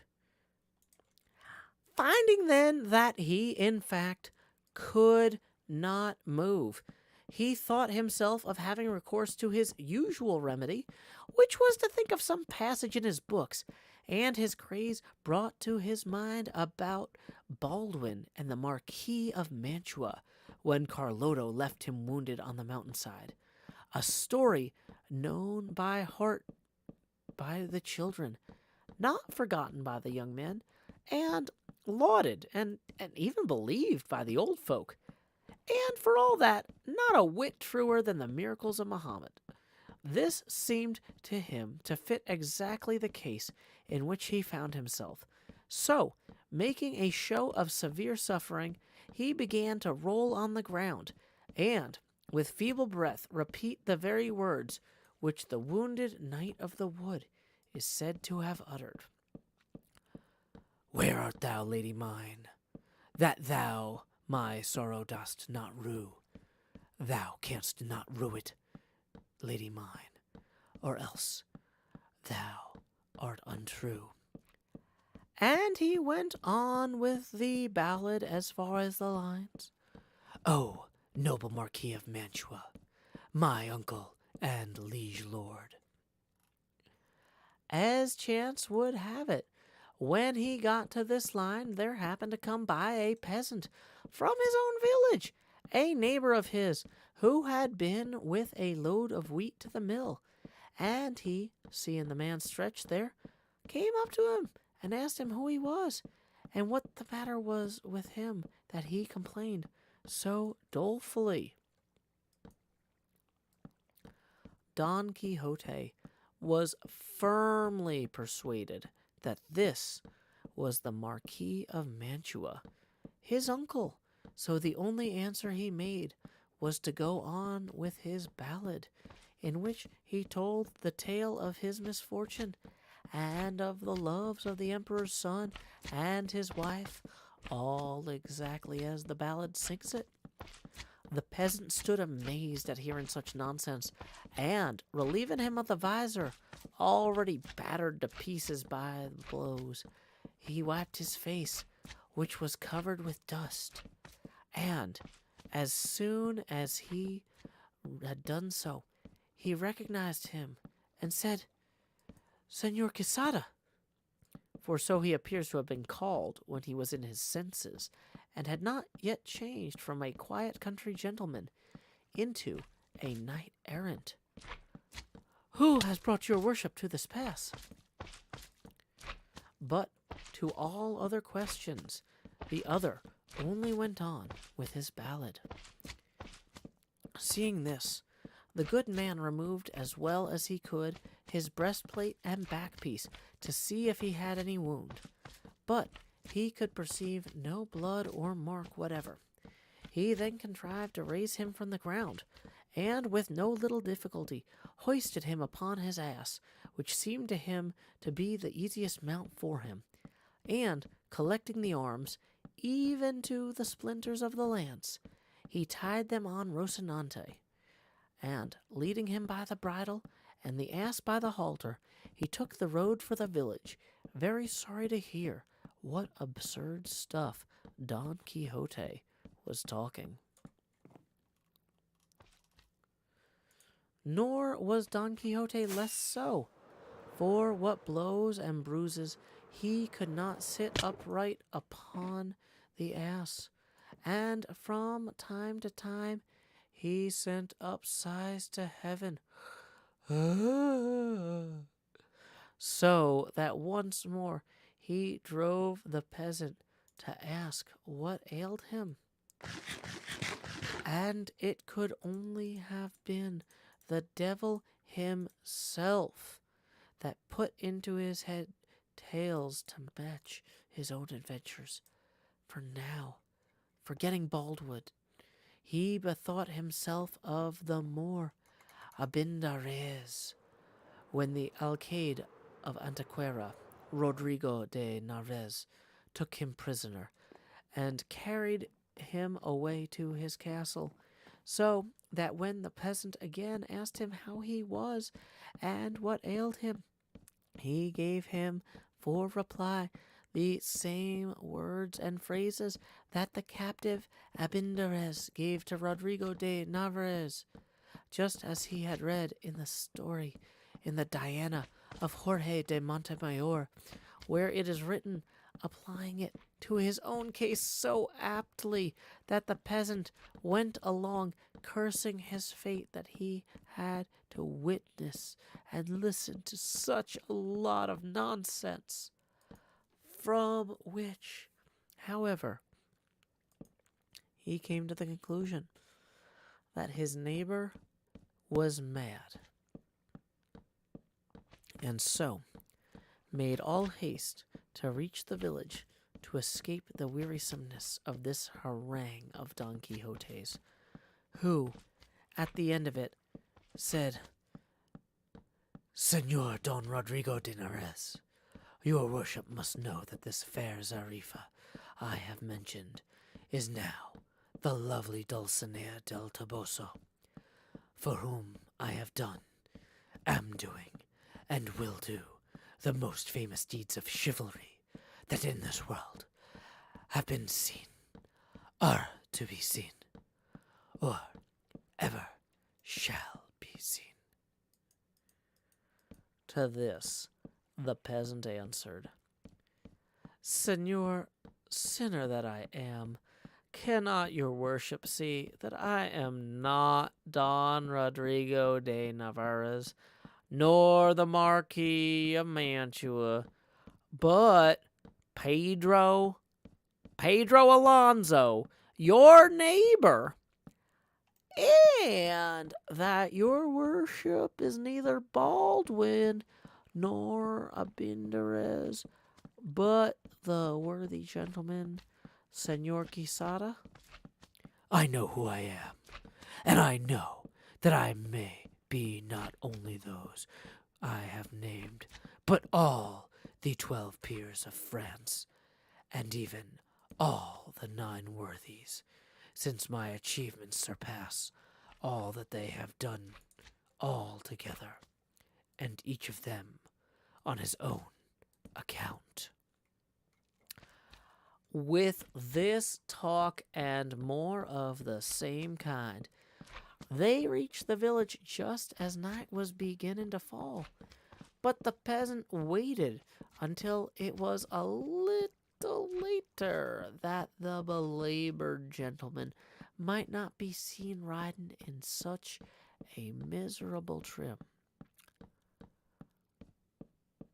When it seemed to him it was the proper time, he entered the village and went to Don Quixote's house, which he found all in confusion, and there were the curate and the village barber, who were great friends of Don Quixote, and his housekeeper was saying to them in a loud voice, What is your worship thinking of befallen my master, Senor Licentiate Pero Perez?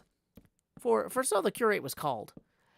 It is 3 days now since anything has been seen of him, or the hack, or the buckler, lance, or armor. Miserable me, I am certain of it, and it is as true as that I was born to die that these accursed books of chivalry that he has, and has gotten into the way of reading so constantly, have upset his reason.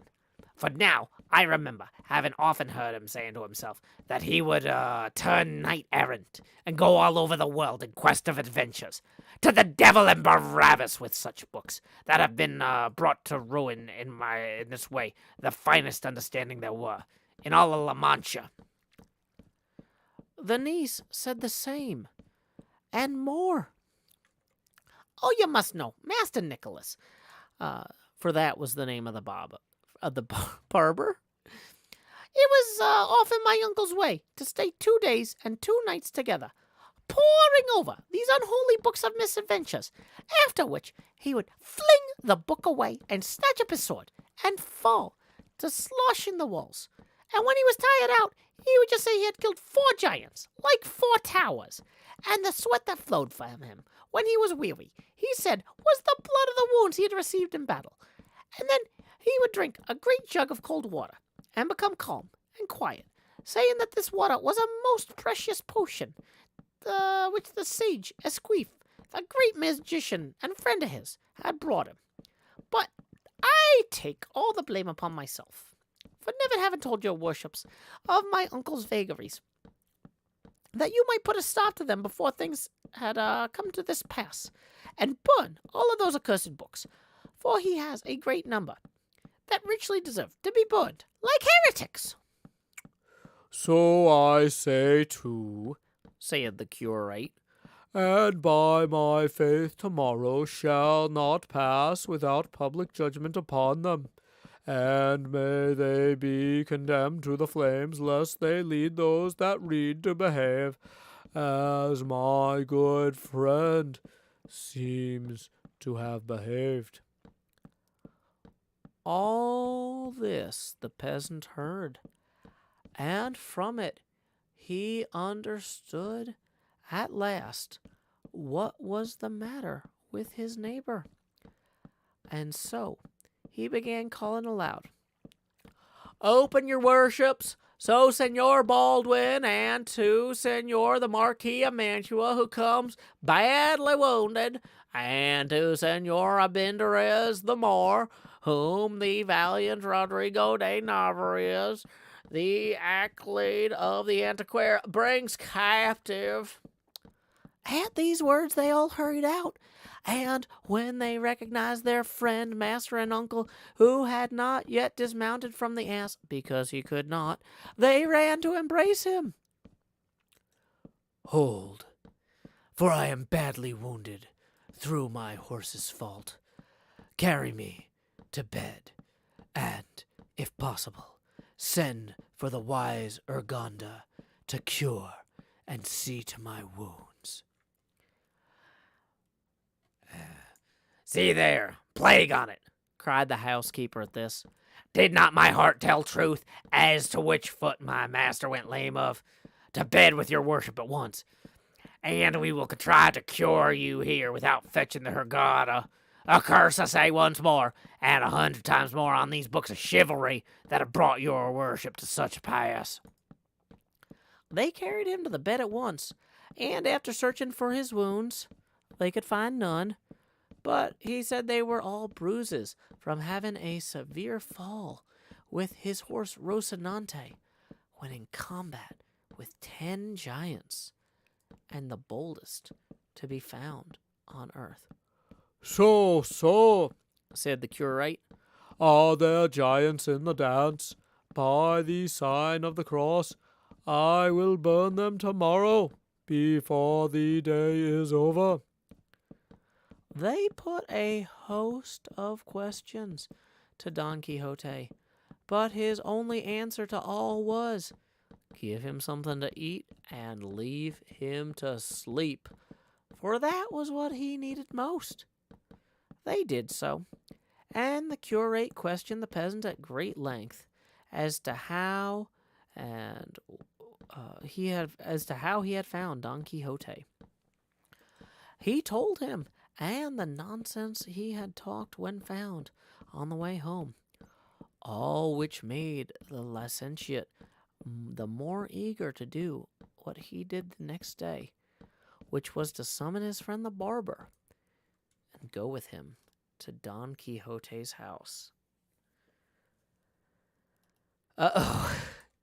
And that concludes chapter 5 of Don Quixote. Uh-oh.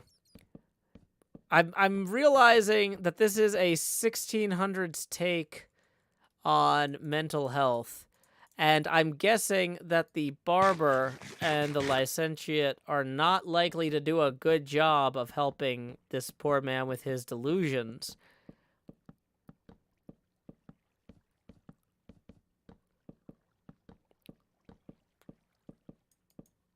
We'll have to see how it goes.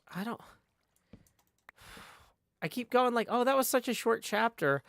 Maybe we have time for an... Oh, this next one actually is a short chapter, though. Or is it? No, I just scrolled fast because I was excited. I mean, we have placed a double chest worth of birch here. So, I mean, clearly we're not doing everything wrong tonight. Hey, welcome, Corky. Welcome, Chloe the Great and Powerful. We got some folks... We got some folks still rolling in, and it's the weekend. And Nomadic Nova says, Joe, you gotta go to sleep eventually. I mean...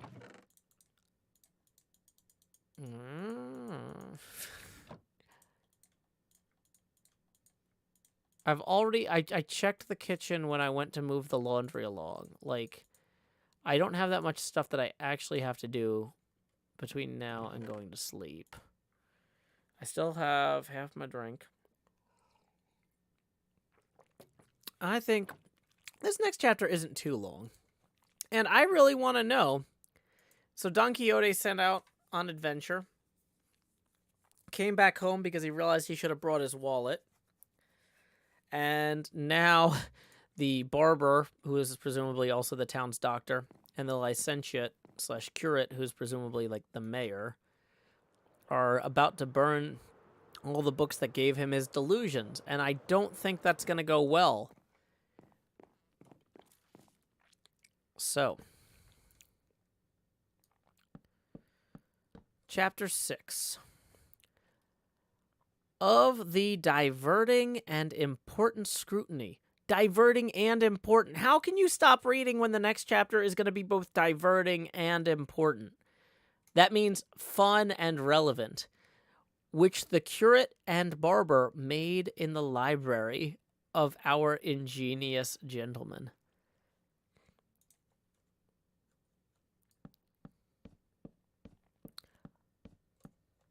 He was still sleeping. The antecedent there, for those of you just joining us, is Don Quixote, Lord of La Mancha.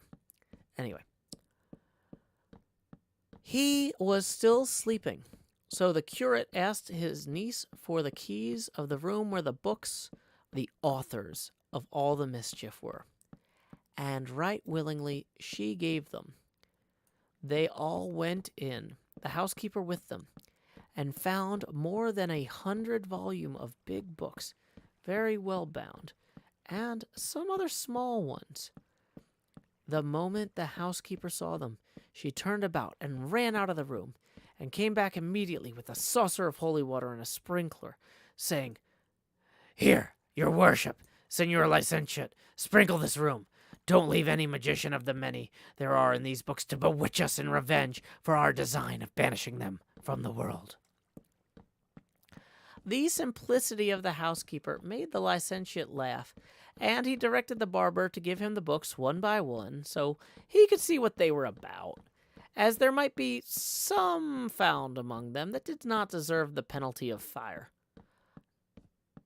"No," said the niece, "there is no reason for showing mercy to any of them. They have every one of them done mischief. Better fling them out the window into the court, and make a pile of them to set fire to them, or else carry them into the yard, and there a bonfire can be made without the smoke giving any annoyance." The housekeeper said the same. So eager were they both for the slaughter of those innocents. But the curate would not agree to it, without at first reading at any rate the titles. The first that Master Nicholas put into his hand was the 4 books of Amadis of Gaul. This seems a mysterious thing, for as I have heard say, this was the first book of chivalry printed in Spain, and from this all the others derive their birth and origin. So it seems to me that we ought inexorably to condemn it to the flames as the founder of so vile a sect.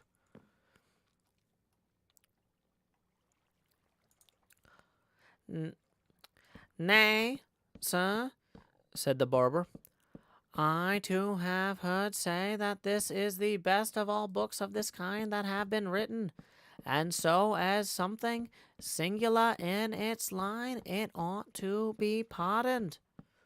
True, and for that reason let its life be spared for the present. Let us see that other which is next to it.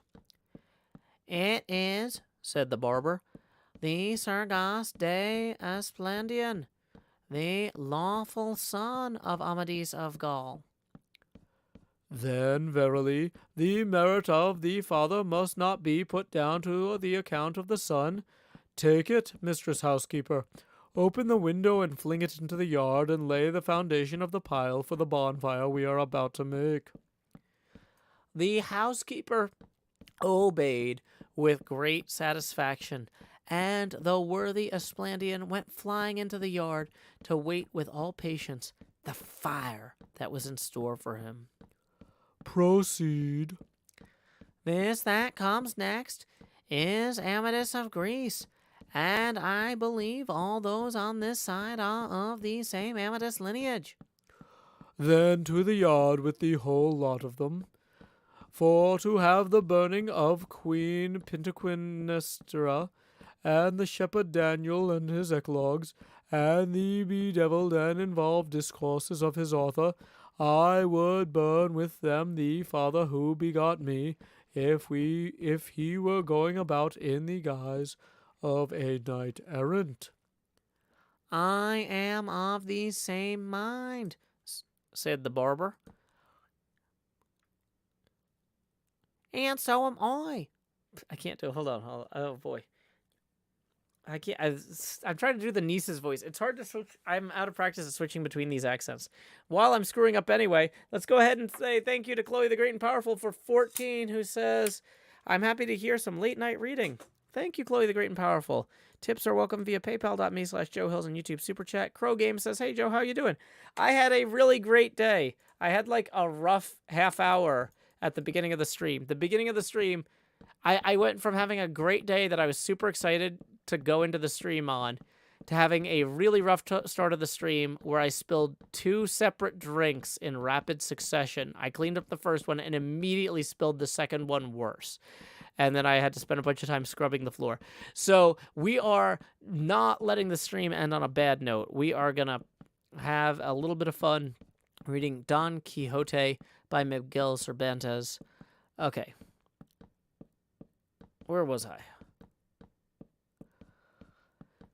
And so am I, Added the niece. in that case. Said the housekeeper. Here, into the yard with them. They were handed to her, and as there were many of them, she spared herself the staircase and flung them down out the window. Who is that tub there? Said the curate. This is Don Olivante de Laura. The author of that book was the same that wrote The Garden of Flowers, and truly there is no deciding which of the two books is the more truthful, or to put it better, the less lying. All I can say is, send this one into the yard for a swaggering fool. This that follows is...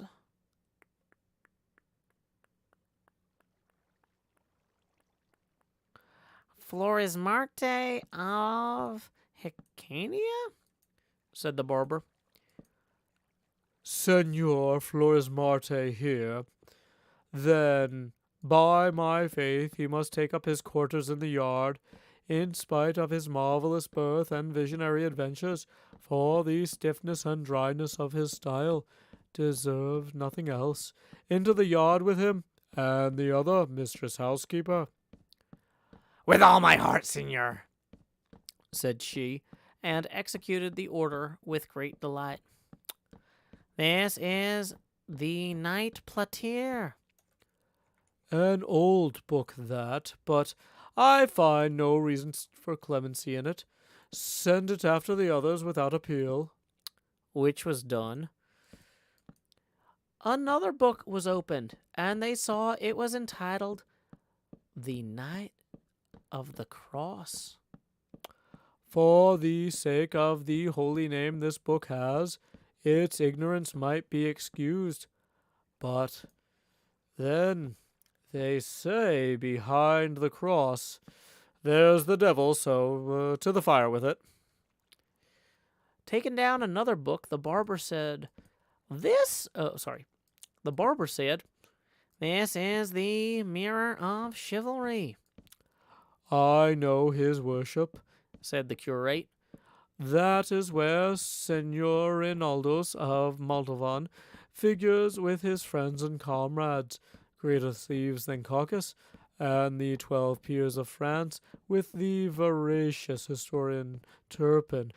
However, I am not for condemning them to more than perpetual banishment, because, at any rate, they have some share in the invention of the famous Matteo Boiardo, whence too the Christian poet Ludovico Risto wove his web, to whom, if I find him here, and speaking any languages but his own, I shall show no respect whatsoever.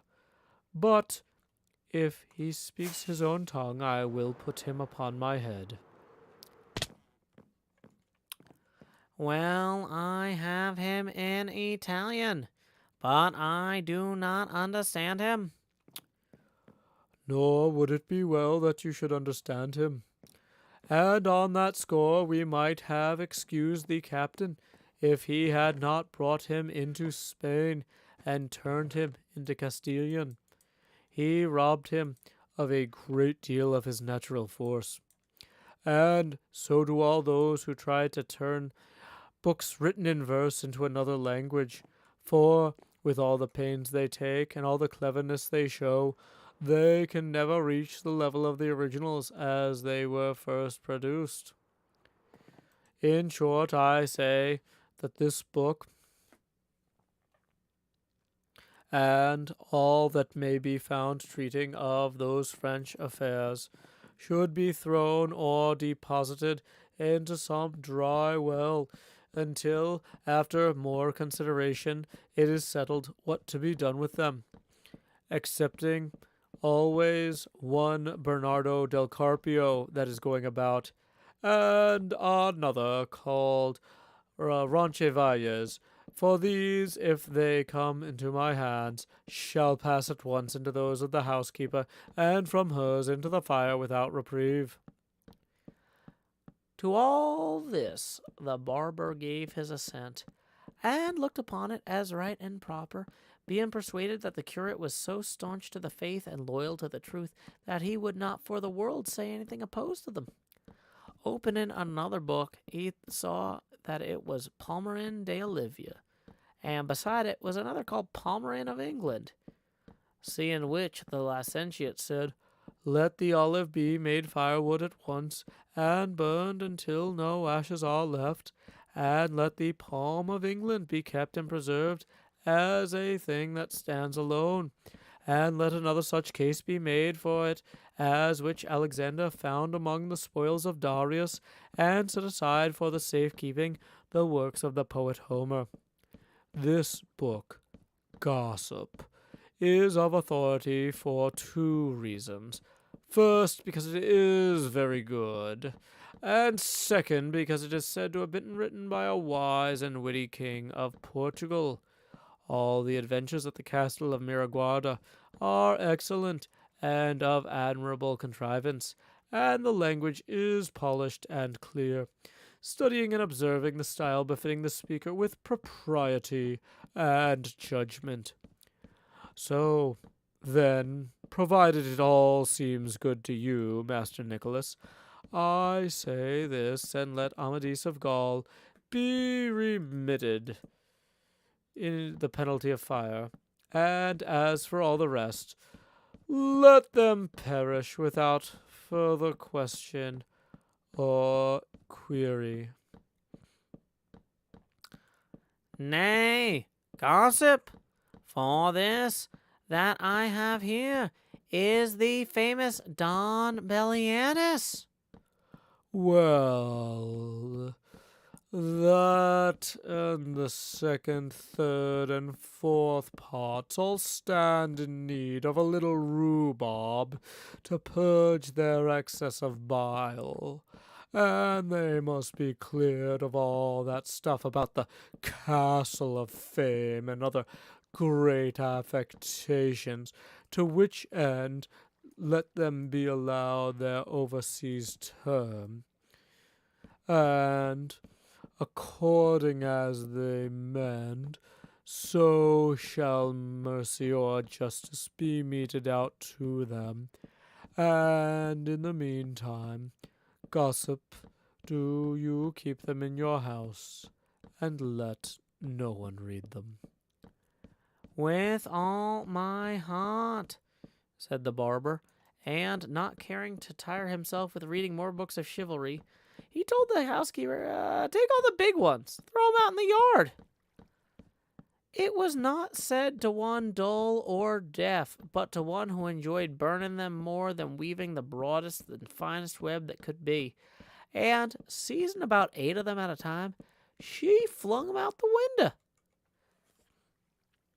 In carrying so many together, she let one fall at the feet of the barber, who took it up, curious to know whose it was, and found it said, History of the famous knight, Tirante el Blanco. God bless me, said the curate. Tirante el Blanco, here, hand it over, gossip, for in it I reckon I have found a treasury of enjoyment and a mine of recreation. Here is Don Kirillieson of Montalvan, a valiant knight, and his brother Thomas of Montalvan, and the knight Fonseca, and the battle the bold Tirante fought with the Mastiff, and the witticisms of the damsel Placer de Merver, and the loves and wiles of the widow Reposada, and the empress in love with the squire Hippolito. In truth, gossip, by right of its style, it is the best book in the world.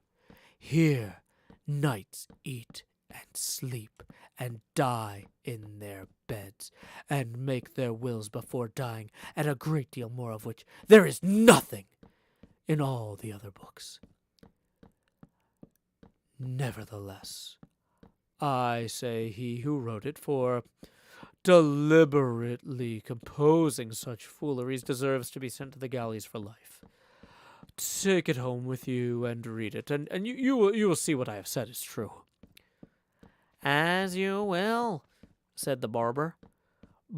"But what are we to do with these little books that are left?"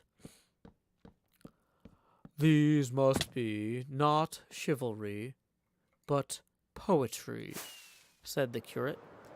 And opening one, he saw it was the Diana of Jorge de Montemayor, and supposing all the others to be of the same sort, "These do not deserve to be burned like the others."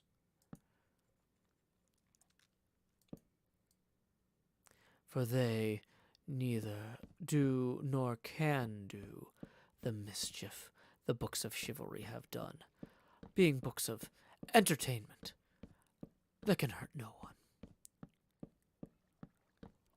"Oh, Signor, your worship had better order these be burned as well," said the niece, "as well as the others, for it would be no wonder if, after being cured of his chivalry disorder, my uncle, by reading these, took a fancy to turn shepherd, and range the woods and fields, singing and piping, or what would still be worse, to turn poet, which, they say, is an incurable and an infectious malady."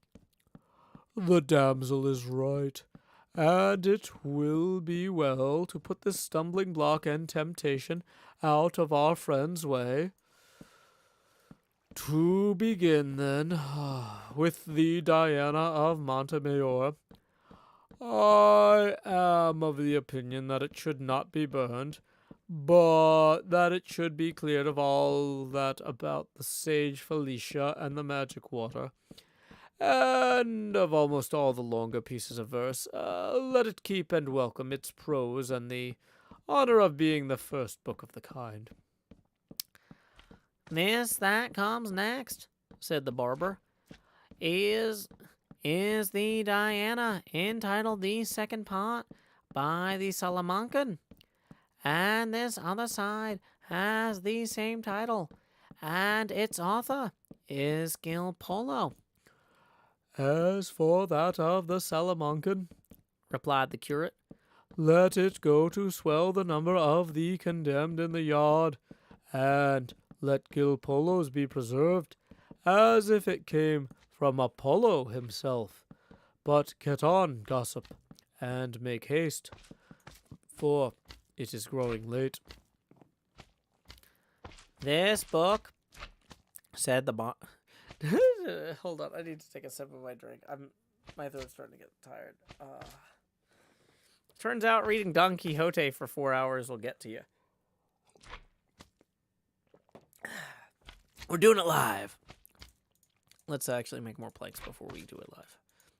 Quick reminder, we're wrapping up at the end of this chapter. We are $6 away from our next Face Camera expansion milestone, and tips are welcome via paypal.me/JoeHills. And YouTube Super Chat. Okay.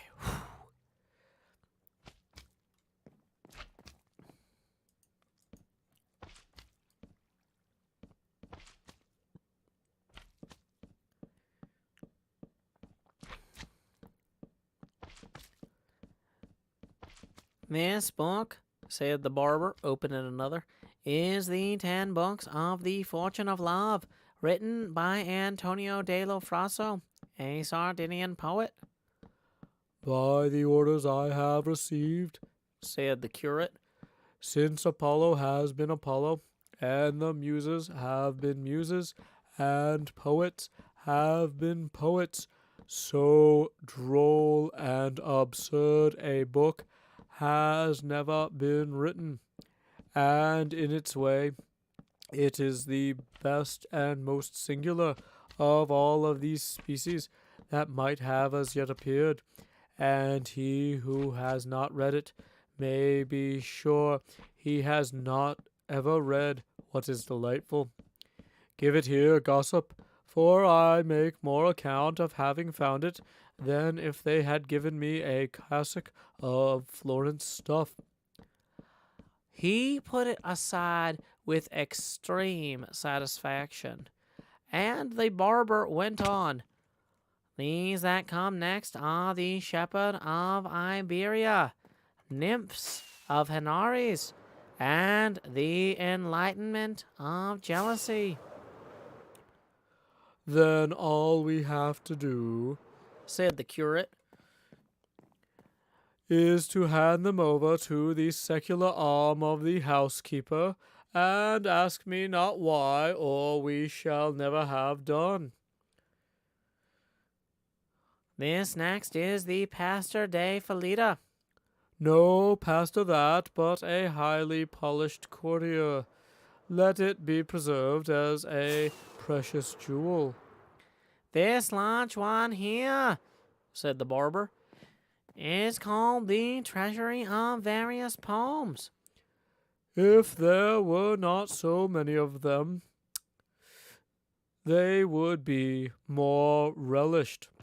This book must be weeded and cleansed of certain vulgarities with which it has its excellences. Let it be preserved because the author is a friend of mine, and out of respect for other, more heroic and loftier works he has written. This, continued the barber, it is the Cancionero of Lopez de Maldonado. The author of that book, too, is a great friend of mine, and his verses from his own mouth are the admiration of all who hear them. For such is the sweetness of his voice that he enchants when he chants them. It gives rather too much of its eclogues, but what is good was never yet plentiful. Let it be kept with those that have been set apart. But what is that book next to it? The Galatea of Miguel de Cervantes. For those of y'all who don't know, Miguel Cervantes is the author of the book we're reading now, and apparently he exists in the narrative of the story that he's telling, and his book is about to maybe get burned, so we'll see how that goes. Meanwhile, we got a tip for 5 rolling in from Samuel. Thank you, Samuel. That puts us $1 away from the next Face Gamer expansion milestone. Also, thank you, Hyper Firefly, for the raid. We are in the middle of I've been streaming for over 5 hours now. We are reading the 6th chapter of Don Quixote. We have been reading Don Quixote for like 4.5 hours or something. It's a while. So I really want to finish this chapter. So sorry for not acknowledging you earlier. But yeah, let's see what the curate has to say about Cervantes. That Cervantes has been for many years a great friend. That Cervantes has been for many years a great friend of mine, and to my knowledge, he has had more experience in reverses than in verses. His book has some good invention in it. It presents us with something, but brings nothing to a conclusion. We must wait for the second part it promises. Perhaps with amendment it may succeed in winning the full measure of grace that is now denied it. In the meantime, do you, Senor Gossip, keep it shut up in your own quarters. Okay, so he's basically using this as an excuse to plug the fact that one of his existing books has an upcoming sequel. He's like, I know this isn't the sequel to Galatea y'all wanted. This is a different story about a guy named Don Quixote. But don't worry, there's gonna be a sequel to the other one. Okay, this is great. This is...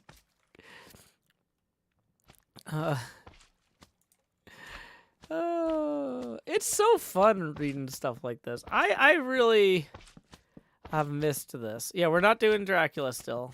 We finished Dracula. Now, I'm not saying that I'm going to read all of Don Quixote, especially because the VOD for this stream is the worst. This is the worst failure of a VOD ever. Like, we straight up, the first hour of this stream was me repeatedly spilling drinks and, like, screaming about how upset I was because I had just redone everything in the studio and it was now covered in sugar water and there were going to be ants and I needed to scrub the floor and I was not okay. So, but I'm not going to reread the first 6 chapters of Don Quixote either. So now I'm in kind of a tough spot. Cubs here. Howdy, Cub. I am getting tired, but there's only like 2 paragraphs left. There's only 2 paragraphs left. If y'all enjoyed this stream, despite the rough start, please, please, please. I did spend a lot of money on equipment for the studio today in advance of the upcoming Nintendo stream. Tips are welcome via paypal.me/JoeHills and YouTube Super Chat. We're going to finish this chapter, and then I'm going to get to bed because it's almost 2 a.m. here. I have been streaming for 5 hours and 11 minutes, and the beginning of the stream was like the worst opening to a stream ever. And I've done a lot of streams. Okay. So let's go back to the barber.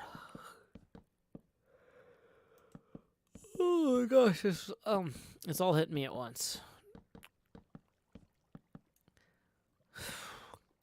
Very good. And here come 3 together. Araucana of Don Alonso de Urchila.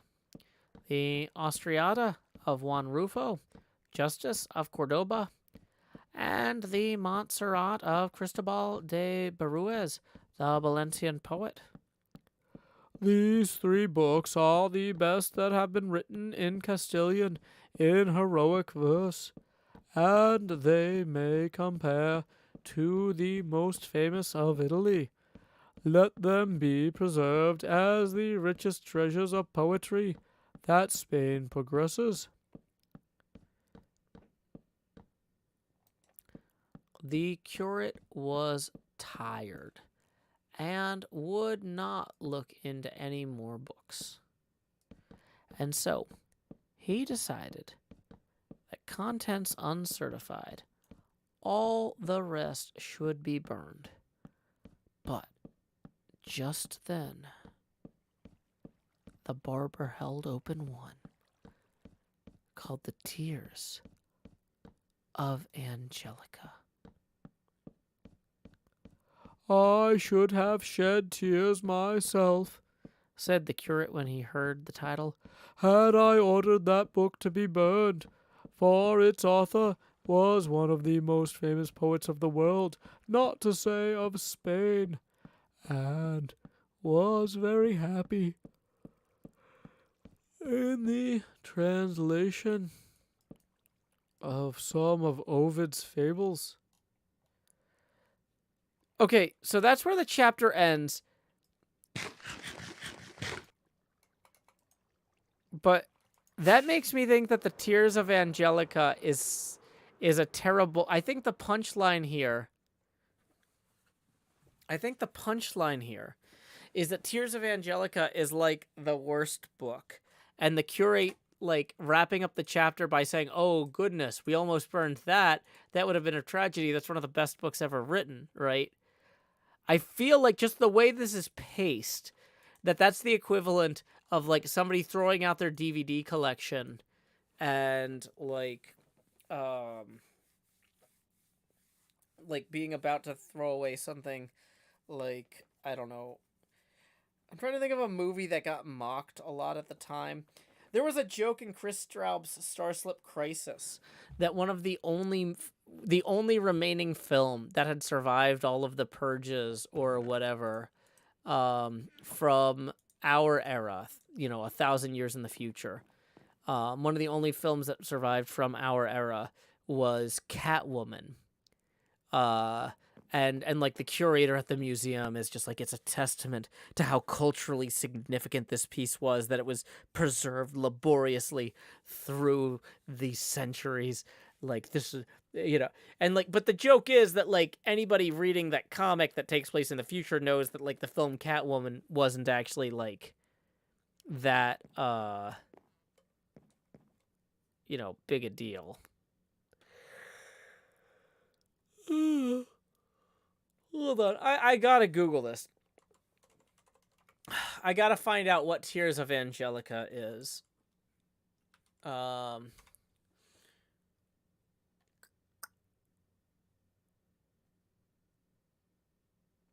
Referenced in Don Quixote. Yeah, I know it's referenced in Don Quixote, but is it like...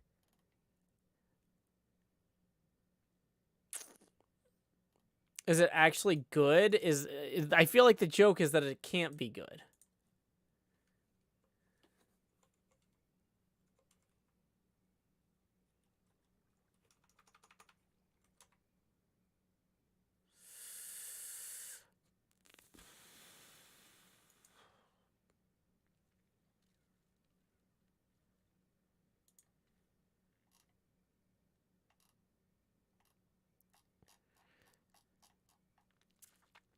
Let's see if I search for Tears of Angelica. But let's say, is Tears of Angelica good? I feel like that's enough. I just want to know. Mexican Pana tips 5 and says, thanks, Top Joe. That puts us 4 past our next face gamer expansion milestone. So here we go. It's time to expand Jost. Do. Whew. Okay, we're going to lower the Joe opacity now to 24%. And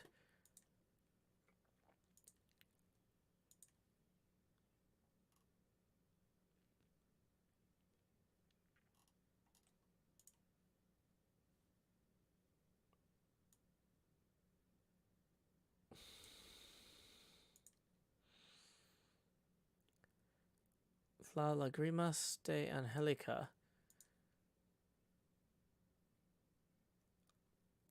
is the actual name. I did beat the Pharaoh. It was in my episode that came out yesterday night. Is there an English language version of this article in Wikipedia? No.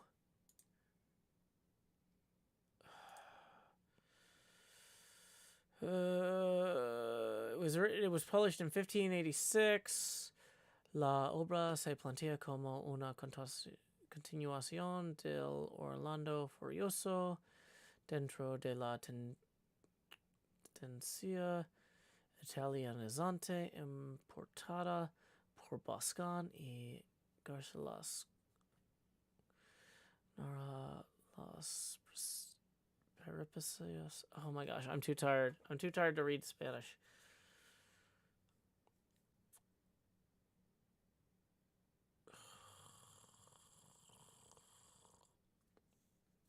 Well, the text is still available.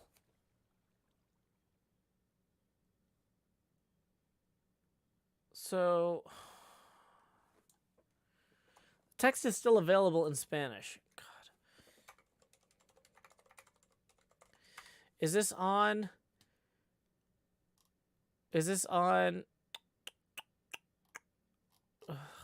Project Gutenberg?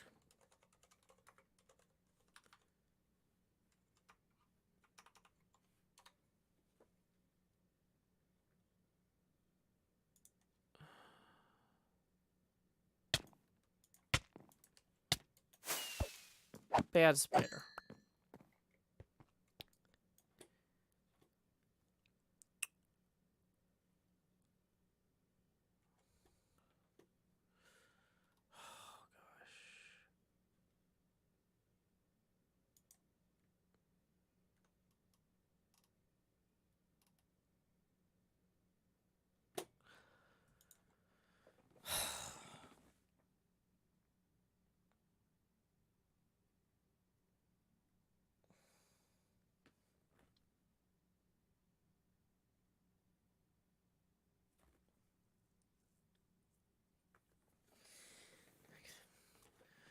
Okay, I don't know how to solve this without reading an entire book in a language I don't speak well.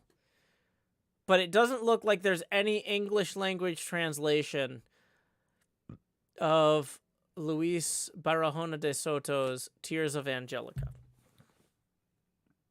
The original text in Spanish is available in the public domain, which means this is technically a mystery I could solve.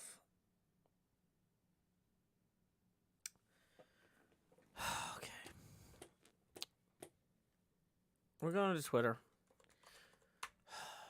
I don't know if Twitter can still do its magic now that Elon Musk bought it. Okay, I don't know if Twitter is any good at this stuff anymore, but I just finished the 6th chapter of Don Quixote and can't tell if the author is mocking the curate's tastes as he praises Tears of Angelica by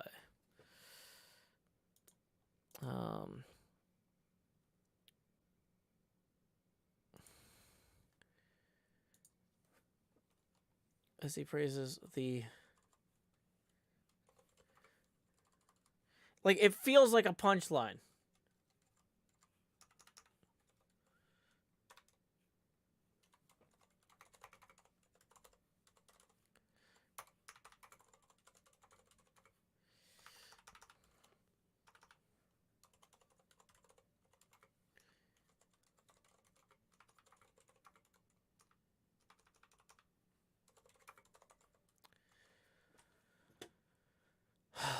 Okay, so poll punchline. Punchline or earnest. What's a word for recommendation? Like when somebody commends you, not a commendation, it's a endorsement. Honest endorsement. Nymph says maybe it's explained later in the book. Nymph, I'm not gonna read chapter 7 to figure out if this is a joke or not. Although, let me scroll ahead real quick. Just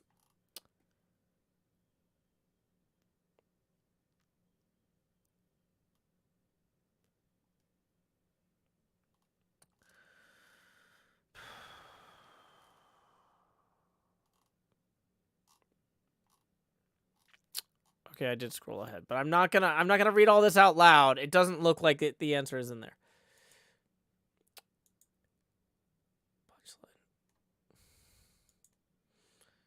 Punchline. That's the joke.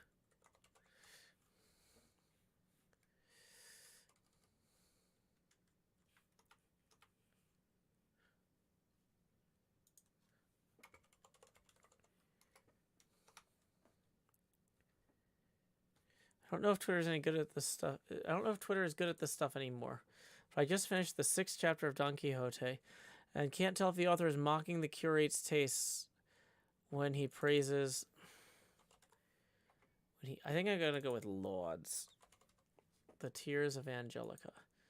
Is this a punchline? Because Cervantes actually detested that book.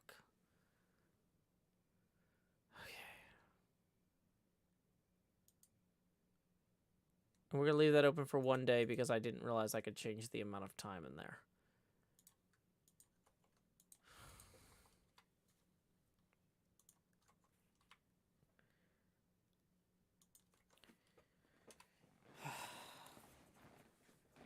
It feels like a punchline. It really feels like a punchline. The way it's all set up. It feels like a punchline. It's gonna drive me nuts. Okay. I gotta go to sleep anyway, though. I got stuff to do in the morning.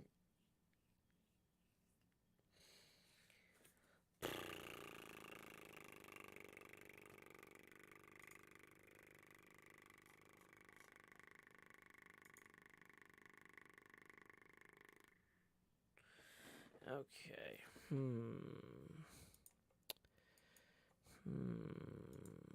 What now? What do we do now? Pennsylvania Girl says, please read it. It puts me to sleep. Pennsylvania Girl, I just read 6 chapters. If you're not asleep by now, you're lying. Basil says, Joe, it's been 5 hours. I know. What do you think we've been doing? Not reading 6 chapters of Don Quixote?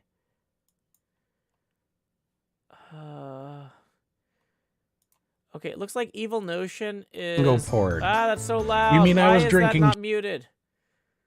It looks like Evil Notion is playing a video game called Jackbox. So we're going to raid Evil Notion. I don't know Evil Notion very well, but he comes highly recommended. Also, stop yelling in all caps. So, anyway, I think it's time we wrap up the stream. Our raid message is, howdy y'all, Joe Hills here. Anyway, until next time, y'all, this is Joe Hills from Nashville, Tennessee. Keep adventuring. Do. Stop streaming. Stop in the stream.